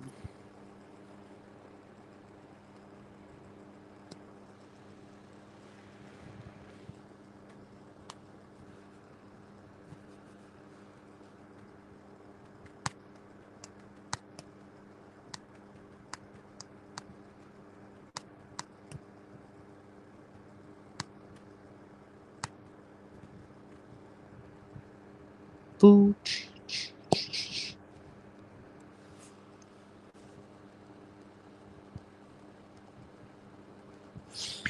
But fuck. I'm back. Yo, Az, you there? I don't think he's here. I don't even know what happened to him. I think one of the biggest keys to this game. Can you hear me? Yeah, I can hear you now. Okay, I think it's when I'm using my phone. Sorry. When I'm looking at other shit on my phone, I think sometimes it mutes me. I don't know why. Oh, you're good. But I think one of the biggest keys to this game is this old line. Like, if we can dominate the trench. Fuck this PFF of old shit on him, man. Like, I'm trying to find the 2023 shit, and it still has Alex Bars on the fucking roster. Alex Bars was some dog. I think that guy was actual dog shit. That guy couldn't block it. He's probably a fucking McDonald's worker at this point, dude. And gave up the most sacks than anyone on the team, and yet people trying to talk shit like we should bring Alex Bars back over Greg Van Roten. I'm like, are you fucking crazy? God, I'd probably rather slit my fucking throat than watch that guy taking their goddamn snap to the Las Vegas Raiders. I mean, that guy was actually abysmal. He was. It was shit. It was hard. I kept saying the whole season that the number one spot right there. It was actually hard to watch him play for the Las Vegas Raiders at times. Facts. I wanted to seriously cut my fucking eyeballs out watching that guy. Who was it? Alex Bars, watching that guy try and block for this line, it made me want to cut my fucking eyeballs out. Because he was trying to bring up the run blocking grades for this team, and apparently so is Alex Bars rated, I guess. Well, I can tell you the run blocking as like individuals. Yeah. Like, He probably had Miller good run blocking because Alex Barr is a fucking hauler, dude. 52, Gaines 59.7, Rotten 64.1, and Illuminor 69.5. What was? But I don't know as a unit. They probably put us in like middle tier as a unit. I don't know. Again, run blocking, like somewhere in the top 15 as run blocking unit. This next game is gonna be tough on this line. Like if we come out of this game not giving up a sack, I'd be very impressed with this line because I truly think I haven't given up any yet. Oh, against two top fucking 10 off defenses. Again, here we 5th and 6th, wasn't it 5th and 6th ranked defenses? Yeah, 5th and 6th, and this week we're going up against the 9th. I think also, like, if this defense still didn't give up a sack. Yeah, no sacks. I think this line is. I called this, like, it was weird to me because I had said this during, like, I think the middle part of, like, the free agency process where we pretty much had, like, everyone signed that we have. And I had mentioned, I said, man, this line was going to be top 10 yet again. And people were like, oh, that was just a fluke. And here we are proving yet again as to... We're the best pass protecting offensive line right now. And I called this shit last year. Well, no, that's the thing. Like, I called this shit last year, too, like, right at the start. I said, all we need to do is fix the right guard spot, and we're good. And that's what we did. We got Greg Van Roten over Alex Bars. I mean, you could have gotten a fucking child, and they would probably block them better than fucking Alex Bars. No offense. Alex Bars was some dog shit, but... No, that's probably fact. But, listen, so my thing is, heading into this game, if we can fucking get any sort of run game going, because that is the number one thing. At some point, we need to figure out, like, are we going to have a run game or not? Because for fuck's sake, we have, I think, right now, the 30th ranked running offense in the league. We're 30th ranked, I think. There's 29th, right? We're really low. And then the run defense doesn't really help. It's 31st ranked. It's fucking abysmal. It makes me want to... Well, another thing we've got to consider, though, like we were saying before, is we went up against the 5th and 6th best defense. So both That's what I'm saying. But like, stopping the run. Right? No, I get... We've got to take that into account as well. Well, no, actually... Yeah, but let's be real. If we're probably going to be facing a lot of tough defenses this year. If you're telling me that's an excuse not to have a good run... If that's the excuse not to have a good run offense, then we don't have the right. I'm not saying it's an excuse. No, I'm not. I'm just saying. I think to me, if we were to go, it shouldn't have been as bad as what it was against the Bills, though. But I can understand that Denver has a good run stopping. That's why it was like about 50 yards. The Bills, like, I don't care. Like, I'm gonna be honest. Like, the Bills' run defense was ranked last year near the bottom. The Bills I think. one is different. I'm saying the Denver one. No, I mean, but here's the thing with me, that performance was, to me, it was abysmal because, watching Jacobs... Hey, salute, Robert. Appreciate you, bro. I think Jacobs has my thing is, like, I hate when I have fans that have sat here and told me, oh, he's not in football shape. Guys, I don't want to fucking hear that. This motherfucker chose. I don't give a fuck if the motherfucker ain't in football shape. That's what the fucking offseason is for. Well, that's the thing, that he chose not to be here. That's the problem. He chose not to be here because he decided to be a little fucking pussy crying about $12 million. He still got that. That's what he fucking signed for. So he went through all this trouble and drama for nothing, and then to suck actual fucking cock on the goddamn field and hurt this offense. And then I think he was the one that was talking about the potential of this offense when this is the motherfucker holding us back. That was my entire point. Like, Josh Jacobs chose that. So it wasn't the fact that, Josh Jacobs, wasn't near the team because we didn't want him. We fucking threw the money towards him and said, hey, if you want this money, take it. and he didn't want it when he wanted, and then he wanted to sit out off season. I don't know what the fuck he did. Maybe eating fucking chips all off season doesn't help yourself. Get in the weight room, motherfucker, because we can't sit here and wait all year. I'm sorry, we don't have that time and to sit around and wait all year to see. Oh, is Josh He Jacobs going claims to that return to he's form? in muscle shape, not. He claims he's in muscle shape, not fat. But I'm not gonna lie. Where the one part that I kind of do believe him is just because of the fact that when he was coming into the Raiders building to sign the contract, I swear he reminded me of Marshawn Lynch. Hella, like God damn, this is gonna make me have a fucking seizure over here. Like I thought when I looked at him, I was like, dude, this guy looks just like Marshawn did back when he was out of there, Buffalo to Seattle in there. Yeah. Like, yeah, it gave me that same feeling. And then I'm just sitting here thinking, like, I don't want people thinking that when I bring up the Josh Jacobs conversation that it's being mistook the wrong way. Josh Jacobs is one of the best in the league. There's no arguing it, but he's not one. And also, guys, he's probably in the top 5 or so. But the problem is we're struggling hardcore with a player that we should be able to rely on right now. Yeah. That's the only thing. That's the only thing I'm saying is salute Rich, appreciate you, bro. The only thing I'm saying is when we go into the Bills game and you're relying on one of your most dominant players in there, and he goes negative, that's not good, bro. Like, that's not a good look, and that's not good for our team. And there's no. So my thing is, I don't care how good of run defenses we're facing. The guy that this fan base, right? This fan base talked so highly of all offseason, right? They said top 3, top 5, top 2, whatever, right? And it was a bunch of opinions across the board, right? This guy just went out and gave you -2 yards. I'm sorry, that just doesn't sit well with me because the Bills game, I know this sounds crazy, but that was a very winnable game. And we went in there and we looked like we didn't want to be there. We looked like we didn't actually want to be there. Well, I mean, what did Jimmy have? 185, 200? I mean, that's what Carr averaged. 185 with 4 drops. So you could have Carr averaged 220 and 2 touchdowns through his career, dude. Oh, also, the most notable thing I can say about this Steelers and Raiders game. The drops and some bullshit fucking umpire calls. Like around that 220, 250. 2 touchdowns.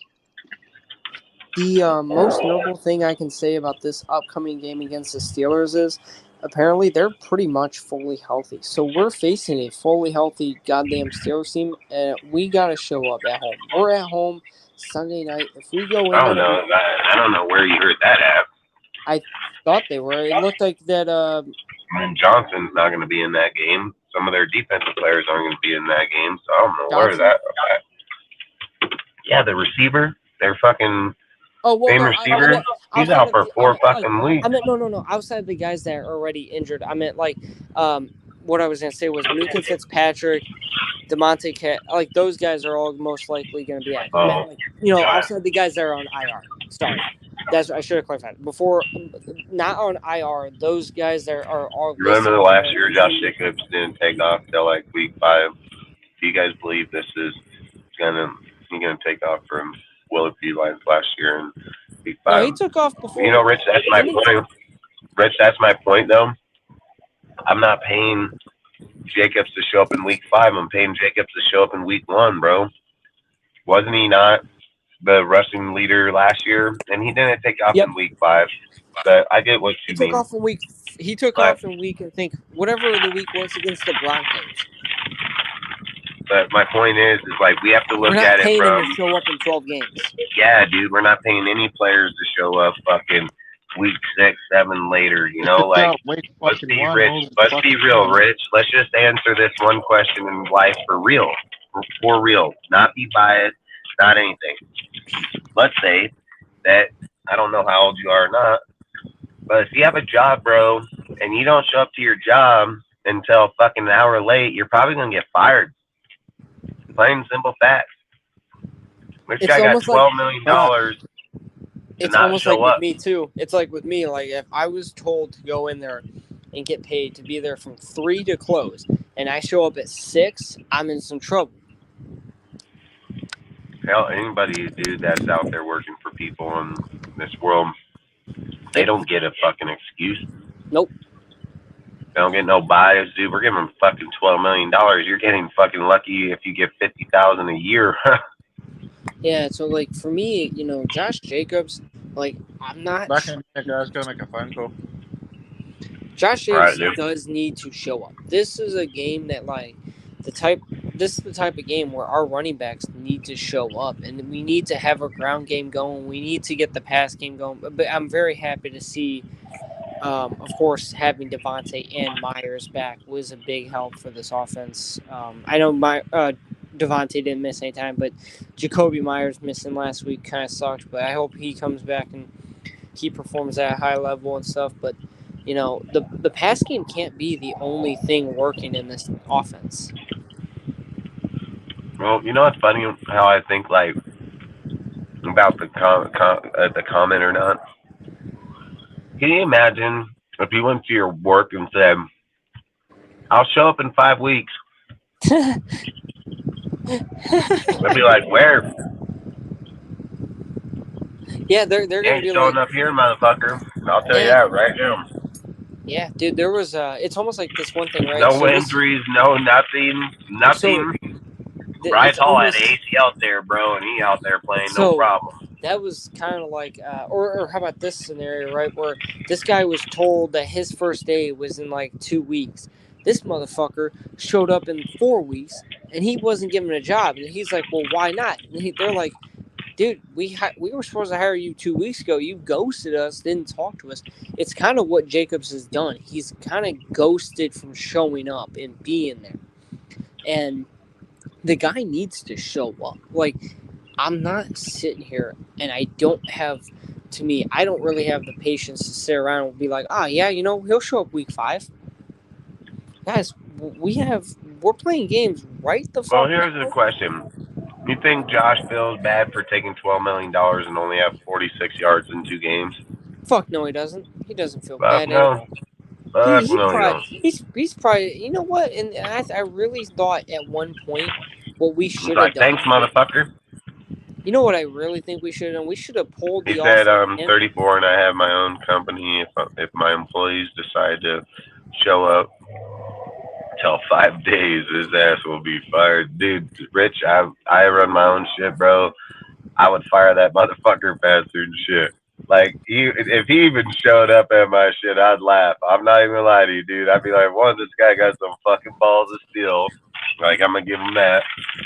Then I'm probably just gonna look at him and wonder what's going through his fucking mind to begin with. So, and then if he felt confident enough that he was gonna retain his job, that fool would be shown the way right out of there real quick. You know what, Dustin? You know what the funny People thing is? got nerves these days, Rich. I'll tell you that. You know what's funny is Dustin probably would sit there, be like, "Give me a moment," would start laughing his ass off for 5 minutes continuously. As this guy's like, "Well, where's my job?" Dustin starts just fucking belly laughing all over, and he's like, "What job, motherfucker?" Oh, dude. I wouldn't even know, dude, if I was fucking so high, dude, that I'm fucking tripping. Well, I don't know how I'd take that, because I know if some motherfucker showed up to my shit a week later, dude, and thought he was gonna have a job, he's about as dumb as fuck, and he's probably confused too. So I wasn't here earlier, but did you guys talk about what your biggest keys to this game was, and like what did you say about? You can the talk keys? about it if you want to say your part. Well, I was going to ask you if you had said, or if you had brought your thoughts on this game and the keys to it, like, because I was going to say I think one of the biggest things is not let Patrick Graham coach the defense. Yeah, I agree. Yeah, Patrick Graham, like right now, that's something we all fucking agree on. Patrick Graham needs to fucking coach Rich, the fucking here's bus after the game and he fuck said, off and Rich, not come back. Rich says, "Here's your last paycheck, my boy. The exit's that way." That's Fuck fucking that facts, bro. You guys remember what happened with Dennis Allen when he fired his ass? So my thing is, like, So Patrick Graham being up in the box, I don't know. That guy, like, I don't know Like, what I he can was. understand the boxing because we do that all the time in AFL, but No, then no, you no, have no, no no. I'm excuse not to even see that. the I'm whole not field even. that So way. my thing is, he had the ability to see that entire field. Yeah, What was that's he why he threw it. watching? Like, what was he looking at? Because this motherfucker, James Cook, bent your defense up. AFL's a bit different. He I bent just your fucking defense time over, fucking and sad.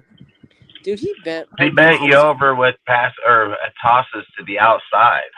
Yeah, like, that's come on, It's like man. halfback tosses, slants, like just outside it shit was all day long. embarrassing. It was embarrassing to watch because at one point Couple out I routes. thought I at one point thought like when we took that 7-0 lead and then we got the ball back, I'm sitting here like, okay, well we got the momentum right now.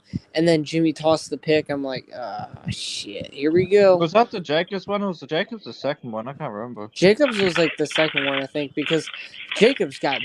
Oh, that's right. The first one was the one No. where he threw it and then got tipped off Jacobs the was defensive Milano's lineman. bitch on that play. I'm not gonna hoe you. Dude, Jacobs, Milano hoed him, bro. Milano literally made Jacobs his bitch, Yeah, so dude. that's He what I literally like went right over the about top of him and Jimmy took should that really shit be from him, at bro. most dude, he should Jacobs, be 3 like but I don't know even about that you first one guys. was off the I'll fingertips be of the honest. I defensive don't know lineman. about your guys' thoughts on Jacobs, but Jacobs looks like he just doesn't give a fuck. That's part of it. I think he just, I don't know. It just looks like he doesn't care, and he's not running He's with out of like. shape. I don't know about not caring, but he's out of shape, and he's not like he's rusty as fuck. Well, he needs to get his shit together, motherfucker. I can't sit here and wait till week 10 for him to be like, I guess I'm gonna show up. Well, I can tell you that as much as the Raiders probably don't want to move away from Josh, They have if you to. look at the end of the game, They probably they're only indicating that they're going to do it because why did they end the game with Josh negative in rushing yards? Don't you think if you were going to try to at least help out your main back, you at least run him until he can get positive? At least one positive game. They didn't care. They didn't care to do that. They pulled him in the game, bro. Yeah, no, they. That's a stat for life. That is a fucking stat for life. That's not going to change, motherfucker, at all. Well, no, my thing is, I think that's the way that this game ended, and us benching him and stuff, and pulling him. It shows a lot to what's going to happen moving forward because if Jacobs. You better step his shit up. That's what it's showing. Because if Jacobs doesn't, there's no way in hell he's coming back. I'll be honest, there's no way in hell. And you know what? Yeah, if he continues, I'll be honest. do If he continues with seasons. these type of performances, though, I'll be really happy to see him. He ain't coming back anyways. We're not giving him fucking. I don't think our intention to give him fucking 20 or 12 million a year. Period. I don't think that was ever our intention. So, Dustin, I look at the Raiders the way you do, not emotionally but logically. You talk some real shit, my man. Keep doing your thing. I'm subscribed and I support you guys.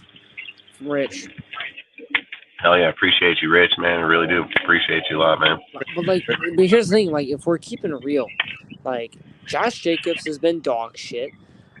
This receiving group needs to get going. Like and fucking we need to get Ranford going. I'm just gonna be honest. We need to find ways to involve him in the offense. And then What'd you say, Ozzy? Guess who's a free agent next year? I'll give you a guess. He's in the AFC West. We're talking about Jacobs, right? There's a free agent next year in the AFC West. Guess who it is? Are you saying Eckler? Yep. Can you imagine if we had Eckler on this fucking team over Jacobs? If that happened, if we let look, I would almost just be totally for me. I would like. Man, look, Jacobs came out and played good from college, dude, from the NFL, and a lot of halfbacks are doing that. Bijan Robinson, Gibbs, fucking. There's numerous dudes out there that are. I would probably take my chances in the draft if I'm. I think this team is. I think corner, dude. Like, so listen, if you look at the NFL, the two hardest positions in the NFL is quarterback and cornerback. I said cornerback, you have to mirror the best receivers in all of football. You don't get to dictate where you mirror them. So I've said corners is a fucking hell of a hard spot. Halfbacks, people say this all the time, can be replaced. I think if I'm going to go replace a halfback, I'll take my chances in the But let me draft. ask you this If though: I'm going after a Would you? corner, I think I have better chance of trading for one in the NFL versus I would trying to find one in college. Like they're not always going to pan out over there. Yeah, but what I'm saying is, would you take an Eckler for say $7.5 million per year? I mean, I'm not going to say I want it. I mean, he's a good scat back, halfback Because dude. his So I market mean, his market value is $8 million, so I'm saying $500,000 off because of no taxes. but see, and then this is where I start questioning myself because all Eckler is a receiver in the halfback position, just like Debo, shit like that. These guys are, he has scat back receiving all over him. So, at my point is why don't like so this is why I've argued even saying about Josh having 12 million. Like, unless you have dudes like that are physically like straight Hunter or Henry, then I don't know if you should invest into straight halfbacks anymore in the NFL because I think like you got to have a guy like Bijan Robinson or Henry, somebody that's just going to either trick you out or run you over. I think you need a receiver halfback now. Like, get a receiver that'll play halfback, dude. Like, that's what I think you should do because it's more of a passing league, dude. You want to have a guy back there to keep teams honest, dude. But I've What about said Gus it like, Edwards though? Because he's a say free agent again. next year. Gus Edwards is a free agent next year. I don't know, man. I had high hopes on him when he first came here, and then he got injured. I don't know. I'd probably stay away from that because I mean, that's he's been injured for numerous years, and I'd yeah. probably stay off of that train because then we're just playing the game. You know, like this is my point. This is your like making. I think it validates my point even more. If you go to college, you're getting a player that's just coming from college. He's performing. He doesn't have these pass issues. You know what I mean? In the NFL, I think if you're gonna go for Well, position, that's where I was going with shit. Depending what you I guys would go for the corner. You know, like that's what I'm trying to say. Like if you go for a corner in the NFL versus drafting one, like like okay, if I go get, and I'm just gonna say, P.S. Right? Patrick Surtain. Let's say that you go make a trade for Patrick Surtain, which is not going to happen. I'm just using a hypothetical. If you make a trade for him, you know he's got really good play style in him. You know that he's shutting down good players already in the NFL. You know he has the chance to be a great corner in the NFL. Like, you know that already. So if you go trade, you know you're getting the value at that position. Again, you got to remember, this is one of the most toughest positions in all football to go find or get. So you know you solidified it with him. You can't do that in college. You know what I mean? Like, not every guy coming out of college is going to be Sauce fucking Gardner. That's not how it works, dude. Like, there are very few corners that come out that have high success in the NFL. So all I'm trying to say is halfback can be replaced in the draft. I would probably trade in the NFL for a corner. Like, that's what I would do. Like, straight up, dude. Like, and again, same with the middle linebacker position. I've said if somebody can show me a better first round pick in the NFL draft that's better than Patrick Queen. And if you can't show me a first round pick that's going to be better than him right now, then why wouldn't I give a first round pick for him? You know what I mean? Like, that's how you got to look at shit, man. Like, there's not a guy going to be better than him, so I'm going to give up that shit for him. Yo, Dustin. What did you say, Ozzy? Or hold on, what did you say, Ozzy? Your I shit. said the only one that has maybe a possibility to be better than Patrick Queen right now is that I could see come out in the next draft is maybe Jeremiah Trotter, but even that's not Yeah, but that's possibility. That's the thing. It's possibility. There's no This team guarantee. should have traded for that fool a while back. Fucking Patrick Queen, man. I wish we would have done it a while ago. I called that shit. I said, dude, that we should have did that. The minute that I seen that fucking Roquan Smith, I've been saying that on this show for a fucking minute now.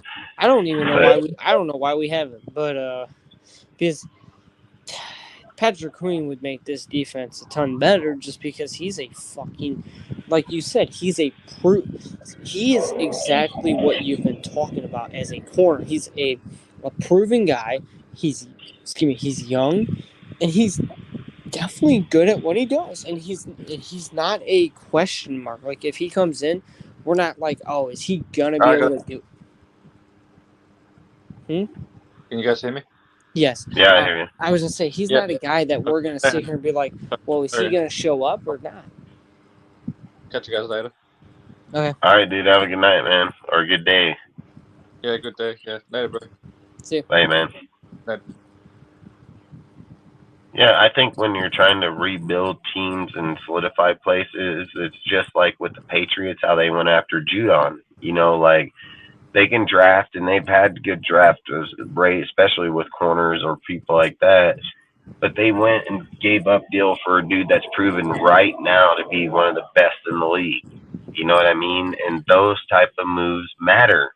Like that's what I keep trying to say is like you have to be smart on the way you draft. You got to be smart on the way that you're doing trades or things because I don't care if you have 3 first-round picks. It doesn't mean you're gonna have 3 fucking solid-ass players. You know what I Shit, we mean? had Like, that's the thing. Like we fucked up in so many of these drafts, and I don't want to say that Jacobs was this, horrible pick or anything, but we could have. he wasn't. He's the best out of there easily. And No, then he was the best not pick only out of there. that, But like I'm we've saying, had. I've feel always like said we it's could why I have hate the draft because Max is easily a first round pick, dude. Like Max Wade for sure, first round pick. Yeah. I mean, you got ways you can move around the draft where players were picked up. Well, and that's the But thing. Like it's the same draft thing is with. fucking You bullshit. could say the same thing with. I'm not saying like as a first round talent, but you can say the same thing about Renfro. He shouldn't have been drafted that late. I mean, like there's just certain guys You that. got Nate Hobbs, dude. You Yes. got numerous dudes. So I think my could thing be is right easily now up in the is this first. team. Like I'm not. So my point with Josh Jacobs' pick was, the thing is, running backs, as you said, are replaceable, and so my thing was there a more valuable pick? If we would have made the right pick, probably yeah. And that entire draft, like Cleveland Farrell, I didn't think was gonna, I didn't think we were gonna take him. I'll be honest, I don't think many people did, but when we I took think him, if Lee would have stayed at D tackle, he would have had his best success in his oh no, career right now, because I I'll think tell you right now, if he would still be here right now if we decided to play him at D tackle that entire time. I think Paul Gunther fucked that up himself because he had a hell high success rate and pressures and everything in the first year with us in the DT, but then they thought they were going to move him to the DN and get it. And I said the thing about Clee is you got to remember he came from Clemson and he was there with fucking Christian Watkins. Or Wilkins, Wilkins. Yeah, Wilkins. That was there. That was gapping him from the inside out too. So Who you else? can't Wait, just take away from that shit. Wasn't there one more premier player that came out of Clemson that year? Who was it? I'm trying to think. Wasn't there one more D lineman that came from that D line group? Let me see. That was 2018, right? 2019 draft class. Shit, which one is it? I think it's 2018 draft class. I'm trying to look at, right? Let me see here. Well, you gotta think it was probably 19 because it would have been the Khalil Mack trade and all of that. Yeah, 2019. Let me look here. Because I feel like there was 3 Clemson D line. Yeah, it was that year. That was the year with Kyler Murray too, right? Fuck. Let's see here. Yeah, because like I say, I think like I've always said, I don't like doing, if we would redraft and take these dudes. Like, it doesn't always work like that, man. Like, people show up certain organizations and they're going to be good. Clee had it. We just fucked it up. Because they wanted to play Mo Hurst in there, dude. Like, I was going to say, that was the other guy. That was the other guy that came out of Clemson that year was Dexter Lawrence. I forgot. I couldn't remember who else it was, but Dexter Lawrence. Yeah, he was a little beast. He was the first round pick, dude. Yeah. They had 3 first round D linemen from that class, and I think if we would have kept Cleveland Farrell at D tackle right now, he would be the best D tackle we have. I think he would be such a great option to have. It sucks that he's gone. I think if he was still here right now, I think if he had stuck at D tackle. If you can fucking tackle, I mean, I'd bet money on that. Oh, dude, I think he would be. I just think we need to again, it's not just improve, because I do think the pass rush is very weak. I think it sucks. It's actually atrocious because I get we came out of that week 1 performance game with 2 sacks, but man, I wasn't wowed by the defensive line because it just didn't seem like, even the fact that we got the 2 sacks, it still felt like there was a lot left to be desired in that game from the D line and the front 7, because of course you also allowed, I think it was about 95 rushing yards in that game, and that's not a good number to allow. And then you go into week 2 and you're like, okay, try to improve. No, we just allowed 140 rushing yards in that game, 150 rushing yards. It was embarrassing. I was embarrassed of this defense in week 2. I was. Yeah, I think. Because Oh, yeah, I think it's a shot I in the think face. because Go here's from the thing, we talked about this before the game happened. That was a very winnable game when we were heading in, and we didn't look like we cared. It looked like we gave up, and that's an embarrassing thing. Like when you're losing, you want to see your team fight, right? You want to see your Well, I team. mean, after that turnover for Jimmy, you can tell the game went opposite instantly. Oh It no, never that's looked what I like was gonna that. say though, It because never at one, looked back.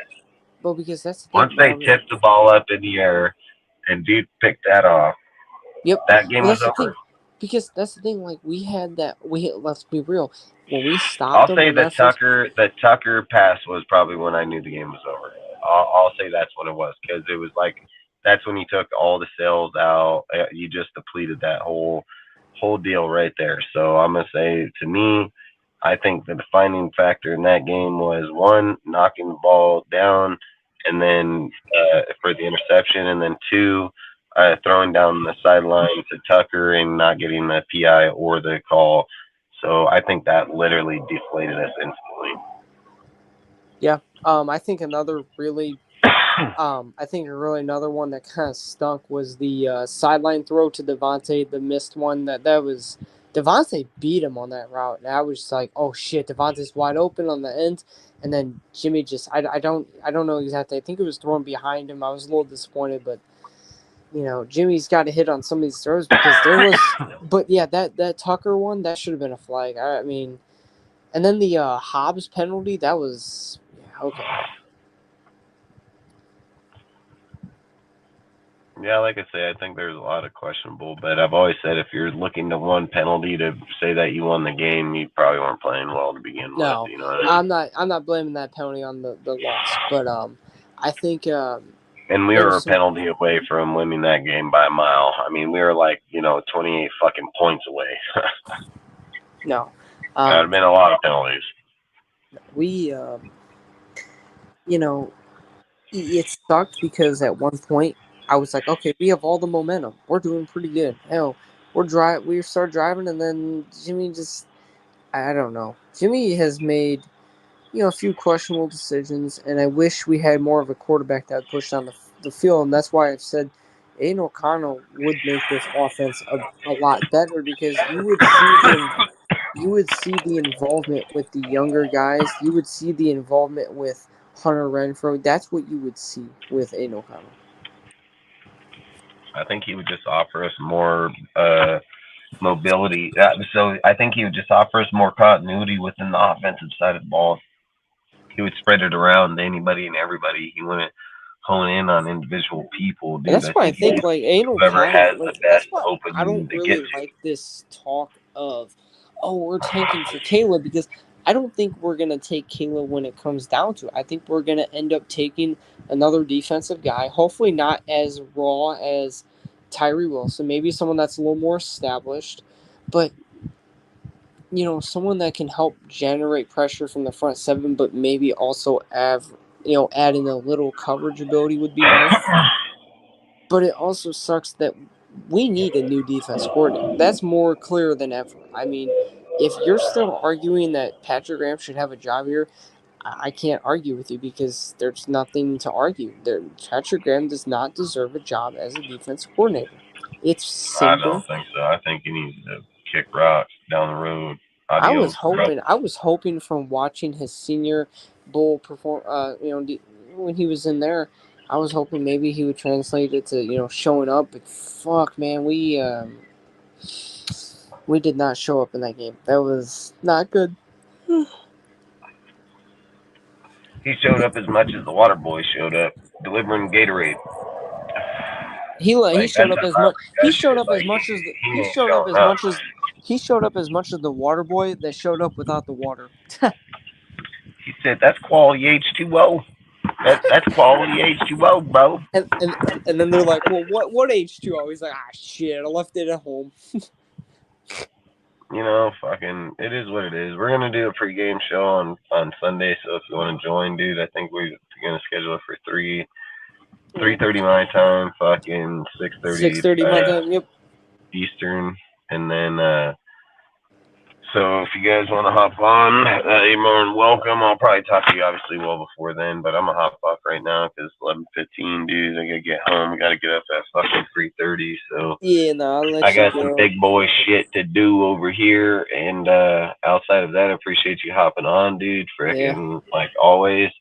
But I'm just gonna end the show here. We're not gonna do no outro or anything, so we're just gonna bounce out of here. But See y'all. outside of that, we'll talk more on the Steelers, the way we get shit together for that game. It's been cool with all you guys tonight, man. Appreciate you guys stopping by, man. And then outside of that, I hope you guys have a great night. Don't drink and drive, dude. Stay safe, dude. I always say you're not gonna probably kill yourself. You can kill somebody else, dude. It ain't worth it. So outside of that, man, you have anything you want to add to it, or? Nah. Hopefully we go show up. Because if we don't, that's gonna be sad. Especially in our own stadium. If we go in there and we get if we get our back doors blown off, I'm gonna be sad. Dude, I heard a stat the other day that it said that the Raiders have won 71% of the games in Vegas. I don't know if that's true or not, but I don't know if it doesn't sound right to me. You know what I mean? Wait, like I'm sorry. It said what? I'm sorry. That we've won 71% of our games in Vegas. I don't think that's true because we didn't even win. I don't think it's fucking true, but I most definitely don't think it's true. But I don't know. I would have to go look at it first. I'll look at it at some point, and I'll let you know I'll let you know because I'm gonna look into that. That does not sound right at all because we've been I don't know. I'll go look into that because that doesn't sound right to me. But that think about it in that Gruden part, dude. I mean, we beat the Ravens, everybody in our home, dude. So I don't know. There's a question to me. Oh, that might actually maybe be right, but I don't know. I want to look it up, but I do. You know what? I'm gonna be honest. I wasn't think even it is. thinking about.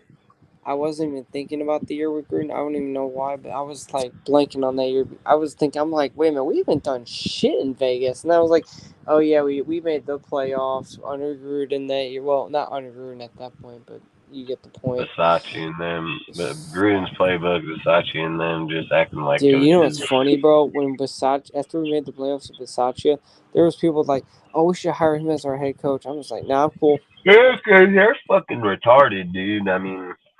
You know why that guy? You know what's funny is that guy also never got another head coaching opportunity. That people were telling me that we should hire him. I'm like, you wonder why no one else is offering this guy? He's a special teams coordinator. Yeah, let's go tell the entire NFL. Yep, we're hiring a special teams coordinator to lead this team. Fuck, we would look dumber than fucking rocks. Oh yeah, dude. That's what I said. Joe Judge your team, man. Oh yeah, let's go hire Rich Bisaccia and let's see what clowns we hire to be the offensive coordinator and the defensive coordinator then. We'll just get Joe Judge, dude. We'll make sure his head coaching experience comes over here, and we'll put him at the offensive coordinator. Oh yeah, you know what? No, you know what? We need Matt Patricia as offensive coordinator, and then Joe Judge as defensive. Yeah, you're right. You're right. Joe Judge will probably excel a lot more under the defensive coordinator. Yeah, you're right. I don't even know why. I was actually sitting there joking about making Matt Patricia the offensive coordinator and him the defensive coordinator, but Joe Judge would. Joe Judge would probably coach his defense a little better than Patrick, but that's all right. Well, we're gonna bounce out, man. Yeah. Like I said, we'll talk more on Sunday for this. But outside of that, I hope you guys have a great night, man. We're gonna bounce out here, so stay safe, man.